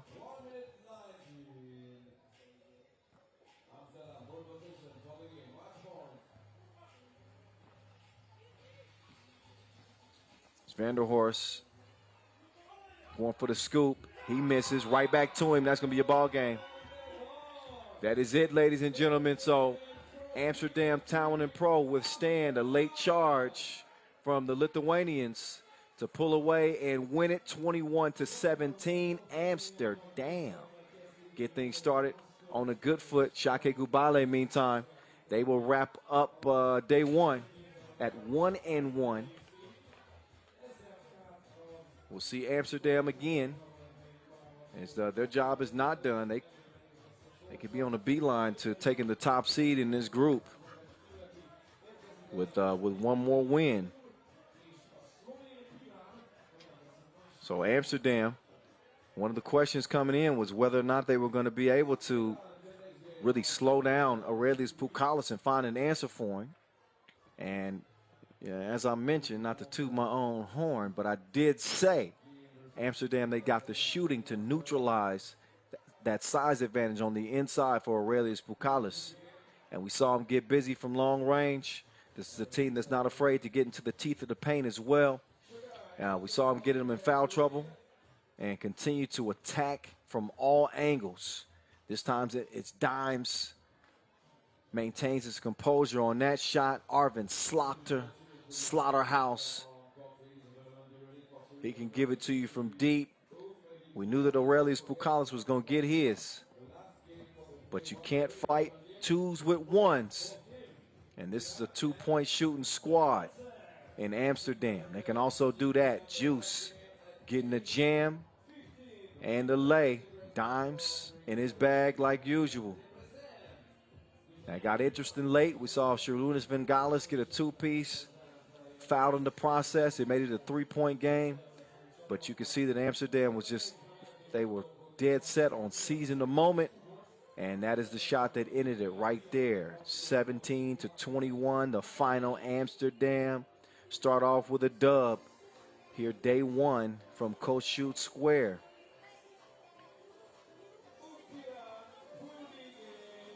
How y'all enjoying the action so far? Let us know. Hit us up. At FIBA 3x3, that's the Instagram handle to follow. Use the hashtag 3x3WT. World Tour continues. Stop number 3 here in 2021. First stop was back in March, the end of March, Doha. We saw Amsterdam win their first Masters. We saw them win their first game just a few minutes ago. And then our most recent Masters in Lausanne, Switzerland. We saw San Juan, Puerto Rico stand up. After this one, we'll be heading to Montreal, Canada, September 4th and 5th. Then to Prague, Czech Republic. That's September 18th and 19th. Then to Abu Dhabi, the United Arab Emirates. That'll be the end of October before we finally get to our Jeddah, Saudi Arabia World Tour final, December 17th and 18th. And we may even have a couple of more surprises for you on the schedule. We'll see. We'll see.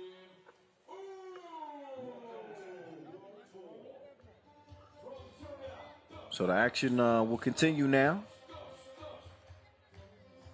as we will get a look at UB and Piran. A good old-fashioned Slovenian-Serbian showdown. After this contest, we'll step aside for a bit, take a quick break before we head into the final stretch of the day, where we will see Antwerp and Lausanne, Novi and Graz,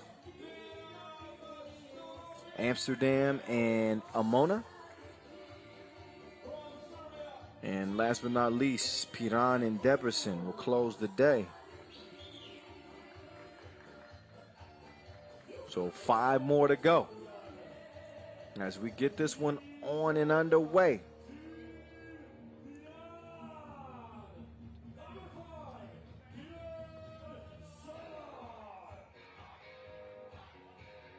So here come Team Piran. A new-looking Team Piran. They don't have Gaspar Ovnik. They don't have Adin Kavgic. Here's who they do have.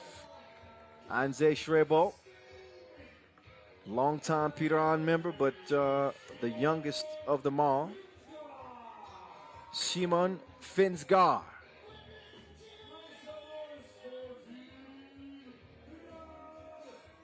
Taj Rotar and Tilen Zalar, the newest addition. So I'm interested to see exactly how this Piran team comes together.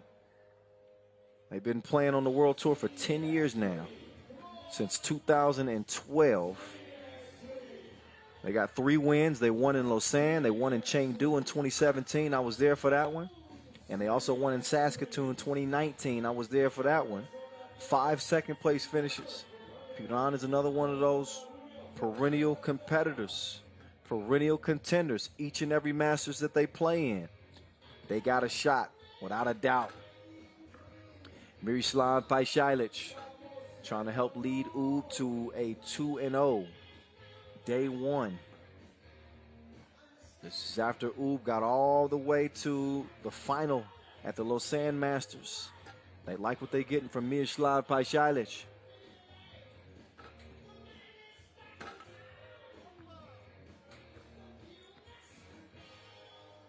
UB's earlier contest was a win over Debrecen. This is our first look at Piran as they'll play again to cap the day against Debrecen. So one of our 5 remaining games. So they get it warmed up, ready to roll. UB eyeing 2-0. Piran just looking to get in the win column to start the day. Top 2 from each group move on, just so you know, to the quarterfinals. There's going to be 1 team in each pool that's left out. You don't want to be that team. Step your game up. It's time to get game on. Whistle's been blown. Both teams have entered the court. Coin flip has gone down. Ref Tchaff is in position. UB in the all red. And Piran with the black tops. It's on now. Here we go. 10 minutes is on and running. And so is Piran. Pull up from Rotar. Stroke is broke. The maestro thought about it, gave it up. Here's Brankovic. In and out. Lost the handle on it momentarily, got it back.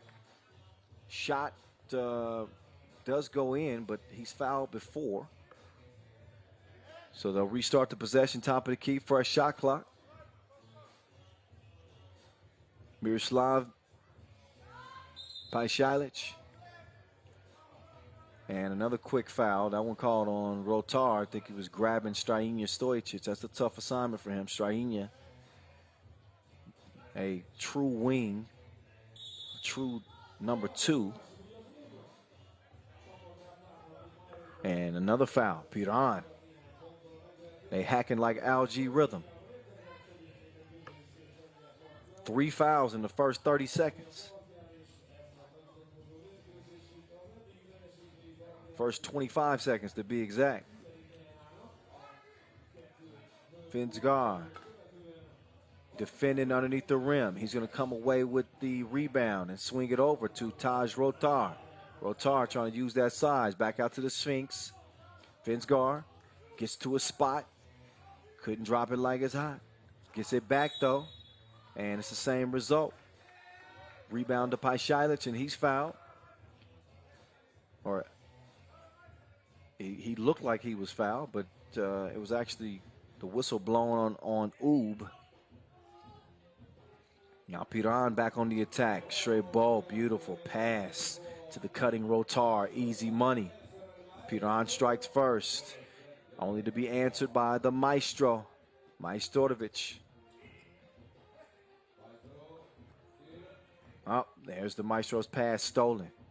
Rotar playing the passing lane. Straight bolt looking for somebody to come clear. Rotar, he's got Paishalic in front of him. Tough shot. Late in the shot clock, straight bolt. That's not the shot that he wanted. He's going to check out, get a breather.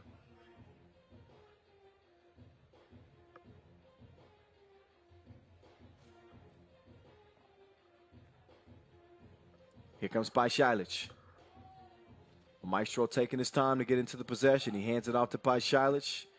Maestro dives to the bucket. Paishalic puts the shot up, misses. But persistence pays off. He followed his shot. Foul away from the ball. I believe that's on Black.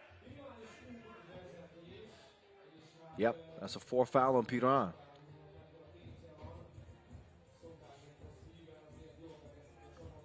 Simon Finsgaard.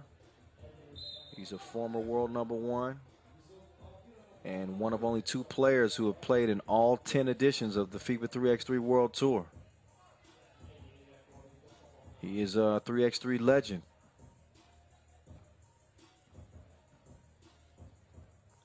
Look at the drive. Strainia makes it 3-1. Now Shrebolt, Buko trying to bull his way to the cup. And Marko Brakovic let him know, hey, you ain't gonna push me around. They nicknamed me the Beast. You can't get pushed around with a nickname like the Beast. 3-1. Piran with 5 fouls though. 2 minutes in, they only got 1 more to give. They really got to settle in defensively. As Shrebolt, he will now go back to work. Took him to the basement. Did him dirty. 3-2.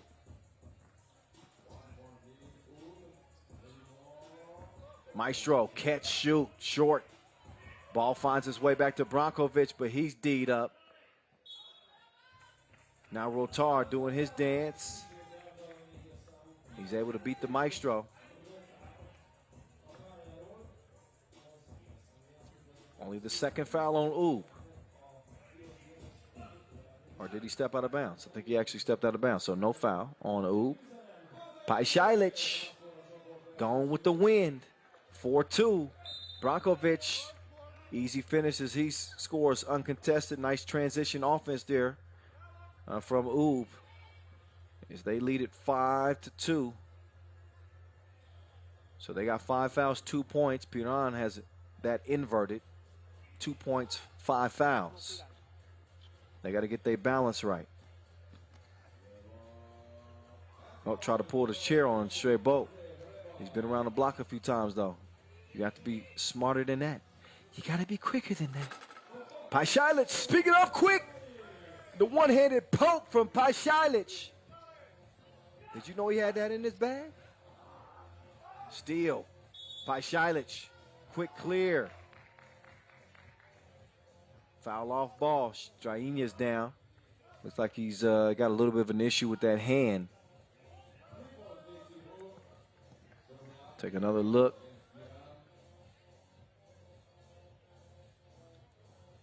Third foul on Oob. She got hit with the whistle. Oh, Shrebolt, look at patience. He threaded the needle to Rotar. Very few players can fit a pass like that into that small of a hole. Look at the D at the rim now. Straight Bolt to the Sphinx. Rotar. He was trying to draw a foul. What in the? There's your E. Do not play that man in horse. You're going to lose. 6-6. Crazy shot. 5-3 in terms of the fouls, but a 6-6 game. A 6th foul now on Piran. They got no more to give.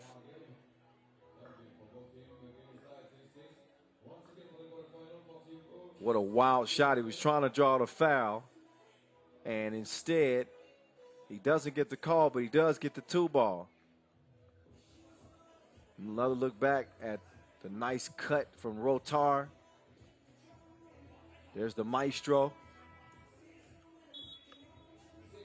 Paishailich sticking with it. Setting up Strainia for the easy lay. Bolt telling people get out his way. Nice 2-man game between Paishailich and the maestro. This Oob team is starting to really settle into their groove. Rotar is leaking. Looks like he got some blood coming from that right elbow potentially. He's going to have to see a medic just for the blood itself. So they're going to try to stop that bleeding and get him covered up so he can get back into the game. He's going to have to watch for now. And he's got to watch Piran pick up a 7th foul just like that. Paishailich was trying to get position and he was being held up, as you can see.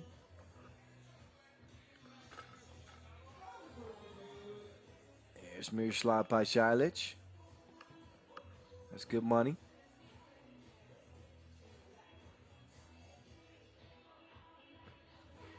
Second one's good too.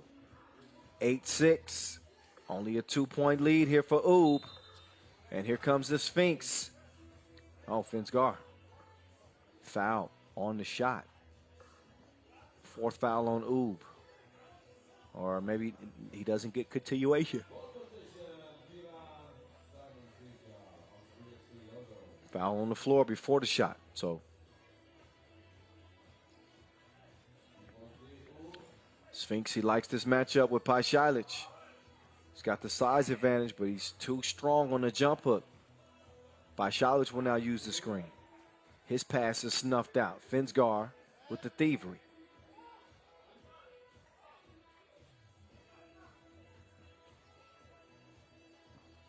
Sidestep, swing to the maestro.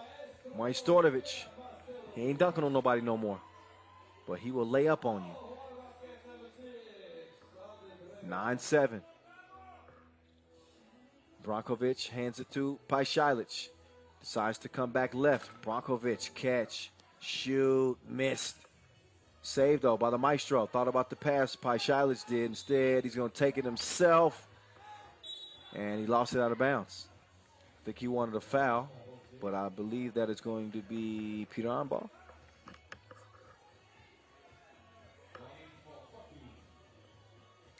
Yeah, Piran rock. Oob in no danger of being in the penalty situation as of yet. 4 fouls, Rotar with the wrong rotation.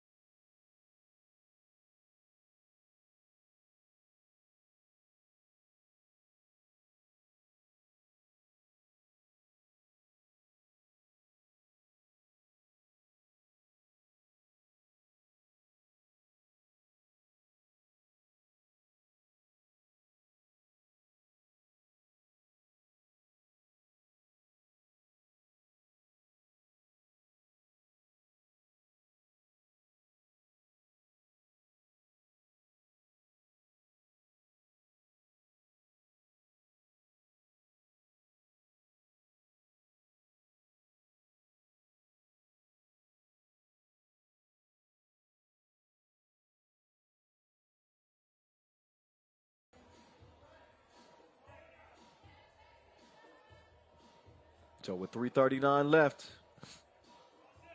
it is red ball. Dejan Majstorovic takes the screen from Pajšalić. Miscommunication. Pajšalić had left his spot. Otherwise, he would have had a good look top of the key. Goes right back over to Piran.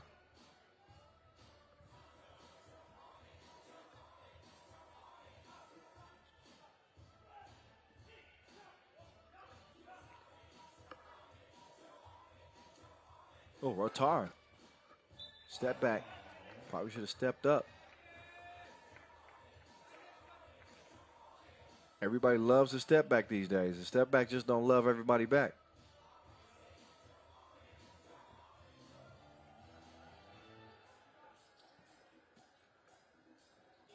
So Ub with a 5-point lead and having Piran in the penalty.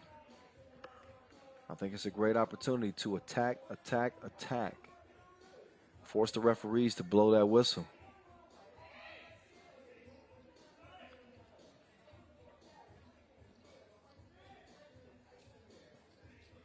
Finsgaard crossover. Oh. Strainia. Yeah, he got a toe on that. I was about to say. Fresh shot clock for Piran. It's one of two things. Either he got crossed out of his shoes or he turned it over.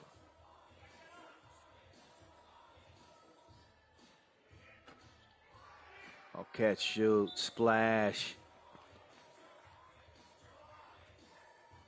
So I call him Vino because he gets better with age. Can you believe that Finsgaard is a part of the 40 club? It's insane. He's out here looking like 25 years old. Left his feet there. Pass is stolen there, so maybe I should stop saying good things about him. Because I'm jinxing him. And then he got put on the bucket list. Got Slovenia's U18 squad in the stands looking on, watching the pro squad go at it. They've been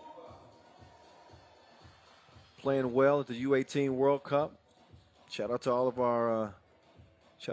of our competing teams as we took care of the quarterfinals today. You know, I'm repping from the United States, so definitely excited about the youth players in the red, white, and blue. We'll see just who takes home the gold, silver, and bronze come tomorrow here in Debrecen. We're sharing the floor with the amateurs, and we mean that respectively, but they aren't on the pro tour yet. It's the big boys. Finsgaard with the layup, and then going for the steal. He took a shot to the chin, but he looks like he's okay. 5-point difference here.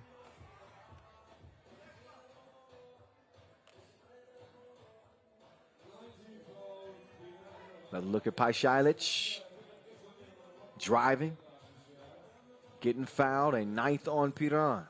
Just over 2 minutes to play. And Miroslav Pajšalić just wants to get Ub a little bit more breathing room here. 5-point difference with over 2 minutes to play. It's a solid lead. It is not a comfortable lead. 2-ball changes things very quickly with that. If you make this a 3-possession game, which he does not, I was going to say all of a sudden you don't worry so much about that 2-ball.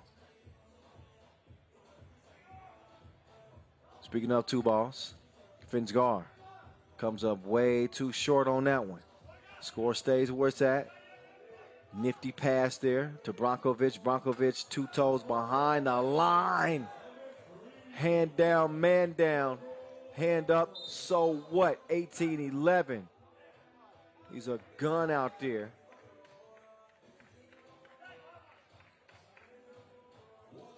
Take another look at that last foul. Brankovic wrapped up the Sphinx.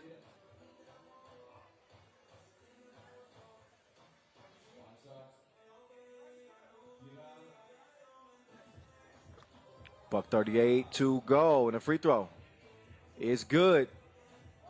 So Piran within reach, but a 3-possession game still.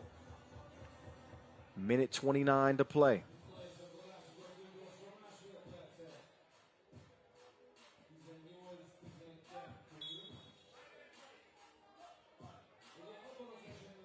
Technical fault called on Oob. I think they had already gotten a warning. I believe the first warning was defending underneath the rim in the semicircle. And now they were defending on the check ball without giving a clean check at the top of the key. So their second warning isn't a warning at all. And as a result, there's a technical assessed. So there you go. Here come. Oh, wow, he's a beast. Strebo, get out of my way. Just over a buck to play. See Rotar. Doesn't like the way his shoulder is feeling.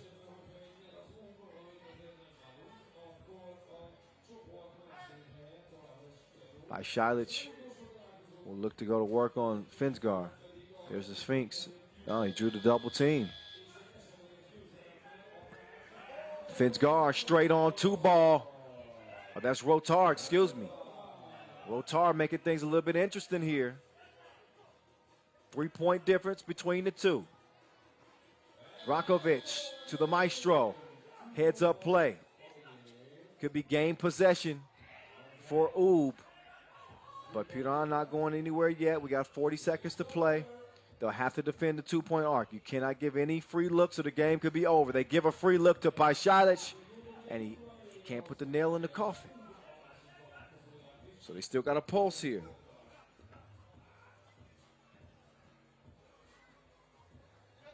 Steal. Finsgar puts it up. No, great defense there. It's 2 3x3 legends. And the maestro getting the hand up. Finsgar with a tough shot through the contest.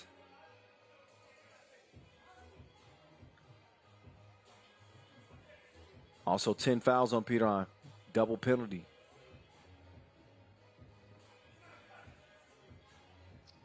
Šajlić. No. Under 5 seconds to play, and time's just gonna wind out here. And a 19-16 W for Oob. So Team Oob, they joined the unbeatens from their 2 games here. Day 1, they will be the class of their group, Group D. As Piran will go back to the drawing board. Again, they'll have one more contest on the day. They'll lace them up against Debrecen to close Day 1's action. They'll get a chance to regroup and go think about this one. Think about what went wrong. In the meantime, let's get it down to the maestro standing by courtside. For the post-game interview. Dejan, always difficult to play against Piran. Against Piran, always is difficult. Last 7 years I play against them. They are now in different roster, but still they have a lot of experience and always it's difficult to play against them. How is the team feeling now here after 2 wins? It's a good feeling always with 2 wins in group. I'm not happy the way we played today. We won, but I think we can play much better. We're a little bit tired of this is third tournament in 7 days, so I hope we're gonna be much better tomorrow. Okay, thank you very much and good luck tomorrow. Thank you. Dejan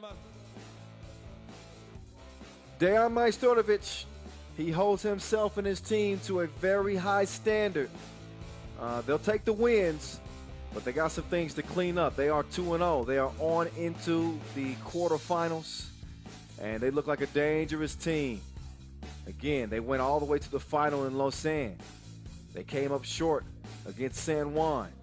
This is a team that wants to get there with a little bit more efficient play. They think the games could come a little bit more easily. So Dejan Majstorovic, being the leader that he is, I'm sure he's going to have a nice little powwow with his teammates at the hotel and rectify the few mistakes that they made on this day. 2-0 is all you could hope for, though. And they got it going. Always a kind of a touch-and-go game when you're going against Piran. These are 2 teams that are very familiar with each other. You heard Dejan Majstorovic talk about playing Piran, the past 7 years and how difficult they make things. This was about half of the Piran team that we're used to seeing. No Gaspar Ovnik, no Adin Kavgic, but enough of what their normal squad would be, for them to get a feel for it. Anytime you got Simon Finsgar and Anze Schreiber, they're going to be close to what Piran normally puts out there. But a 19-16 game, and we've been running through the day. This is just the main draw. Remember, we started with a qualifying draw, and we are down to our last 4 games. We will get to those momentarily, but you know, we got to take breaks from time to time. I got to get something to drink here in a minute, but we will step aside for the moment. And in the meantime, we will take a look at Debrecen Masters top 10 of all time, and also the top 10 crossovers of all time coming your way right here, right now.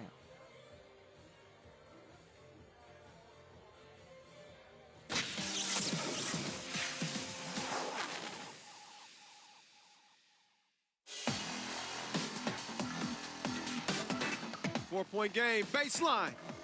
Oh my goodness. That was a jelly without the jam.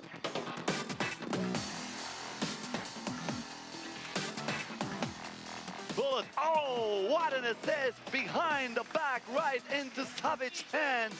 And then is a formality for the Savage to score with a layup. One of the best plays of the day so far. Misses that one. Stojic clears it. Jab step. You better watch your head. Reverse, reverse. I knew it was going down. He didn't forget to flush. Sometimes when you look at him, you didn't expect that he was going to damage. Oh, yeah.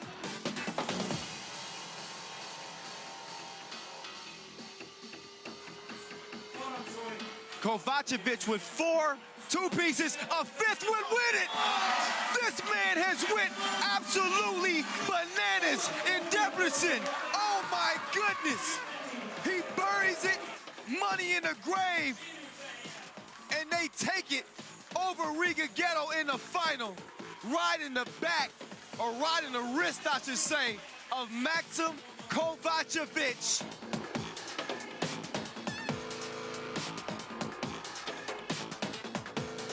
Look at the double cross.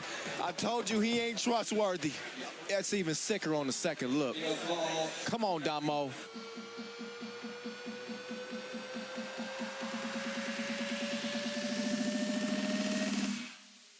Dusan, what a move.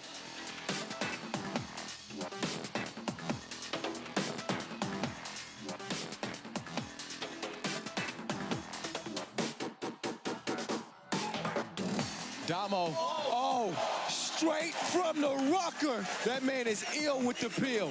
Get him a prescription.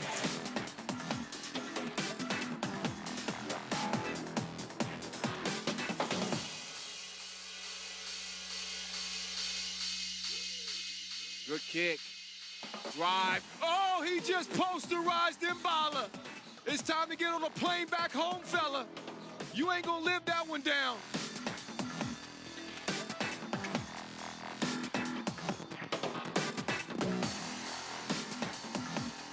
Oh, the ankle breaker. Tony Mindoljevic. After that move, you can call him the bone collector. Stojic guarded by Savage. 5 seconds left in this one. The pass, the shot. Oh my goodness. Oh my God. How in the heck did he make that? The upset of the year so far as Liman gets past Novi Awada with a circus shot courtesy of Ratco. We're just missing the elephants and the monkeys and the circus conductor. Wow!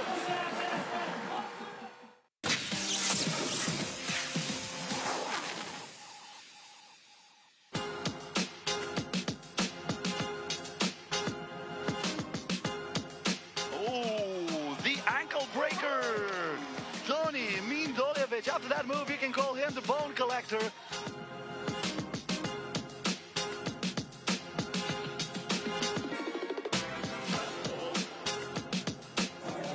Whoa!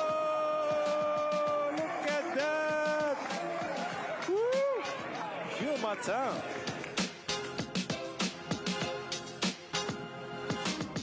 Stefan Stojacic makes Adin Kavgic look like Bambi on ice. I think his ankles even shed tears after that one. Romeo against Igna. Oh, Romeo. Goodness. What a crossover.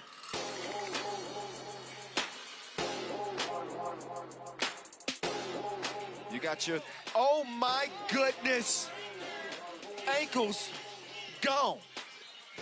That's so nice, we gotta see it twice. Minya Touré putting pop on her backside with the Ginsu slice on the crossover, my goodness.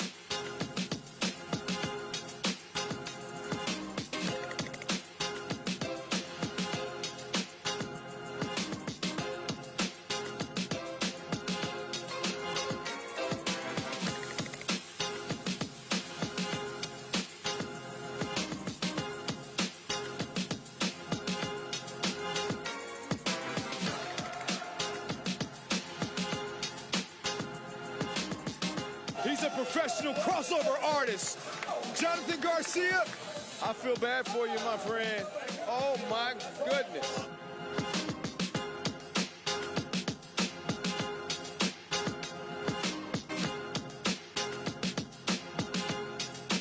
Oh, her ankles will never be the same. That was disgusting. Anastasia Shusik.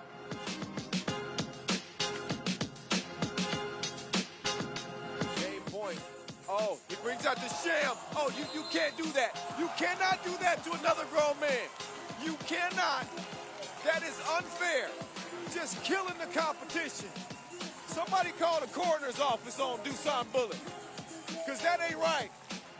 He's done that once before, and nobody in 3x3 pulls that off except the #1 player in the world. Oh, my goodness. De La Fuente just got clowned on out here in Amsterdam. How was that?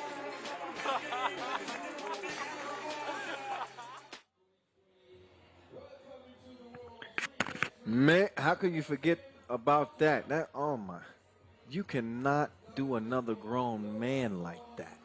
Come on, Dusan Bullet. I love those top 10s. Love them. I love this view too. Look at the view of this city.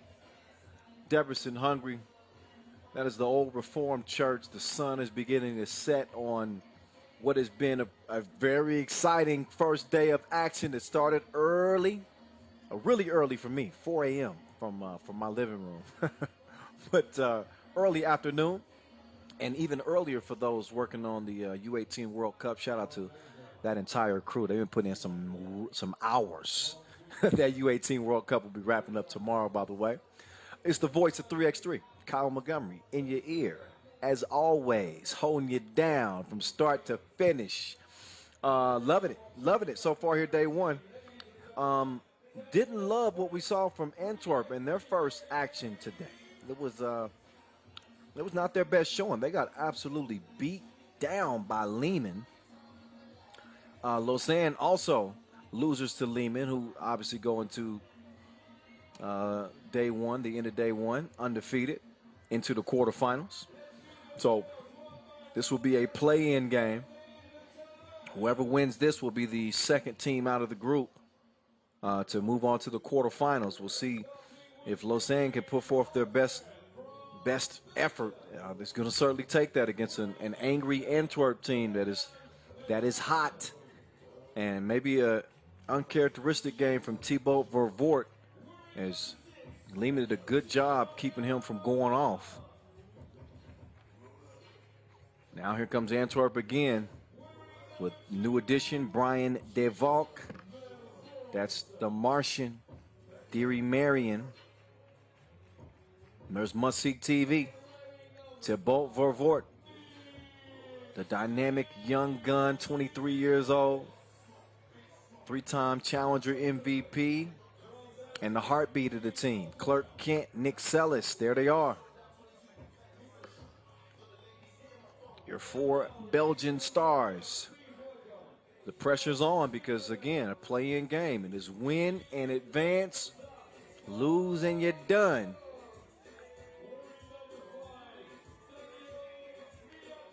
Saw Antwerp come up short at the Lausanne Masters. They did win the Riga Challenger, but that's obviously not at the same level of a World Tour Masters. It was a semifinal loss in Lausanne to Oud for Antwerp. If they want to continue competing here, they got to get a win right now. And you know Lausanne, they want it just as bad. They just got done losing in their own backyard. They did not even play day 2. It was an emotional loss for King West and Gilles Martin, Marco Liman. They had Badera top in Lausanne. This time they come out with the big fella Danilo Milatovic. And we're going to see if he's a difference maker for this team. But these are obviously, from a personnel standpoint, these are teams that possess different talents. And speaking of talent, that was Vincent Royer. You just got a quick glimpse of him on the mic. Yasmina and Edmund tag team in the officiating duties one more again.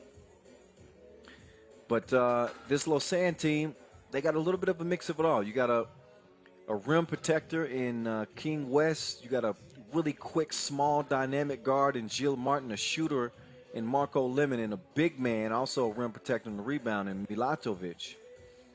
You have a more versatile 4 with this Antwerp squad. So a more evenly balanced team in terms of size and quickness. I'm going to be interested to see. I think Antwerp has the edge here. I'm going to be interested to see what King West and company have in store in terms of their strategy. They got a lot of holes to fill and guard in this Antwerp team. And the question with Lausanne always is, are they going to be able to consistently score? Are they going to be able to consistently give you the offense necessary against some of the more talented offensive teams?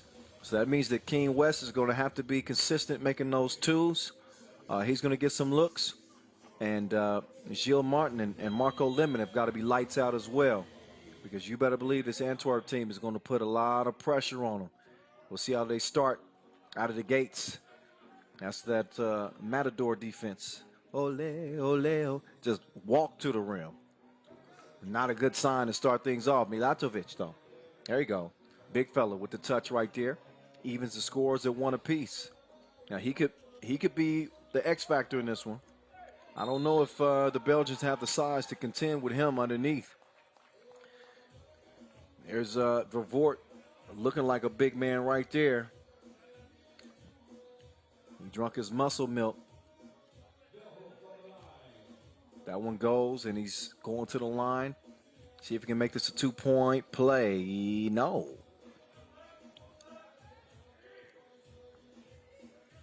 Wake up, Mr. West. Through a turnover. And there's Gilles playing the passing lane. West over to Gilles. Gilles, quick move. Elevates, middle of the paint. Didn't put nearly enough on it. And then Gilles is down. Marion called for the foul. He can't believe it.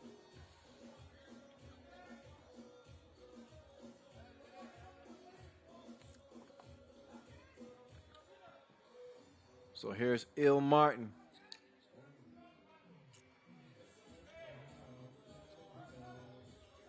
Oh, Danilo. Big man fader. No. Vervoort with the board.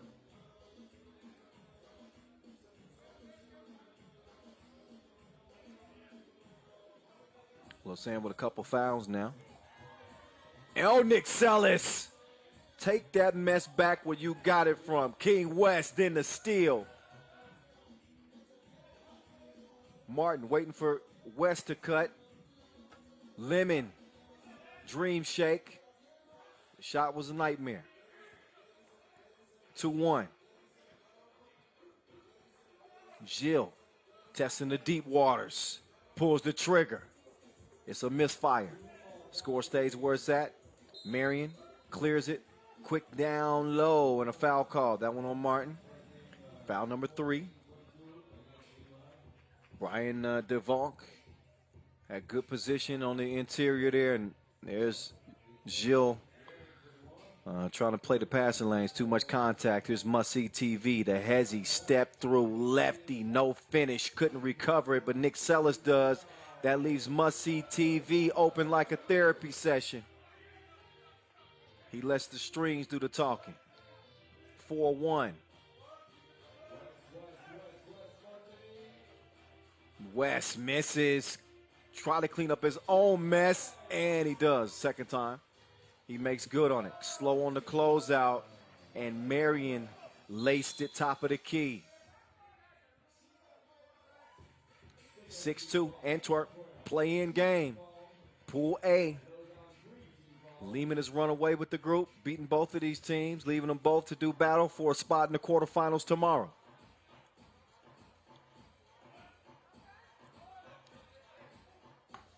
King West, Gilles coming around. Pulls the trigger, front rimmed it.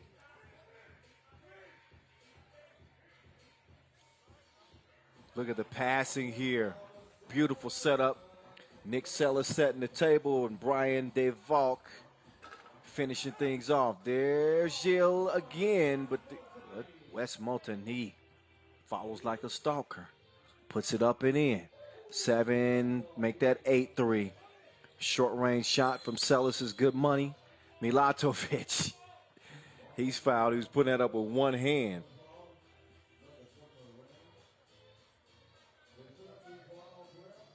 Three fouls apiece. Foul before the shot. Milatovic trying to reestablish post position. He's going to set the screen. Gilles, he got double blocked. No new friends.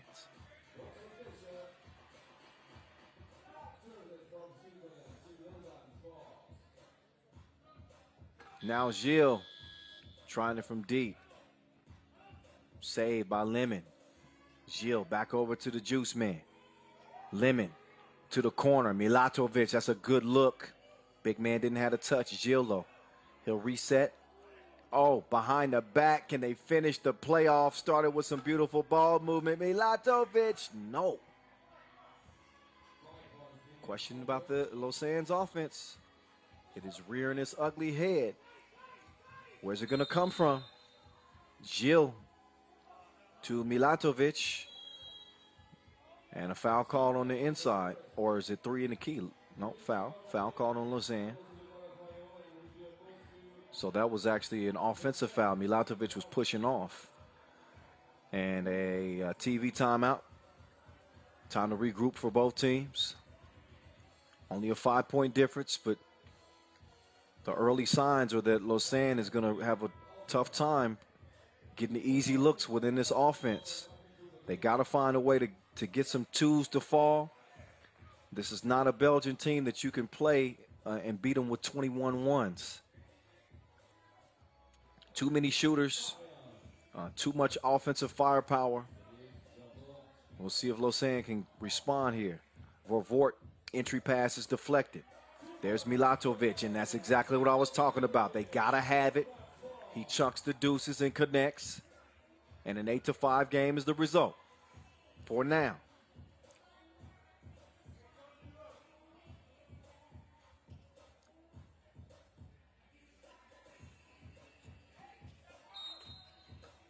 Nick Sellis taking it right at Milatovic. Dipped his shoulder, drew the contact.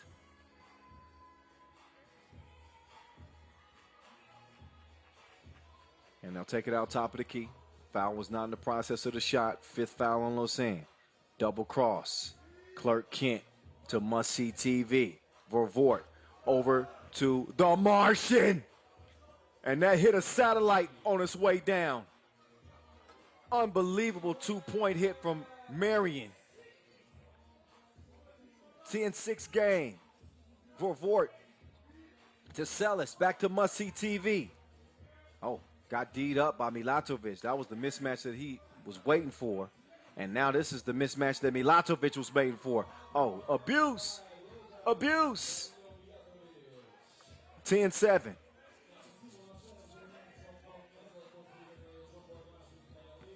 Long ball. Well short. No luck that time for the Martian. But a 3-point difference as Lausanne has managed to hang in this game. And they've done it thanks to being able to get a 2 to go. Gilles. Quick crossover. Got fouled.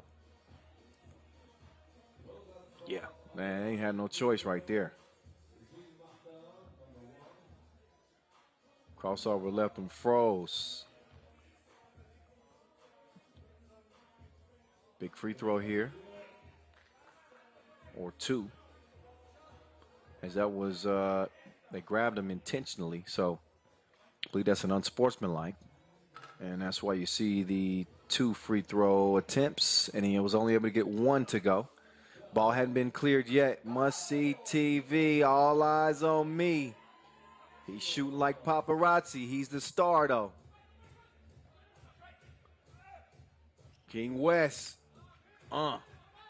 Good D there from Vervoort. Now here comes Thibault. Right past King West, but some good D at the rim. Vervoort is out of the play for now. That's going to leave King West all alone. Missed a wide open look. Got to hit those. In a 2-possession game, 12-8. Vervoort, no. Not enough range. Oh, that's plenty of range. He's in his hot spot. So Pikachu, he's out here balling. 12-10. Lausanne right back in this thing.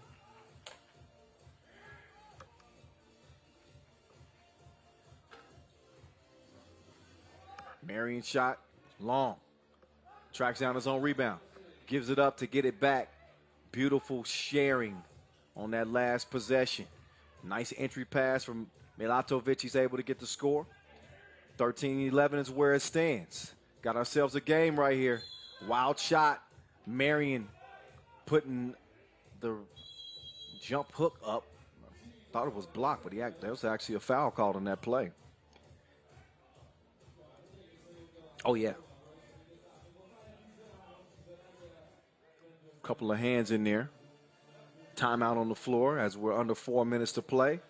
And all of a sudden what looked like it was going to be a blowout has become a game. 13-11. Had to do it with shooting. And that's exactly what's got him back into this contest. Milatovic, he's the biggest mismatch that Lausanne possessed.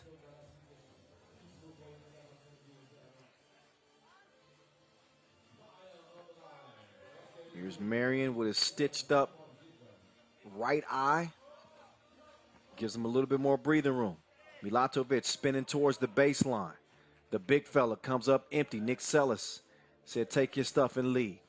Now it's Clark Kent. He's being given all the distance in the world to shoot that. Instead, he slips to the bucket. That's a beautiful display. Unselfish play there. Vervoort gives it up. And 15-11. Gilles quickly clears. Goes to the crossover. Step back.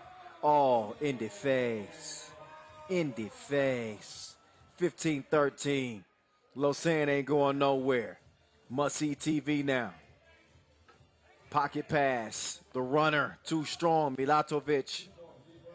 Over to Gilles. I think the G is silent like lasagna. He's ill right now. He need a doctor's note. 15 up. Milatovic with the board. Remember, this is a play-in game. Winner advances to play tomorrow for $40,000 potentially. Loser's done. Be a huge shock if the Belgians don't pull this out. But Lausanne have rediscovered their offense. And they need to regain their reputation after losing in their own backyard. Must-see TV! We got a body bag. Clean up on aisle 1. King West just got boomed on.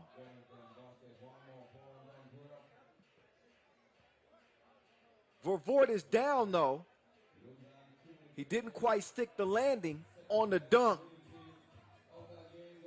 But take a look. He just blows by him with the step, goes up top, and now he's going to be all over his Instagram.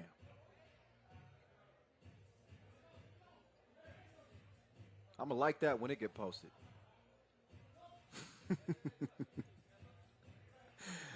Must-see TV. Giving Antwerp a 1-point advantage after the two-handed bang-outs. Now it's Nick Sellis. We got a double foul, looks like.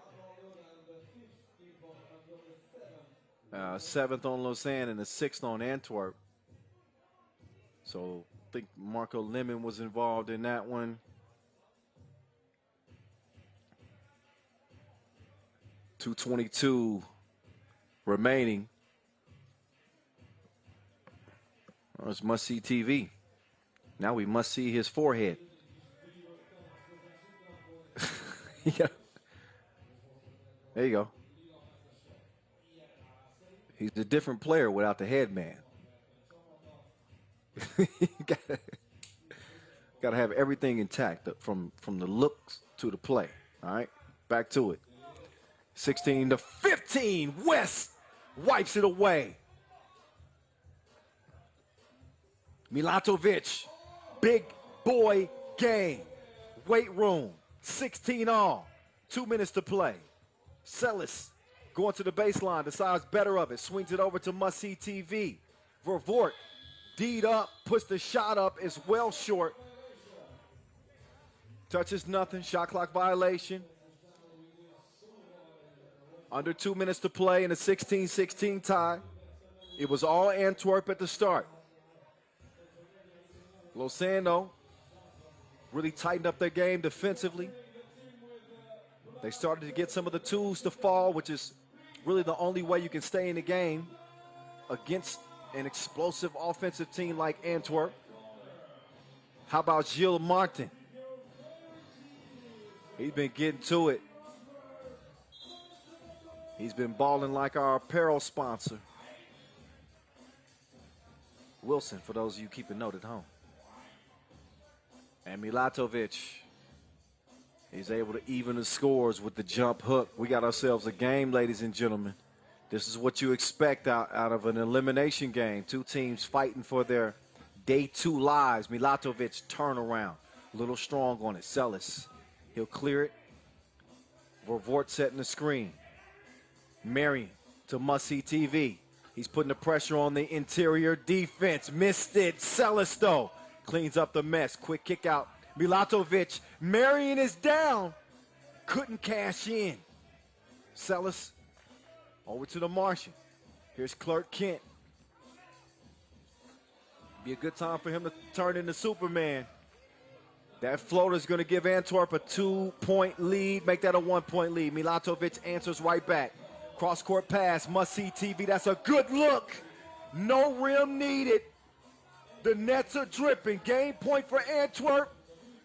And Gilles Martin could answer back. Vervoort, he'll give it up to Clark Kent.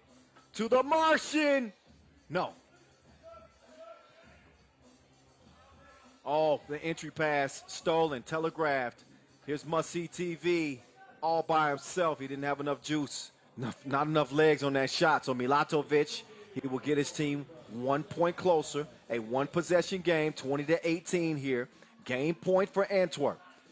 Got to be smart with the possession. Take what the defense gives them. They give him a mid-range J, and Vervoort could knock it down. So look for Gilles to take what the defense gives him. He takes the 1. 22 seconds left. The Martian. That was reminiscent of Kawhi Leonard's shot from the corner, hung on the rim, dropped in, and that's game, ladies and gents. Antwerp hold off Lausanne in a close one. The Swiss looked like they might have a shot there.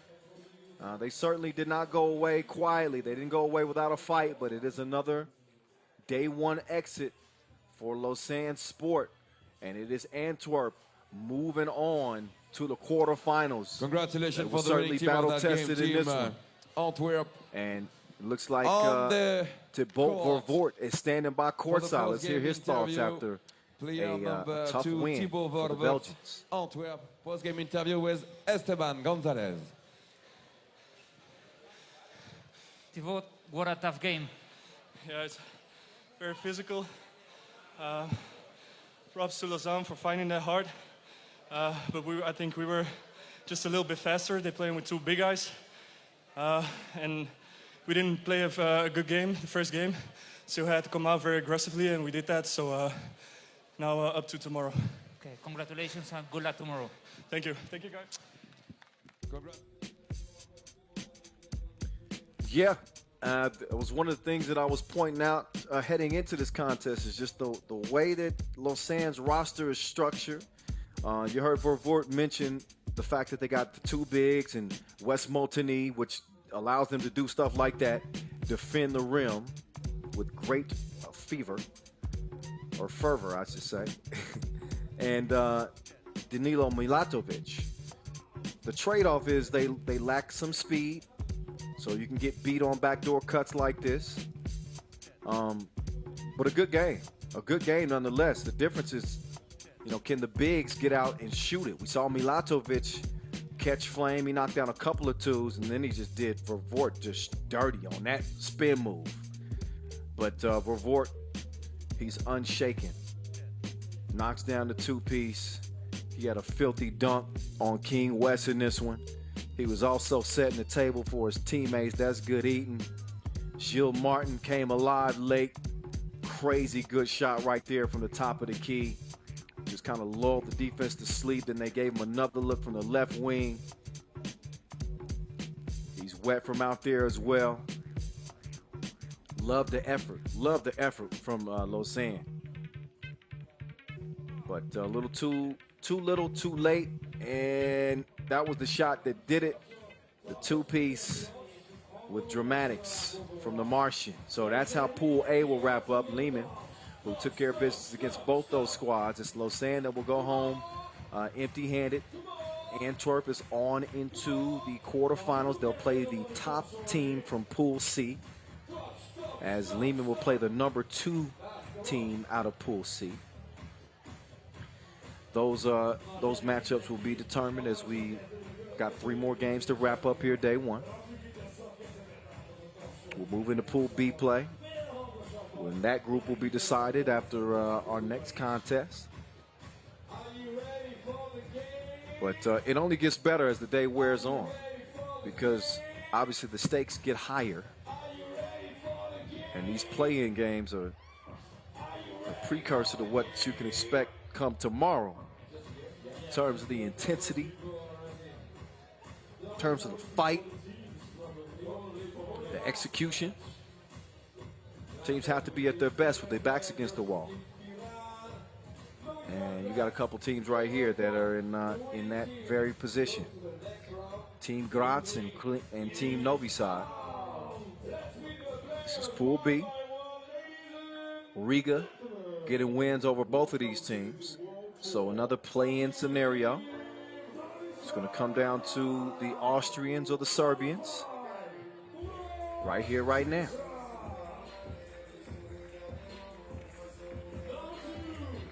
Out comes Novi side first. Dejan Janic, Marko Milakovic, Strajinja Milosevic,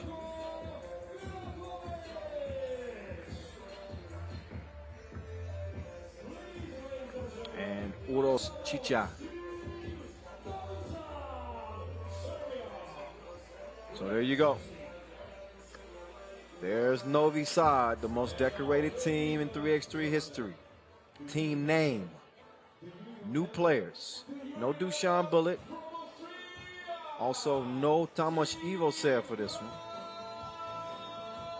And as you know, no more Dejan Majstorovic.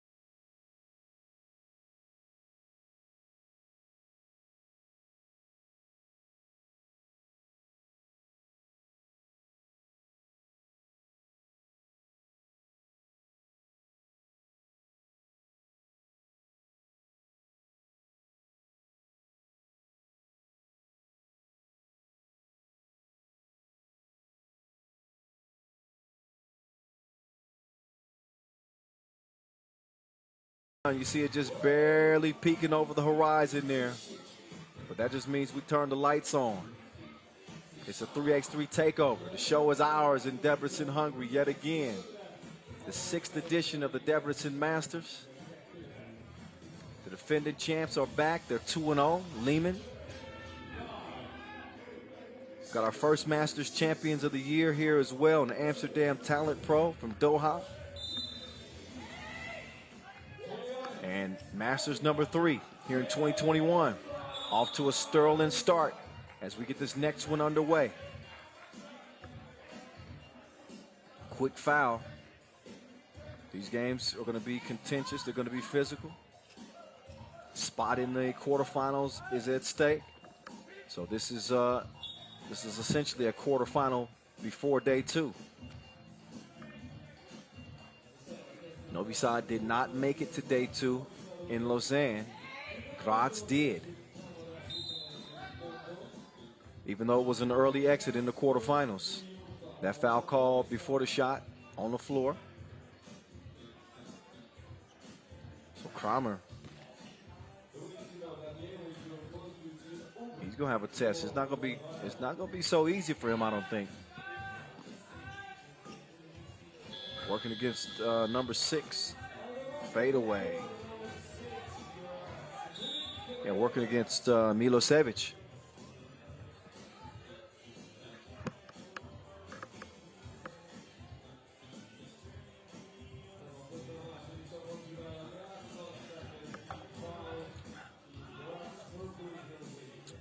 So here come Novi side.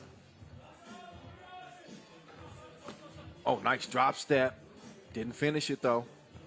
But Milosevic certainly got to his spot. It's Kaltenbrunner. You left something. He gets another handle on the cookie. Puts it up.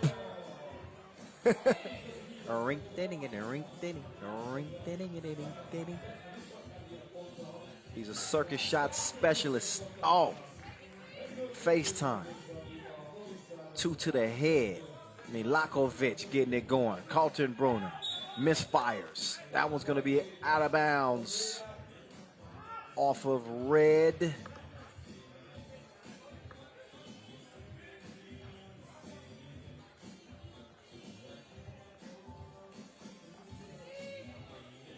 So here come Team Graz. Lenortner, up fake. Sets up a good look straight on. Nice knockdown 2-piece from Martin Tremont. And then the defense, you can see the emotion here from Team Graz. They want this.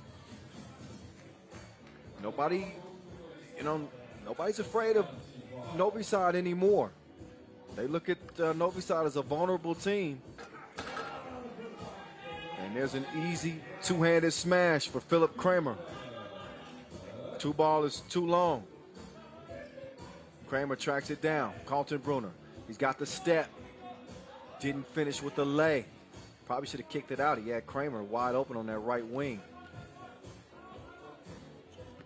Here's Milakovic. Getting to the baseline.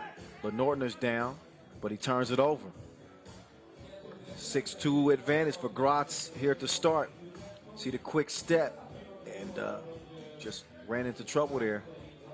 Any coach will tell you that baseline serves as an extra defender. You want to funnel the offensive player there if you can. Foul called on the shot. Matthias Lenortner, 24-year-old, putting the pressure on the interior of the defense. He's going to earn a trip to the stripe. Played at the Europe Cup in 2019 with Austria, where they beat former winners Latvia in the pool phase. So he's enjoyed some success here in 3x3. Hey, don't use that. Don't use that slip of the tongue against me. I know how childish y'all can be. Stop it. Success. Listen, I've been up since 3 a.m. Give me a break. All right, I cracked myself up. Let's get back to it, shall we? Yeah. 6-2. Graz out of the gates quick here. Oh, Milakovic, do your dance, young fella. Splash. 4-2. 3 fouls apiece. Ah! He just boomed on his back. They needed a safe word. 7-4. Oh, 7-6 make that.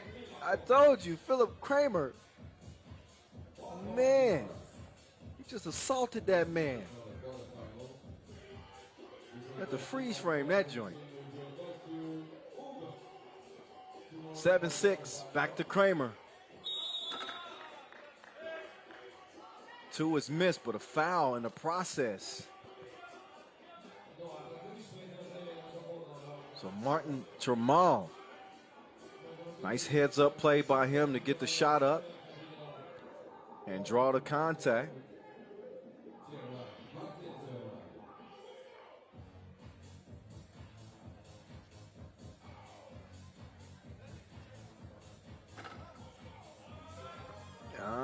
The first one is good.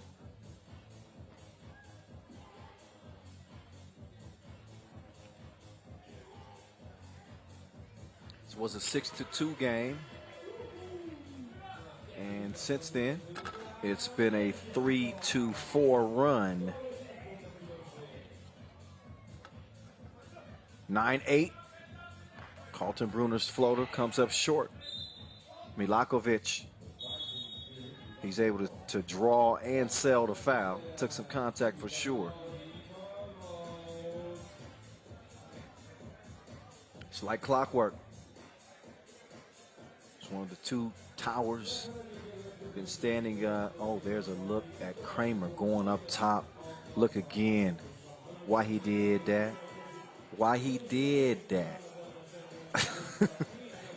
Yeah, those clock towers on the old Reformed church have been standing since the late 1800s. Church had been burned to the ground a couple of times and had to go through some repairs over the years, but those towers have been standing strong for quite some time. Speaking of strong, there's some strong defense on the inside. That's too strong. Foul called. Take another look. Milakovic got locked up. But then Carlton Bruner was able to get a hand in there and mix it up as well. 5 fouls apiece. Just make that 6 now on Graz. No more to give. Graz with a 1-point advantage, 3.5 minutes in. It's a 10-minute sprint to 21. Y'all know how it goes down. Whoever goes down in this game will be going home. Crossover. Nowhere to go. That is outstanding defense. He had him in his back pocket. Philip Kramer. Oh, my goodness. He pulled the trigger. Almost broke the backboard. Lord, help me, please. Front rim. And a good look. Oh, yeah. All net, all wet. Can't be mad at that. Good defense as well. So Martin Tramal, he's got his fingerprints all over this game.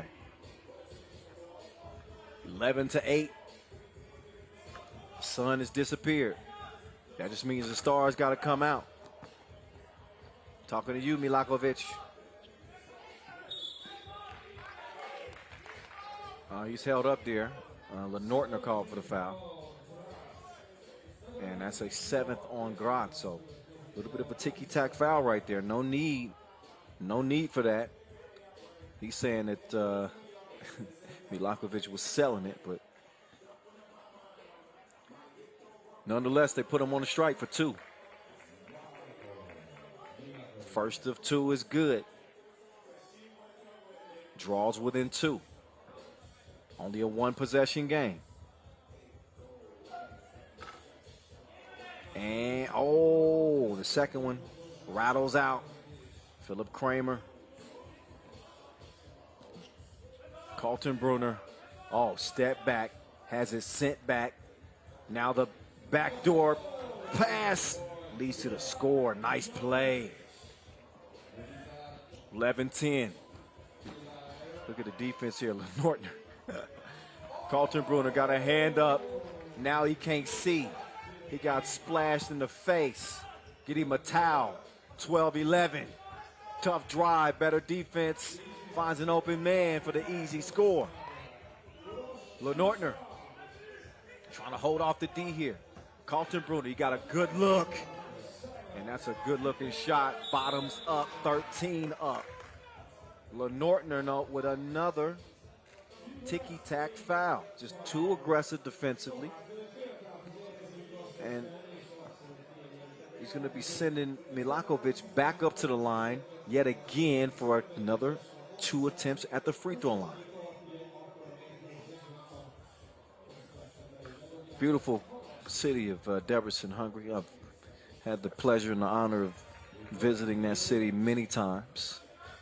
Would love to have been there now, but circumstances did not allow. But just a beautiful city. Takes your breath away. And a reason why we continue to come back to one of the most iconic venues in 3x3. Kramer! Whoa! He almost killed a man in front of our eyes. Instead, he missed the dunk. That might have been the dunk of the year had he put that down. Look at the cockback. Got to put that down, big fella. Oh, he might have had an argument too, because it looked like he did take some contact on that dunk attempt. Didn't get the whistle. We let him play a little bit. 14-13 game.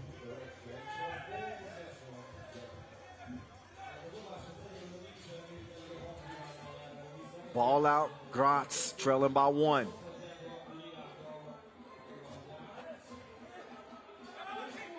Oh, what a finish. 14 up, Milakovic puts it up.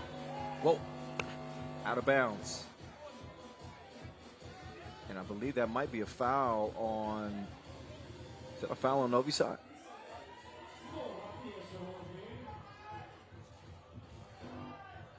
Take a look. So just making an attempt to save it.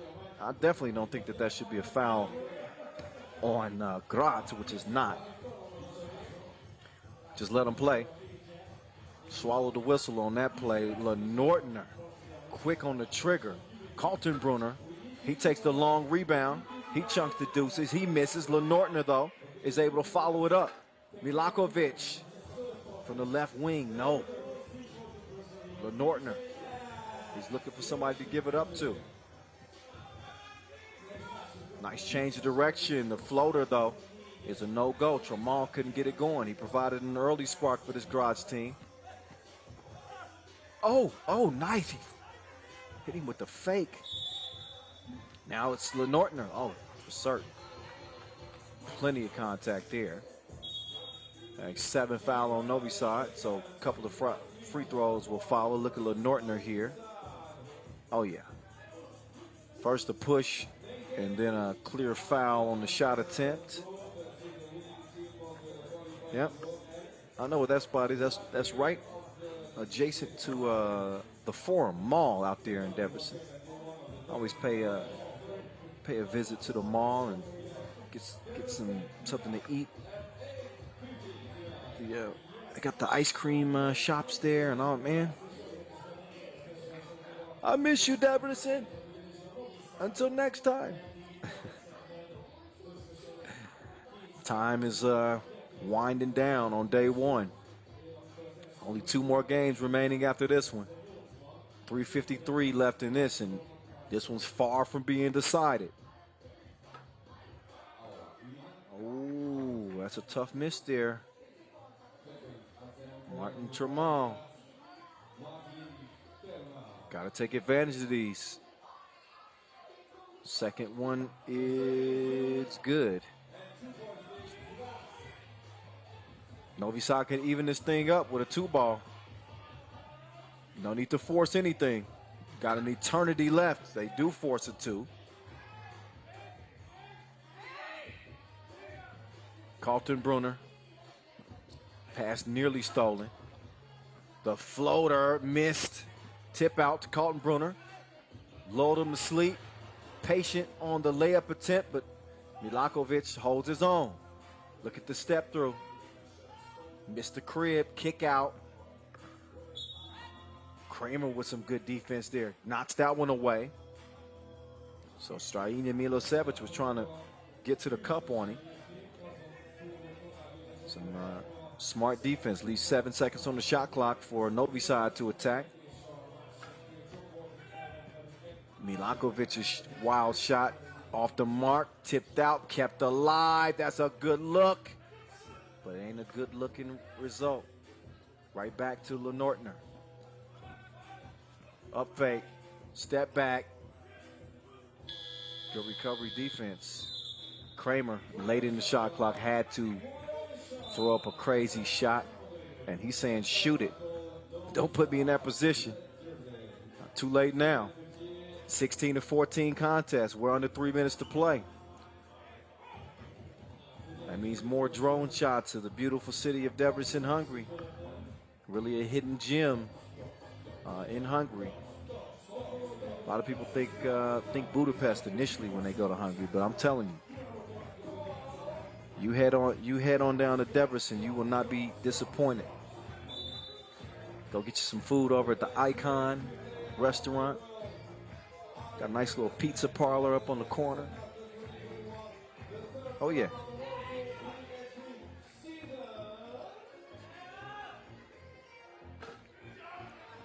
Oh, thought that was good.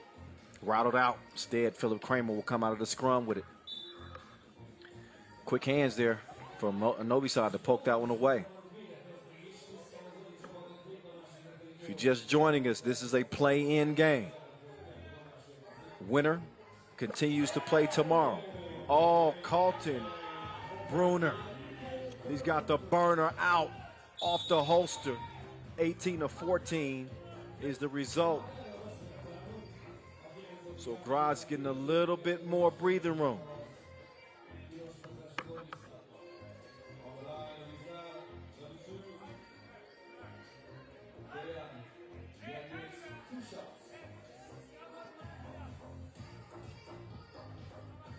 Couple of shots here. Both teams in the penalty. First of two for Dejan Janic.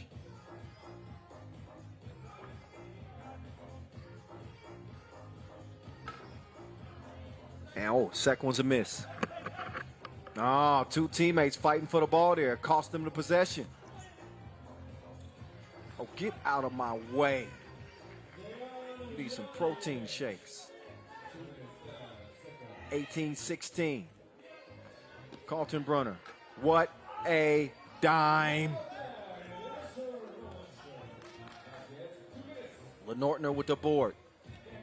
Graz could end it with a two-piece. They're going to give him a wide open look, and that's it. That's all. The show is over, ladies and gentlemen. Two ball from Martin Tramal. Way off in the deep end. 21-16, and he drowns Novi side and their hopes to continue to play here in Debrecen. It is Graz advancing as the #2 team out of the group. Martin Tramal doing the honors. And Novi side will fall short yet again, not making it to day 2 of the tournament. What a game, though. We knew it was going to be intense. We knew it was going to be physical. We knew it was going to be contentious with the stakes as high as they were. And the game had a little bit of everything. We had some FaceTime. We had a couple of dunks. We had some outstanding defense, a couple of crossovers to boot as well. There's Kramer. I was telling you about the dunks. That wasn't even his best one. He had 2 more that was filthy in this one. There's one of them. And then how about the lights out shooting Martin Tramal? He was the star of the show. Step back. Got some pretty solid play, some encouraging play from Dejan Janic. Milosevic was aggressive in the game. But Martin Tramal and company made the most of their opportunities in a kind of a grimy game. You knew it was going to come down to who was knocking down their free throws, and not only knocking down the free throws, but knocking down shots like happy hour.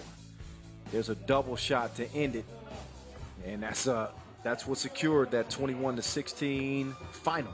So it's Graz in, it's Novi out yet again. Graz on into their second quarterfinal berth. Riga 2-0, playing without Batman, playing without Edgar's Krumans. Still the same old Riga. We're going to see if they can get back to the top of the podium when it's all said and done, when they get back to action tomorrow. But that is going to be a team to keep an eye on. Keep an eye on the rest of the action today, because we ain't done yet. No, we ain't done yet. We got 2 more to go. Buckle up. It's going down. Again, we've been playing 3x3 here in Debrecen for some 7 years now. Same spot. So many different endings to the stories that have been written here at the Debrecen Masters. I've been fortunate to be a part of many of them. I think every single one since 2016. But anyway, it's Amsterdam and Emona up next. Emona coming all the way from the qualifying draw. Amsterdam with a big win over Šakiai Gulbelė earlier. They'll be looking to go 2-0 here. Meantime, Emona ended up losing to Šakiai Gulbelė earlier. So, in essence, this game could decide the group. Amsterdam, obviously, with a win, would go to 2-0 and be the top seed out of the group. And another loss for Emona would mean an automatic berth for Šakiai Gulbelė. And our final game of the day will pit Piran against Debrecen. But first things first, we got to get this one out of the way. And there's Amsterdam Talent&Pro. Juice, Julian Jaring, Slaughterhouse, Slaughter, Dimes, DeMeo Vanderhorst, and Mad Max, Maxim Kovacevic, the killer. I think that's it. That's a good nickname for Maxim Kovacevic, the killer.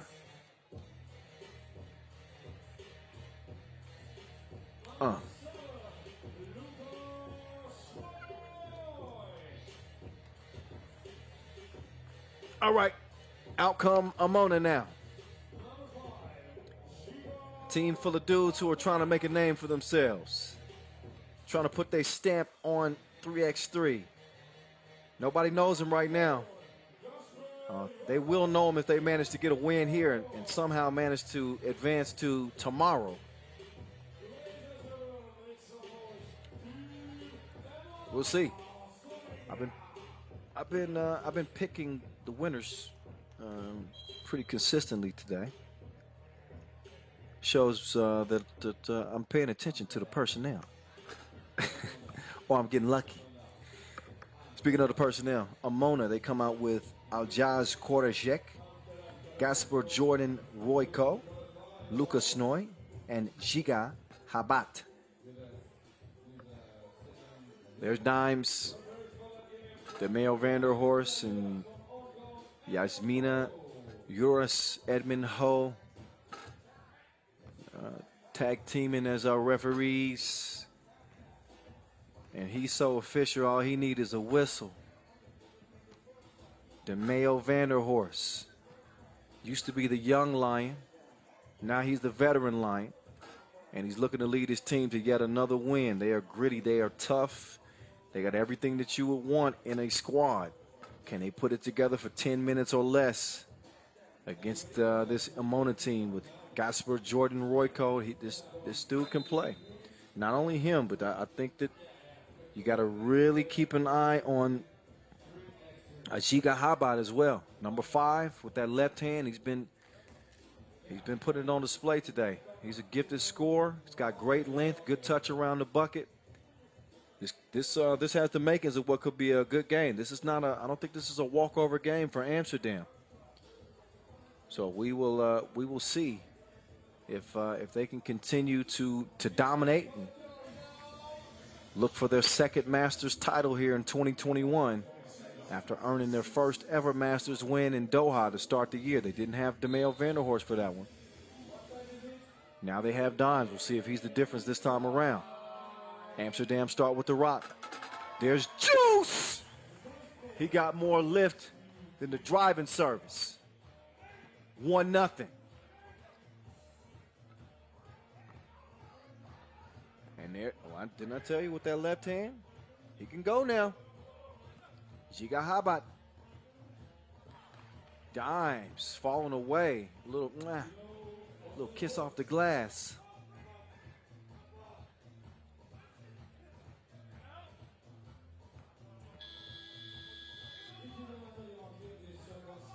Here's Juice. Down to Dimes, trying to put him in the blender. Spins left, then right, then kicks it out. Slaughter. Oh, yeah. He even had to laugh that one off. He couldn't sneak away with that. The refs ain't going to miss that. He was just skipping to the rim. Just forget about the rules. 2-1. On Emona. They got a shot in this one. But I think that the decider will be how efficient they are from two-point range. That was not efficient defense. Nice slip to the bucket as Dimes extends Amsterdam's lead to 2. Catch and shoot. I think that's the way to play by Emona. I don't think that you're trigger shy in this one. You take the shots, you play with confidence, and you let the chips fall where they may. What you don't want to do is try to beat Amsterdam at their own game. Not likely to work out. How about that delectable dish? Maxim Kovacevic is more than just a scorer. Got out to contest that shot. Oh, then it's Kovacevic swish. Two-piece, no biscuits, 6-1, Amsterdam out of the gates fast. Juice trying to hold his ground, but he's whistled for the foul. That was a tough assignment. Lucas Snoy was coming at him. That's a lot of body. 201, 102 kilograms. He's a big man with a soft touch at the stripe. Still a 4-point lead for Amsterdam. Kovacevic passes up the shot, leads to the Dimes lay-in. Beautiful play there. And then Amsterdam does so well on the defensive end, making you uncomfortable. He's gonna have to wash that one off his face, though. His Juice got splashed on. Now Juice with a chance for some get back. It's wiped away, though. I think 3 in the key violation.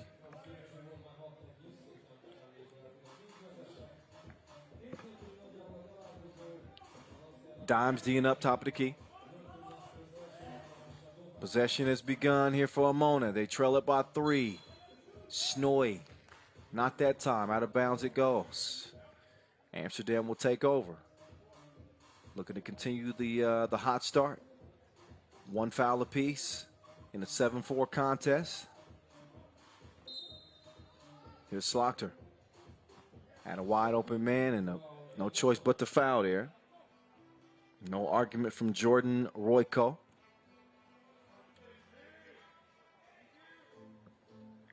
Here comes Amsterdam yet again. Slaughter, beautiful pass. Put that in the shoebox. Then he got elbowed in the face.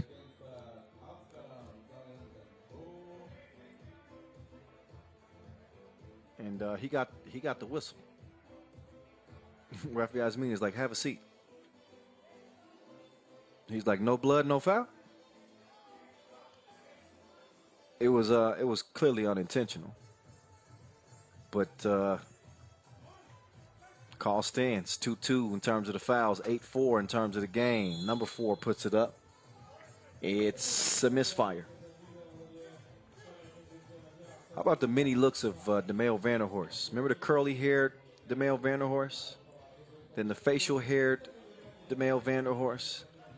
Then the bald DeMail Vanderhorst? Now the prominent mustache DeMail Vanderhorst. Who is he?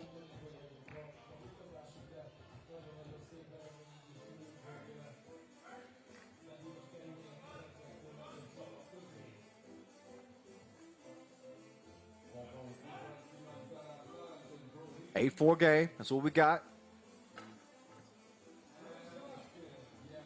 Make that 8-5. Jump hook is good.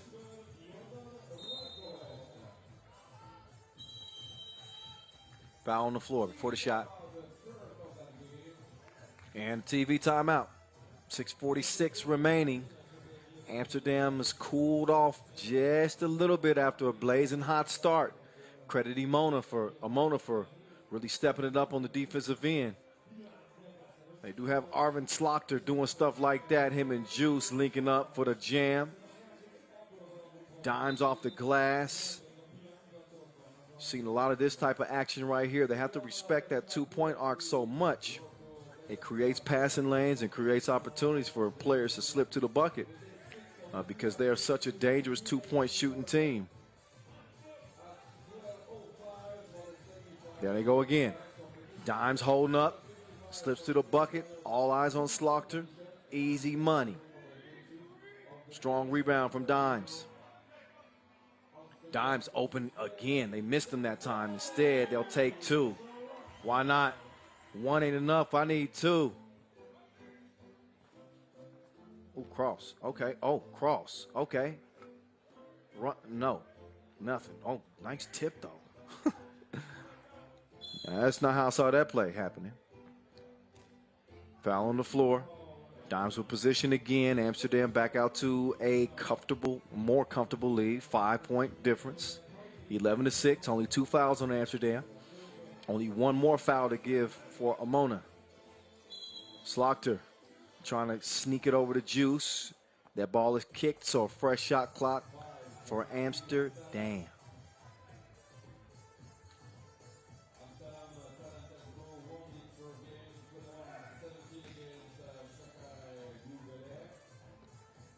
Slaughter. Oh, Dimes. He just took his eye off of it.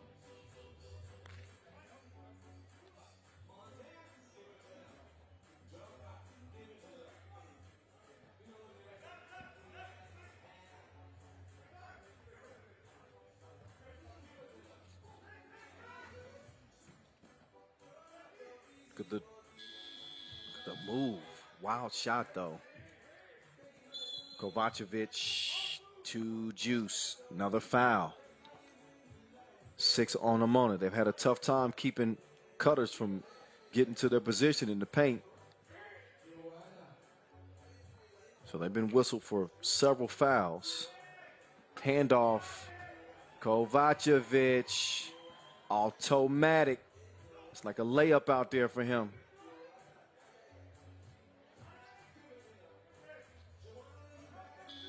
Quick catch and shoot right back at you. So fighting fire with fire. They both chunking the deuces. This time is Kovacevic taking the easy one. Steps behind the two-point arc. Goes to the spin move. A couple of fakes. $1 million move, $5 shot. It don't add up. Kovacevic can make good on it.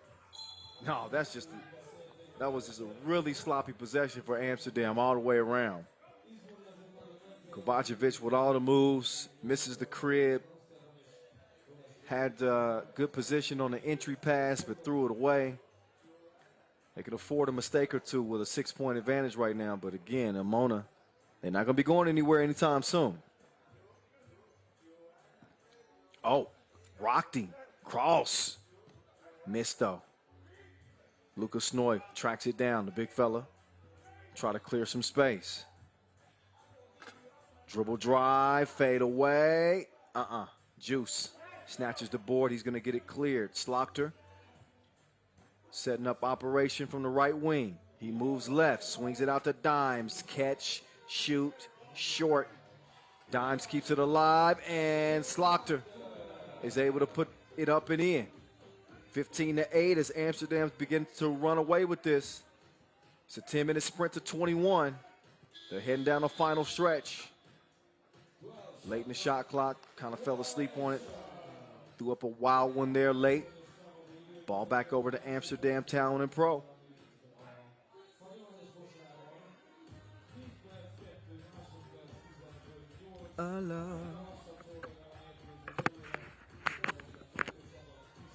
Kovacevic!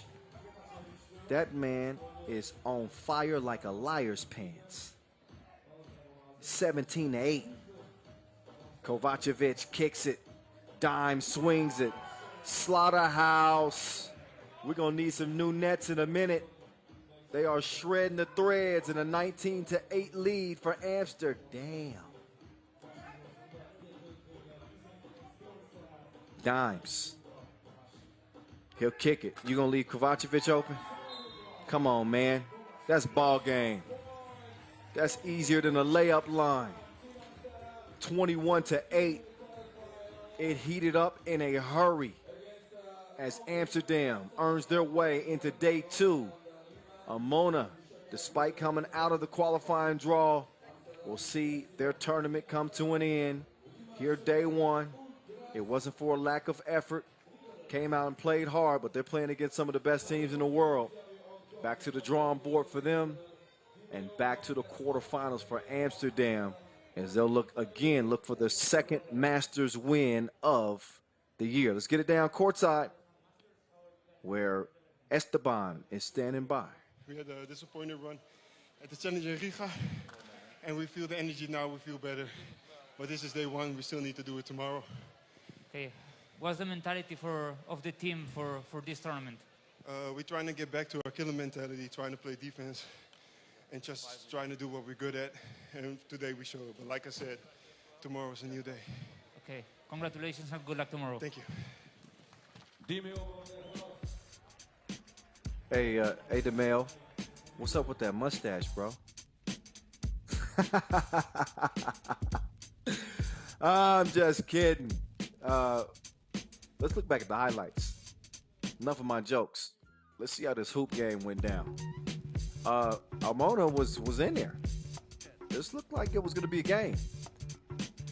But, man, when I tell you Amsterdam flipped the switch, ooh-wee. They became a different team. Tough shots, though. You got to give Emona some credit. But just the experience of this Amsterdam team really shone through. You saw how Dimes got so many easy buckets off that kind of pick and slip action.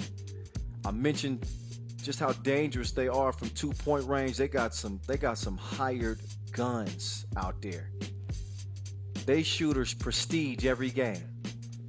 Arvin Slaughter, Maxim Kovacevic, absolute snipers. They were tearing it up from beyond that 2-point arc. And then once they started to have fun, they started flowing like a waterfall. Everybody was wet. That was the game winner right there. Kovacevic with the shooter's touch. 21-8 as they are sealed into the quarterfinals. 2-0 Amsterdam. Šakiai Gulbelė, the second team out of the group that will move on to the quarterfinals. So we will take a quick break before we get to our final game of the day, and we'll treat you with some of the best crossovers that we've seen in the past couple years. Enjoy.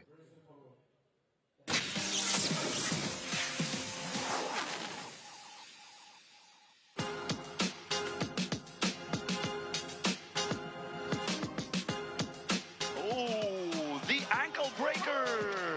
Tony Mindoljevic. After that move, you can call him the bone collector.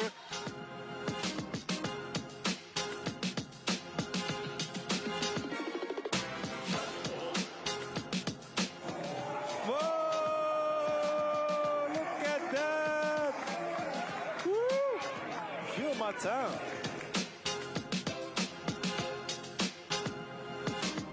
Stefan Stojacic makes Adin Kavgic look like Bambi on ice. I think his ankles even shed tears after that one. Romeo against Igna. Oh, Romeo. Goodness. What a crossover.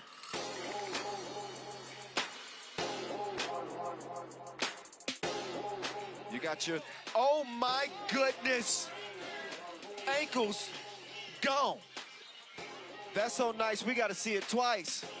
Minya Touré putting pop on her backside with the Ginsu slice of the crossover, my goodness.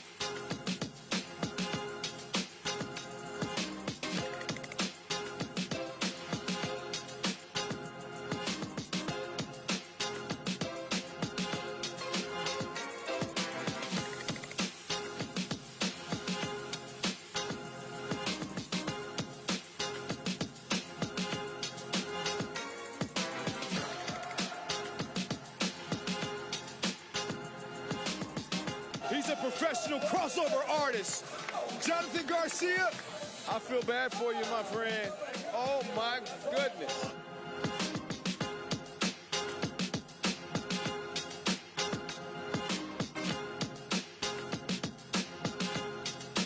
Oh, her ankles will never be the same. That was disgusting. Anastasia Shusik.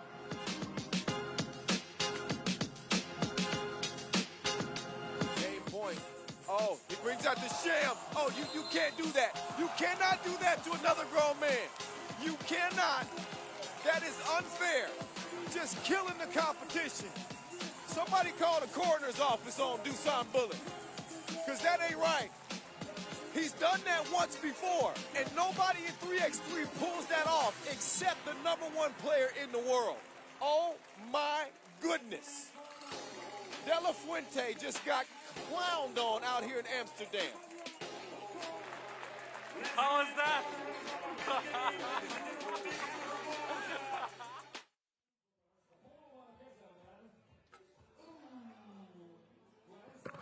One of the most vicious moves in 3x3 history, courtesy of Dusan Bullet, longtime #1 player in the world.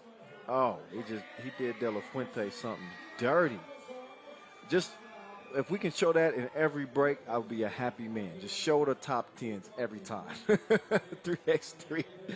Man, we have had some crazy plays over the years. Shout out to all the players who we feature in those top 10 crossovers. That's one of my favorite things to do. Call crossovers and call dunks. People getting dunked on. Love it. Oh, I love this venue too. Shout out to Magic Sky. They provide the canopy. In Leo, who provide the court, and Skelda Sports, who provide our hoop goal setup. Those are our official suppliers. None of this will be possible without our ball and apparel sponsor, Wilson, as well as our official timekeeper, Tissot. So we want to show much love to them and all that they do to help make 3x3 possible.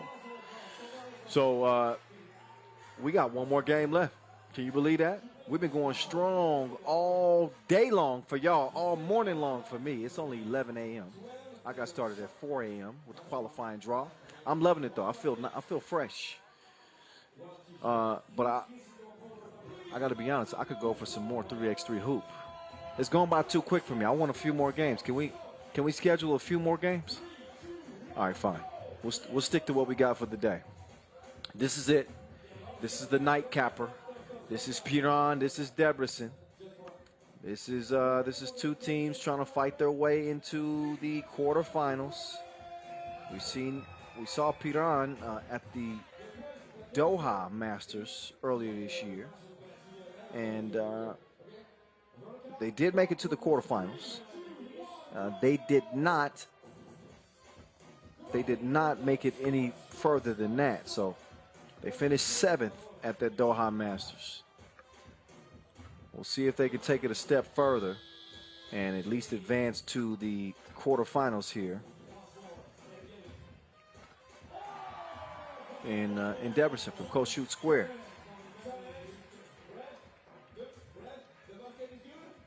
So a few looks at some of our audience members. We got them of all ages. Some people caught off guard.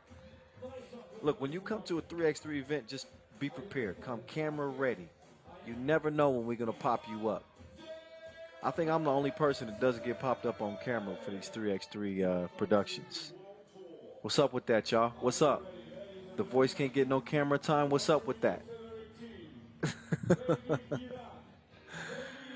Y'all know the TV broadcast personalities. We're vain.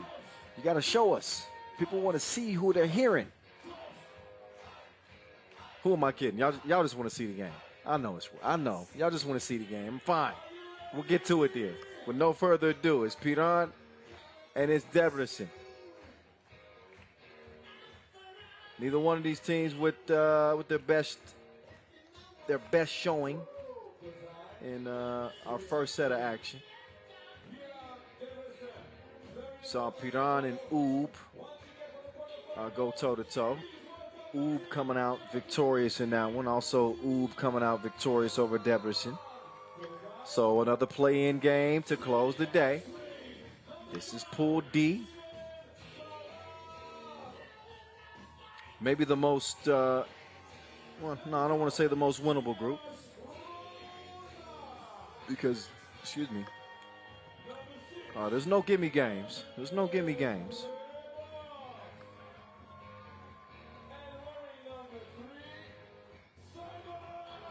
But as both teams enter the court now, they'll be playing this one like a championship game. There's your most tenured 3x3 player in the history of the game who's still going strong. He's played in every edition, all 10, Simon Finsgaard. He's out there with Anze Strebo, Tilen Zalar, and Taj Rotar. Now for Debrecen. They got the crowd behind them. They'll be trying to feed off the energy and get it done. They got Christian Argitiai, Uros Rosic, Christian Benki, and Attila Dameter.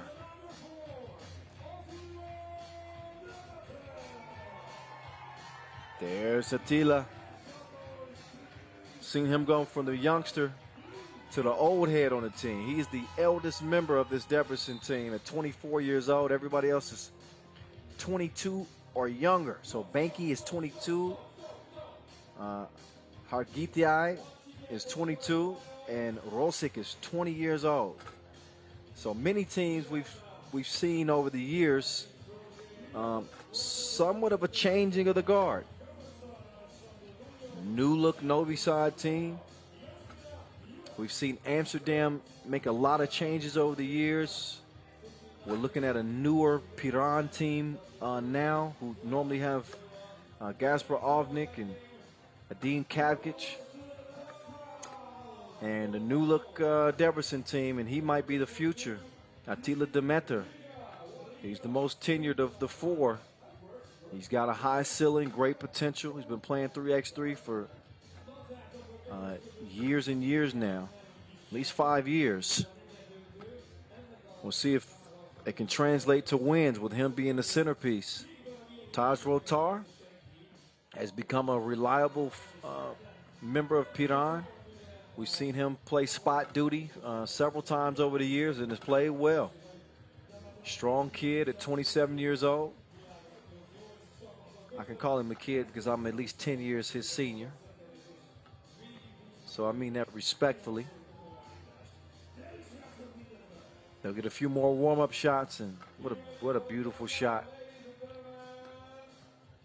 That never gets old in front of the Reformed Church. And we got some nice production skills too. 3x3, you see it.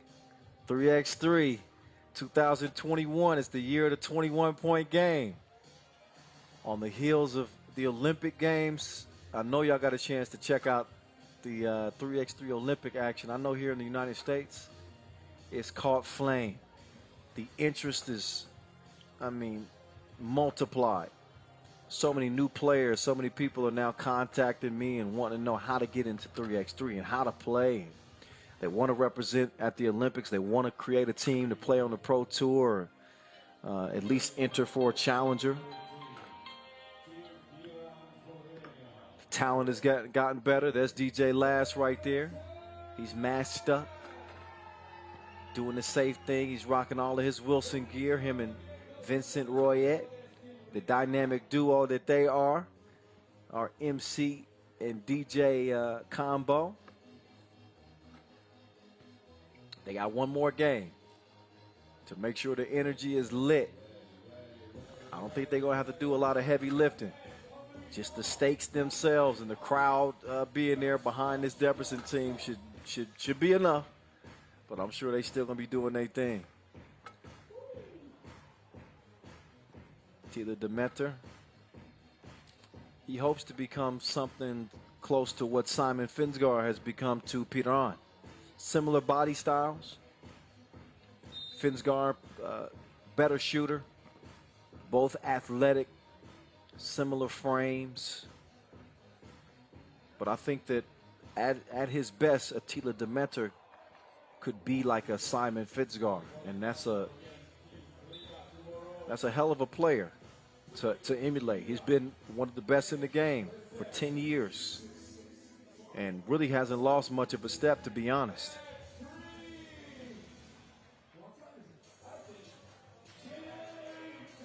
It's almost that time. Final game of day one. It's on. Here we go. This will decide the quarterfinals once and for all. 2 ball. 2 strong. Rebound goes to blue. Oh, Demeter. He has it sent back. Great defensive play at the rim. He gets up a little bit sore, but it preserves a 0-0 score. Demeter now, he knuckleballed that one. Ball off red. At least that's what Debrecen's saying. Christian Hargitai.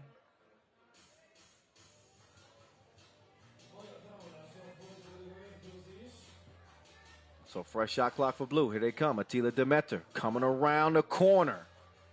He has not put enough on his shots. Each shot just a little bit soft. So as a shooter, you then make the adjustment. If you've been shooting it too short, just put a little bit more muscle into it, and that touch will come. There's Finsgaard. A little strong. Rebound comes right to Schrebo. I don't think he's going to get continuation on that shot. But he will get the foul call at least, and the possession will go to Piran. There's Schrebo on the cut. That one will not count as well. But the fouls are starting to count up. I thought he was in the process of shooting that, but still. Finsgaard changing direction. That's definitely a foul. He gets Demeter in the air, and this one's going to lead to a free throw attempt. That's how slick and crafty that Simon Finsgaard is. Just kind of slowed that step before he shot it. Great body control and as savvy as they come. There's nobody's played more 3x3 hoop than he has. There's a nice entry pass, but a little bit off target in terms of being mishandled. I thought the pass was on point. Speaking of on point, that's Simon Finsgaard. Vino, he gets better with time, like a nice wine.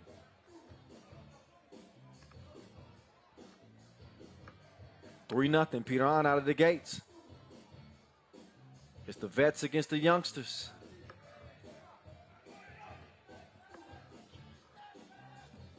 Oh, Demeter crossed him, and he sauced him.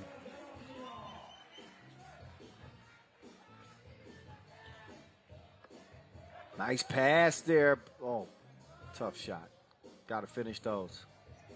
The table was set perfectly. Left him with the hezzy, but also left the ball. Leads to the 2 in the corner, and that's not what they wanted. This is what Piran wants. Anze Schrebo, Buko. Bulling his way to the rim. That is too easy. Two-piece in a 4-3 game now. Debrecen ain't going nowhere. Rotar didn't have the right rotation. Foul on the rebound attempt.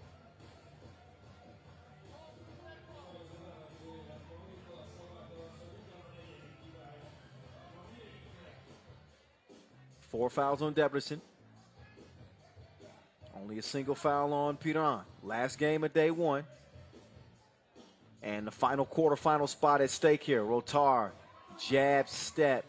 Took him for a ride straight to the rim. Demeter, he likes that baseline. Goes behind the back. Missed it short. Vinsgar took him to spin class. I hope the teacher's watching. He'd be proud. 6-3 after the beautiful move. Chance for a two-point play.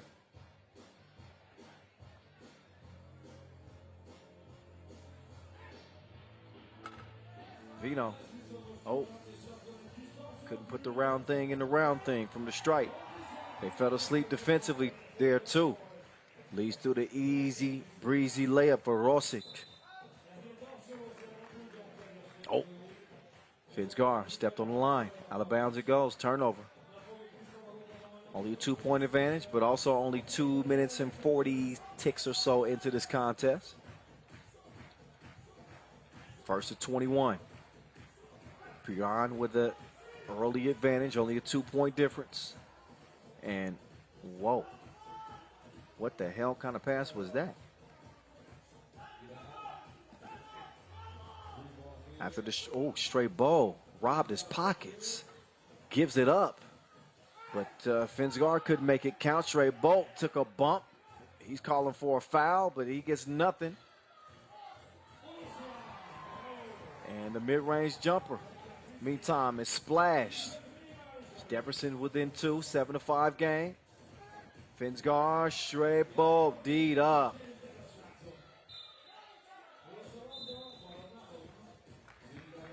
There's some suffocating D for you right there, too.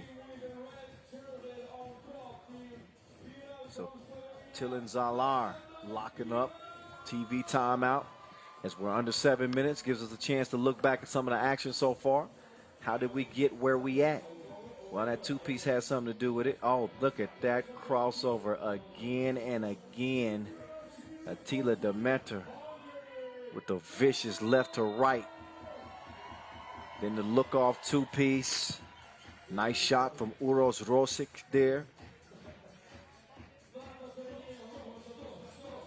So Debrecen with 1 foul to give. They trail it by 2. Play continues now. Catch, shoot, bottoms up. Rosic with a nice rotation. The 20-year-old feeling comfortable playing with the grown men.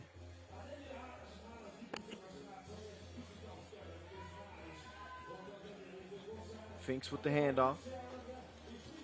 Strebo back over to Finsgar. He's got the step, and he's got the Frito-Lay. And Piran has a lead as a result. Two-piece dinner with the biscuit and the mashed potatoes and the coleslaw. We have a chance for a 4-point play. Uros Rosic. Again, the 20-year-old. He's got Debrecen in front.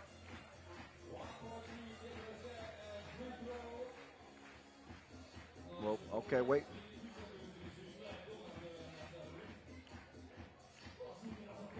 I thought he was fouled in the process of making that 2. I was wrong. Oh, took him on the merry-go-round but missed it. Attila Demeter will clear it. Down low he goes. Loose ball. Fresh shot clock. I think that did change possession. Demeter. That was like a meteoroid.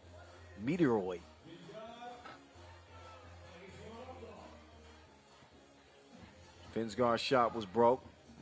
Now Demeter will try to do some damage on the drive. Got to his spot, rolled off the rim. Šrebo will kick it out. Rotar looking for the repost from Šrebo. Up top to Rotar. All net, all wet. 10-9 game as a result. Now Rotar robs his pockets. Forced the pass to Šrebo. Šrebo is fouled trying to get position. So Piran retake the lead. 10-9 here.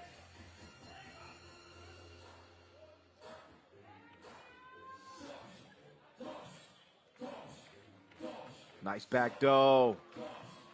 Up and under from Finsgar. That dude is not 40. How? Another quick foul. Piran's third. Compared to Debrecen, who have 6, they got no more to give. They trail it by 2. Midway point.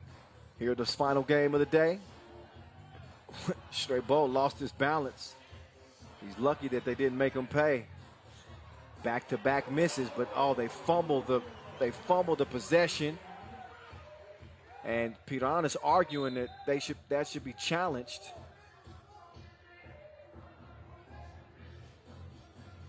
But I'm not sure that possession actually changed hands. It didn't seem like Šrebo actually got possession of the ball. It kind of rolled off his arms.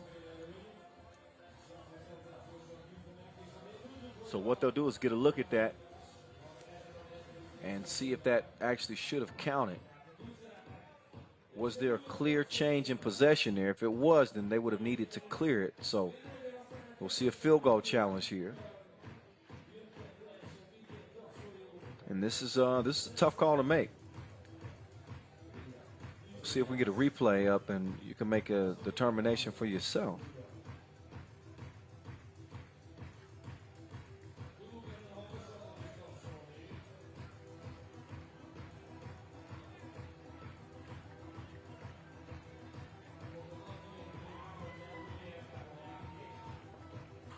So we'll find out right here, right now. In a one-point contest, take another look off the miss. Ooh, that's close.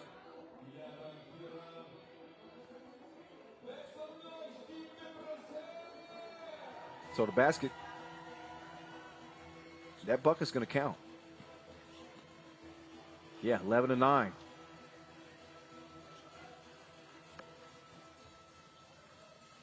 Look at the movement here from Piran. Leads to a good look, but a bad shot. Airballed out of bounds, back over the blue. Debrecen could tie this thing with a 2-piece or trim into that 2-point deficit. Literally anybody's game. Piran pick up a 4th foul.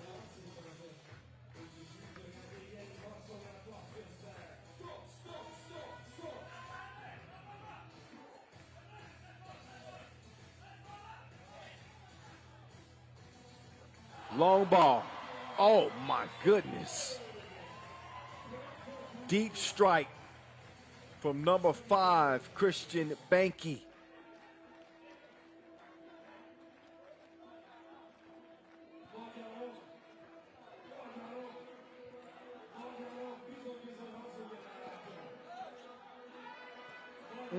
Runner. No. Finsgar. The wait for it, top of the key. He's got the cookie in hand, falling away. That's great defense. No soup for you. Demeter spins free. Instead of taking the 2, instead he's going to go down to the block. Oh, yeah. Oh, no. Beautiful move, but he blew the layup. That would have been top 5 for sure today.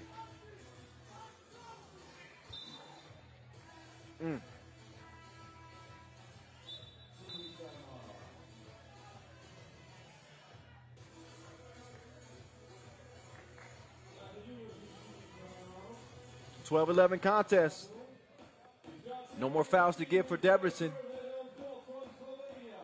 Here's some of their body of work so far in this one. I think Uros Rosic has played really well. Christian Banky has chipped in. Got the 2-ball from way out, long range. Rosic getting it going.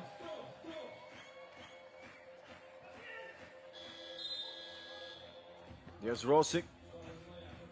Late in the shot clock, touches nothing. Ball will go back over to the Slovenians, nursing a 1-point advantage. Debrecen have to be careful not to foul, or Piran will be shooting 2 free throws. I'm sure the Sphinx recognizes that. Look for them to attack, put themselves in position where refs are even going to have to make a call, or the defense is going to have to foul. Straight Bolt, big advantage on the inside.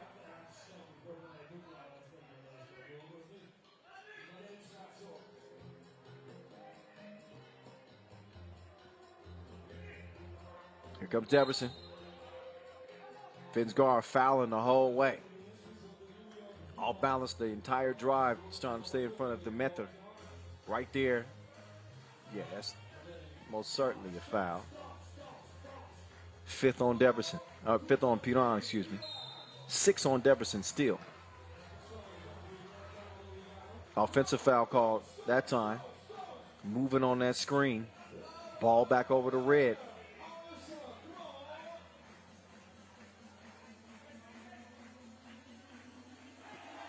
Oh, they had the right idea. Finsgar used to get up top and dunk those, but the pass was off the mark. Travel called. So shot attempt is wiped away. Must have moved that pivot over there.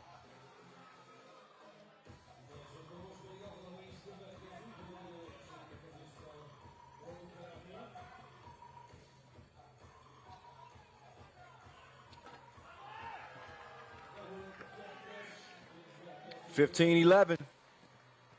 Piran, a little bit more breathing room. Demeter took a bump, kicked it out.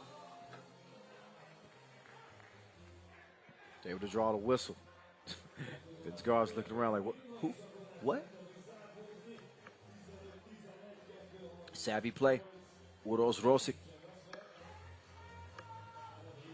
Even at 20 years old, he's able to trick one of the wily veterans.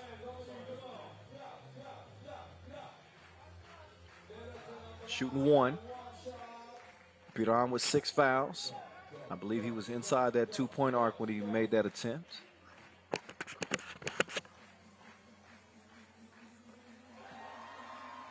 And he's able to knock it down. Still a 2-possession game, 2.5 to play. Finsgar left his feet, tough pass. He's going to get it back for a wide open look. Little strong on it, and a foul on Blue. That'll put Finsgar at the free throw line.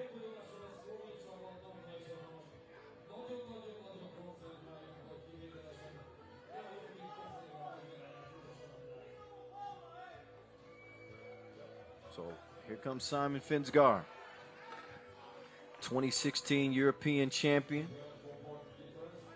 2017 Europe Cup silver medalist. Also medals at the 2016 World Championships, bronze, also the World Cup 2018 and the Europe Cup 2018. Not only one of the most tenured players in the game, but one of the most accomplished as well. Drive kick. The Sphinx trying to give him a drink from deep. Nope. Quick move, reverse. Gets hung up on the rim. They got Shrey Bolt with great position on the inside. Shrey Bolt elevates. The Sphinx can't follow it.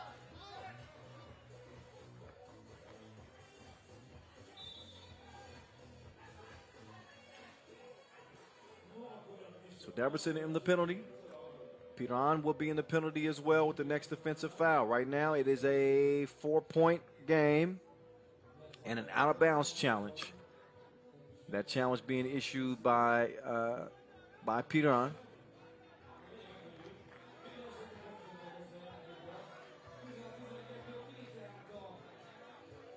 Let's see what the determination is. One good thing that comes out of this is both teams do get a rest while they take a look at that last possession.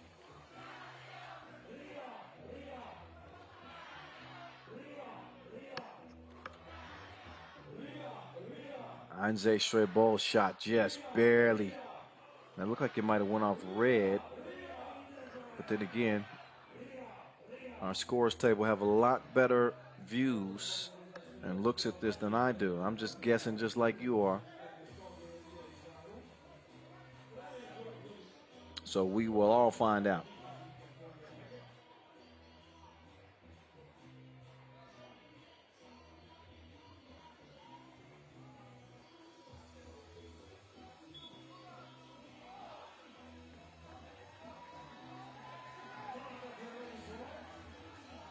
Okay, the footage is unclear, so the call on the floor will stand. And Piran will not lose their ability to challenge. If they want to challenge again, they can. Oh, travel. Wow. So Debrecen give it right back. This game is not out of reach for the local favorites. It's a 2-possession game. This is 2 balls away from being tied. But the time is now. Approaching that minute-and-a-half mark or so. Rotar put on the brakes. Wild shot. Wow, wow, wow. When I'm with you, all I get is wild shot. All right, I'm done. I thought I could start singing again, but my voice wasn't ready. I got to do some warm-ups first. Anze Strebol shoots 2.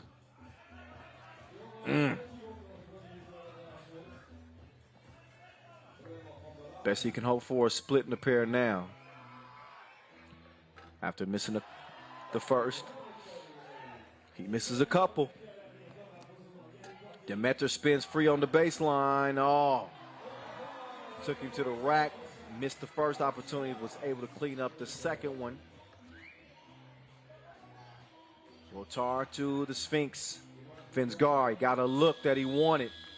Missed it to the right. That's out of bounds over the blue. Minute 18 officially left in this one. And Debrecen within 3.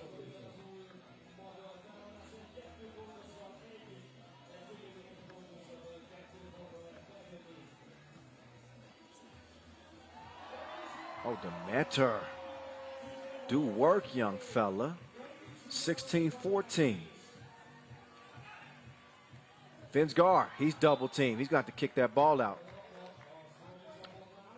Instead, it's swiped away. He ran right into trouble there on the double team. Couldn't see clearly enough to swing that ball up top. So they're going to make sure the shot clock is where it needs to be.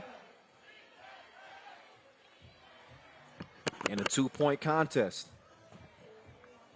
Piran leading Debrecen here in our final game of the day.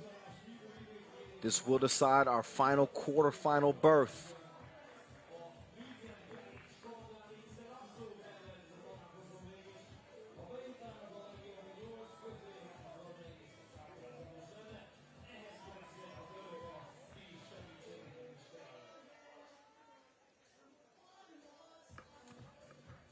So they're getting a long look at this one. Critical call here. Again, in a 1-possession game with just a minute left in the game. This could be the difference in moving on today and competing for $40,000 and a Masters title, or going home early. Back to the drawing board with no opportunity to win anything. But look again at this. That's tough. Oh, that challenge is won. That challenge is won. It's Debrecen ball. So a good challenge there. And gets the possession for blue. Demeter! Oh, got to a spot, but he just missed the crib. They swing it. Finsgar thought about the 2 instead. He's going to hold on to it. He wants a screen. Now the Sphinx driving off balance. Missed it. 40 seconds to play. Crossover. Demeter. It's your world, young fella. He's working on the Sphinx. And he got locked up. What a defensive possession for Simon Finsgar. He had him on probation.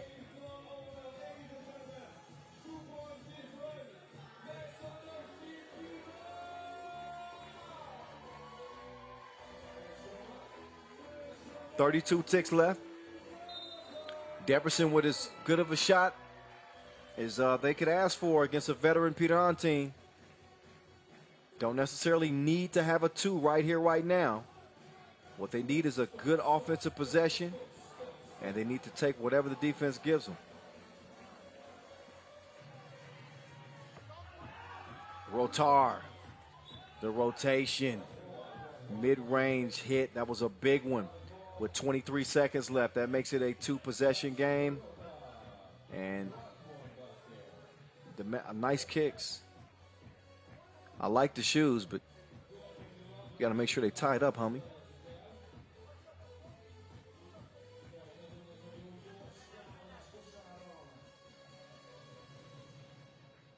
See Rotar. A lot of times you prefer that he takes the 2 there. Oh, there's a foul on the 2 attempt. That was just the worst case scenario for Piran because they stopped the clock here, and now 2 free throws will follow. As Uros Rosic will now step up to the stripe for a couple of big ones. If he's able to make at least one of them, they don't have to foul Piran. What they can do is just play a solid defensive possession. Even if they use the duration of the shot clock, which is 12 seconds, that still leaves them with 8 seconds to get a good look to potentially tie or win. 20 seconds left here, and just another bad foul on Piran.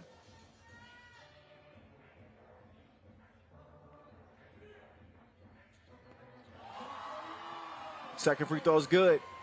We got a 1-point game, ladies and gentlemen, and 15 seconds to play. Long ball. Whoa. A narrow miss. 7 seconds to play. Debrecen could steal this one at home, but they lost the handle on the ball.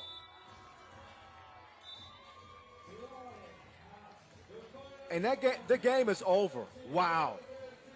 Wow. What a way to see that one come to an end. Debrecen fumbled away their opportunity to potentially get one last look. Instead, it's out of bounds and a 1-point victory for Piran as they survive and advance to move on to another day in Debrecen. So the local favorites are done. Wow, anticlimactic finish, I guess you could say, from a game that was pretty tense. It was pretty tense all the way to the final possession, and they just fumbled it away. Credit Uros Rosic. That dude came to play in this game. Taj Rotar taking advantage of that size. Simon Finsgar with a crazy finish right there. That was an unbelievable pass from Attila Demeter. I thought he also brought his A game. If you're Debrecen, you got to be thinking you had a great chance there to beat a Piran team in advance, but just a little sloppy there in the waning seconds of the contest, and they were unable to take advantage. But a few more looks at the highlights in this one. There's plenty of contact and plenty contentious. Not a shock. It was a play-in game. Simon Finsgar, the most tenured 3x3 player in the game right now, still looked youthful. Although Attila Demeter did take it right at him. He was going at his neck like an Adam's apple, as you would expect from the young star of Debrecen, but wasn't enough in the end. The veterans hold on to take our final contest of day one, 17-16. They win it by the slimmest of margins, but there's our entire body of work from a long day. 15 game day, including our qualifying draw that started bright and early here for me, but well worth the extra games. What a day it was, and the quarterfinal bracket is now set. $40,000 will be at stake day 2 here in Debrecen. We're going to see if we have a repeat champion, as Liman is back to defend their titles from 2020 and 21. We'll have some individual competitions as well. We saw our 2-point shootout qualification today. We'll see the 2-point shootout final tomorrow. Right now, let's get a look at the pools. There are your unbeatens. Amsterdam, Liman, Riga, and Ub all come out of pool play unscathed. Piran survive and advance. So do Graz, Antwerp, and Šakiai Gulbelė, setting up some pretty scintillating quarterfinal matchups, if I say so myself.